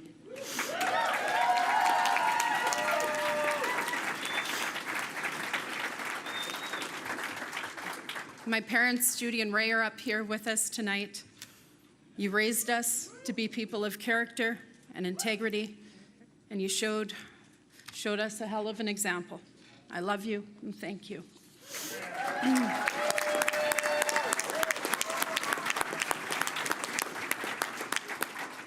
Friends, from tonight, from the lessons learned on this campaign, we will grow, we will learn, and together we will continue this journey towards a Saskatchewan that works for everyone.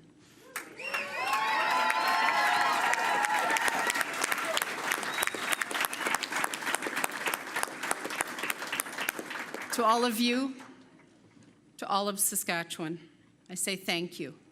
This is only the beginning. Let's continue to fight for the future that we believe in. Let's continue to fight for a Saskatchewan that truly is stronger together. Thank you all.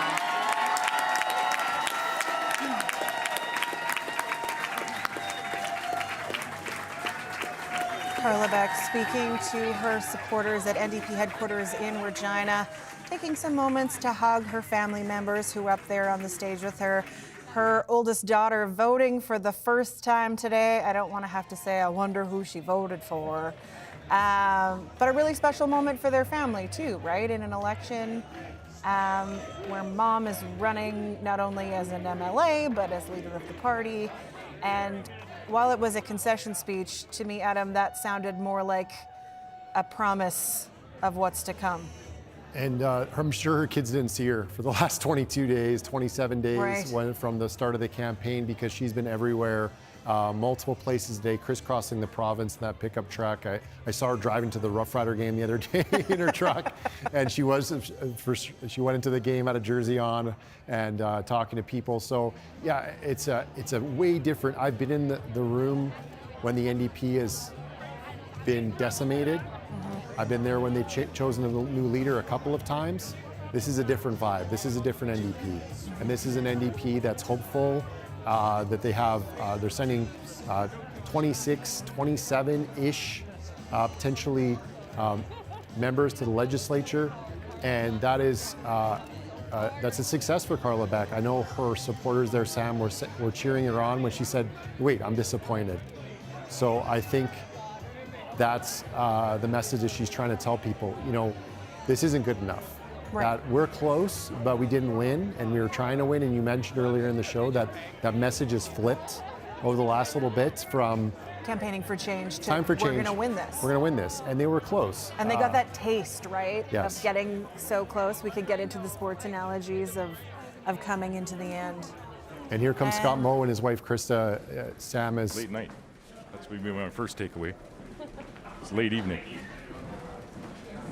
Okay, let's listen in as Dan Zakreski managed to get a microphone in there as Scott Moe was walking with his wife, Krista, to the podium. Rambo, you're in the way.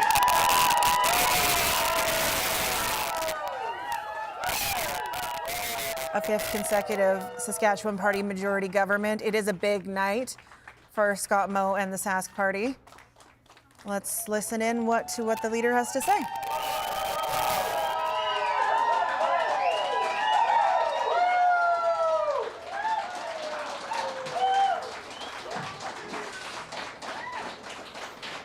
I was going to say good evening, but I think I'll actually say good morning. What a great day to be in Saskatchewan. And I want to begin by saying thank you to a number of people here. First of all, to all the people of Saskatchewan, all who went out and exercised their democratic right to vote and voted for a strong economy and a bright future in our province. Thank you once again, Saskatchewan, for placing your trust in our party, in the Saskatchewan Party. And thank you for electing a majority Saskatchewan Party government.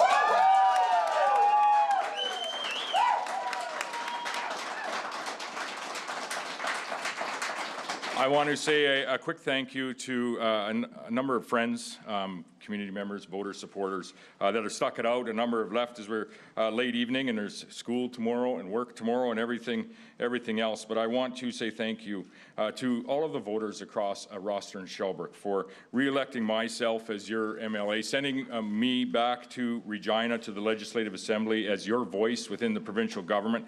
The support that you provide myself, my family, and the honor that I have in representing each and every one of you each and every day that I have had the opportunity to do that. I appreciate that more than words could ever express. And so I want to say thank you to the community, all of the voters of Roster and Shelburne.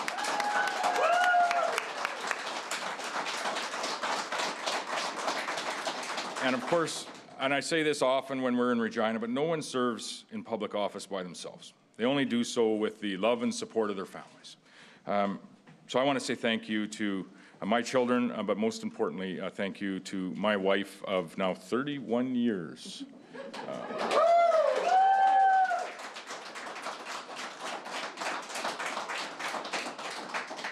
Never do it without you. No, you Thank you as well to our Roster and Shelburne campaign team that is delinquent, one MLA throughout the campaign as we travel the province. Thank you to Patrick Bundrock and all of the Saskatchewan Party team that is at headquarters. And thank you to the small group of folks that traveled across the province with me in what is now affectionately known as the truck. I want to say a thank you as well to all the candidates from all the parties that ran in this election. Whether you were successful or not, thank you for putting your name on a ballot. It's no small thing to put your name on that ballot, your name on a line sign, and to put yourself out in the public arena. To stand up and say you want to represent your community, you want to represent your neighbors, and you want to represent your friends. And so I would say to each and every candidate that put their name on a ballot this election, I appreciate the fact that you did that, and I thank you for doing that.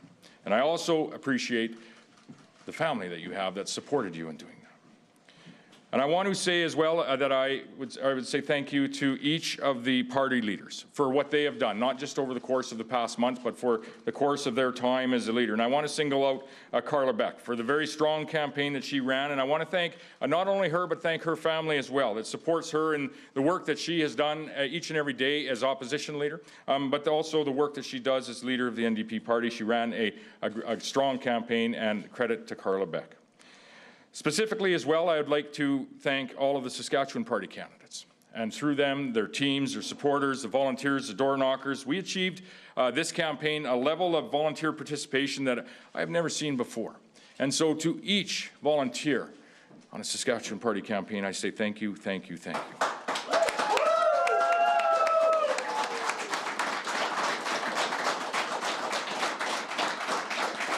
We knew when we started this campaign that it was going to be a challenging campaign. Recent history has not been kind to incumbent majority governing parties in this nation or around the world. We saw what had happened in British Columbia, New Brunswick, and Manitoba a short while ago. But we also believed that we had a message and we had a record that we could be proud of. And we knew that we had an outstanding slate of candidates that would work hard to bring that message and that record to the doorsteps across this province. And each of the candidates that ran for the Saskatchewan Party, they did that in an incredible way. And I thank each of them, and I thank the families that supported them behind them. This was a much closer election than what we have seen in quite some time in this province. Just over roughly half of the voters voted for the Saskatchewan Party, and there's another half of the voters that voted for someone else. And I would say this, that I've heard the message that was delivered here this evening. And the Saskatchewan Party will be a government that works for all of the people of Saskatchewan. And now some may allude to tonight's results as means that we are divided in this province, and I would disagree with that. Because I know, regardless of who you voted for in this election, you did so because you wanted what was best for the province that we know, love, and live in. And in this, I would say each of us is united. So tonight, I want to say a couple of words to each and every Saskatchewan resident that voted in this election. First, to the thousands of Saskatchewan voters that supported and re-elected the Saskatchewan Party. Thank you for your ongoing support. 17 years ago, you elected a new government in our province, and tonight, 17 years later, you voted to re-elect that very same Saskatchewan Party to govern. Because you know and believe, as do I, that Saskatchewan's best days are still ahead of us, and you believe that the Saskatchewan Party is the best choice to lead Saskatchewan to that brighter future. So I thank each of you.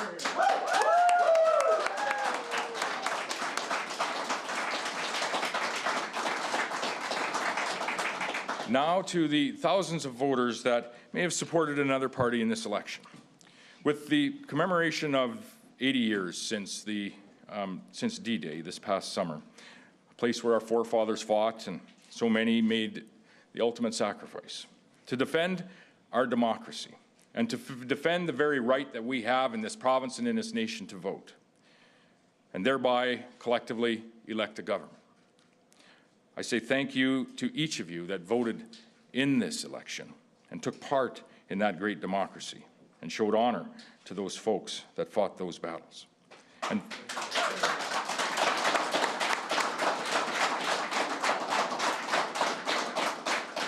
And I thank those that supported or voted for another party this election for the message that was delivered tonight. I've heard that message, and our team has heard that message, and we must do better, and we most certainly will. When you look at the results tonight, there are many people who voted for the Saskatchewan Party in the past, but chose not to in this election. We have lost your support, whether it be due to management of health care or education or the cost of living pressures that we're all feeling in this province and across this nation. All of us in government, and it starts with myself, we're going to take a little bit of time, we're going to reflect on the message that was sent here this evening, to reflect on just what exactly that means. And you have my word that we are going to do that. And we will strive to earn back your support. We have heard on the doorsteps and in our communities that your expectations of a government is of a government that will do better when it comes to accessing health care services. Your expectations is to have a government that will do better in supporting our children in their education. A government that will do better in representing you. Tomorrow, we're going to go back to work. And we're going to do just that.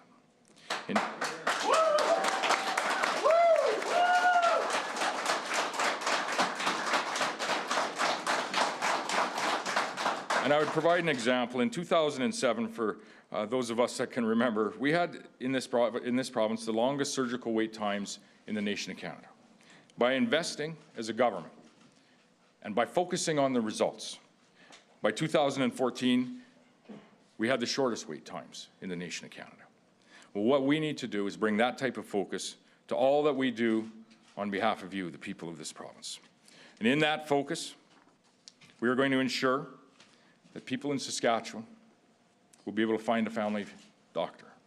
People in Saskatchewan will not have to wait too long for their surgery.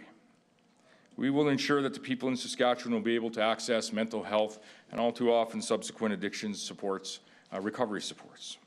And we will ensure that families feel safe wherever they choose to live in this province. And we'll also get to work on delivering on the election platform that we had put before the people of Saskatchewan, keeping the promises that we made to each and every person in this province in the election campaign that we had just came through, and working more broadly to achieving the targets that we had set out in our Saskatchewan Plan for Growth. We will keep Saskatchewan's economy growing, and we will continue to focus on creating new jobs and opportunities so that our children can stay here. And so that we can have the resources to ensure that we can make those investments right back into those classrooms and into our healthcare operations. So on this evening, in a very challenging time for incumbent majority parties across Canada and around the world, it's not lost on me, or it is not lost on your Saskatchewan Party team, that you have provided us with the honor to form a government in this great province for a 5th consecutive time.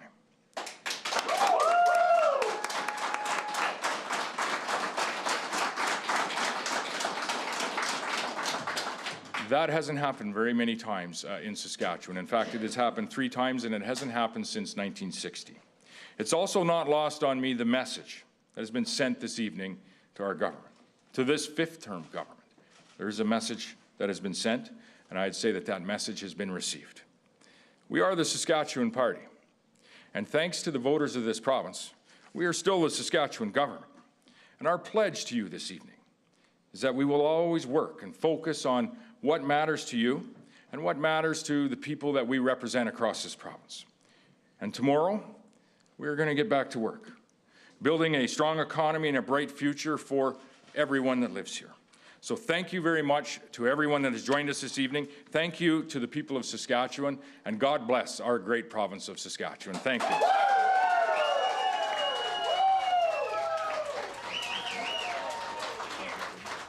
Scott Moe with his victory speech in his home constituency of Shellbrook. You can't tell from where they are, but they are at a hockey rink this hour, and the hockey was over hours ago. The counting took a little bit of time tonight, but the Sask Party, maybe not with the victory they wanted, but a victory nonetheless, Adam.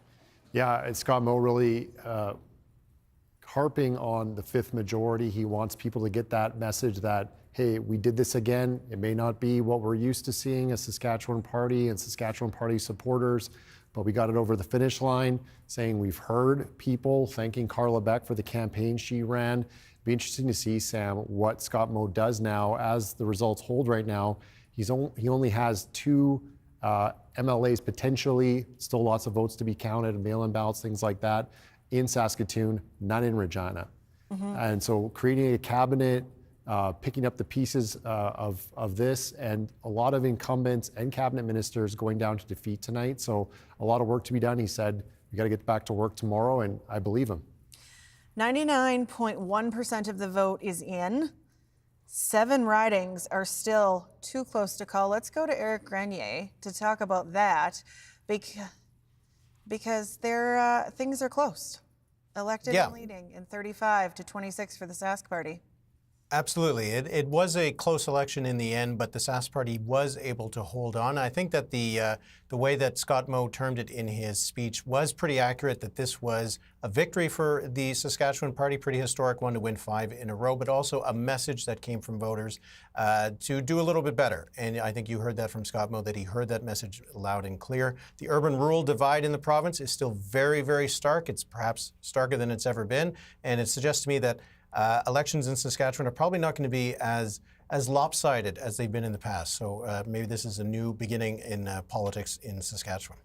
We will see how it all plays out. Eric, thanks for everything tonight. Thank you.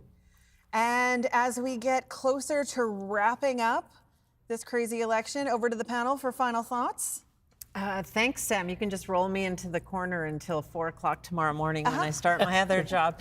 Merelda, what do you make of this historic night? Well, I think it really just shows that there are 2 teams out there now that have a lot of work to do to get where they want to be. Some have been, told that the direction they went was not the direction that was wanted, and others have been given an opportunity that they really can't afford to squander. What did you hear in those two speeches? Two really humbled leaders, particularly a premier, because he has not been able to play the humble card all that well this term. And I think he hit on an awful lot of right notes: health, education. We heard you. We heard what the message of those, I think, who voted NDP, because obviously that would be the majority of people that didn't vote for him. And I think that's an important message for the Premier to deliver and to hold for the next 4 years. It's going to be interesting to see where it was, because you know how it gets in the legislature, how competitive it is. But it isn't just the rural divide, it's the social issue divide. It's the divide of education needs and healthcare needs versus other government spending versus other things. It's a province right now that somebody has to step up and find a way to bring us together. And I hope I heard the right things tonight that will move us towards that. I guess we'll see in the next 4 years. I guess we'll see, Sam. I guess we'll see, Adam. There's no one for you to say that to. What are your final thoughts tonight as we get closer to also getting to go to bed? I think, as someone who covers the legislature with Murray, I'm fascinated to see how the quorum is going to be. Yeah. The quorum wasn't great with a 48-13, 47-14, and a speaker who is allegedly being bullied. It's going to be interesting we still have a few outstanding results. We're going to wait on those mail-in ballots. People can check in on Wednesday for, maybe a final count. There'll still be one more count from there. But I think, what Scott Moe had to say there is they have work to do. And I think, I'll take him at his word. In Regina and Saskatoon right now, it's a near sweep for the NDP, which is what they wanted, what they'd hoped for, but no one expected that 4 weeks ago. And so familiar names are going down to defeat for the Saskatchewan Party, new faces, a lot of new women elected for both the Saskatchewan Party and the NDP, a lot of first-time MLAs. So how all that shakes out, Sam, over the next few months is going to be really interesting, and I'm excited to see what these two leaders have in store. Carla Beck, she says she's not going anywhere. She says that their job isn't done, and Scott Moe had a similar message. It's very interesting, Sam. Yes, I think it's going to be a really interesting see in 4 years. We do this again in 4 years? Well, 4 years ago I had hair and I was clean shaven. So what I'll be looking like in 4 years, we'll never know. Politics really takes it out of you, huh? Murray's got a full head of hair over there. Murray looks great. Well, thank you all for your input tonight. That is it for us tonight. Thank you all for watching. Thank you for listening. For more numbers, context, and analysis, you can always go to our website, cbc.ca/sask. You can find me and our team on the CBC Saskatchewan News at 6 tomorrow. And you can find Adam and Murray and Stephanie on the morning edition tomorrow morning. From all of us here at CBC Saskatchewan, have a great night.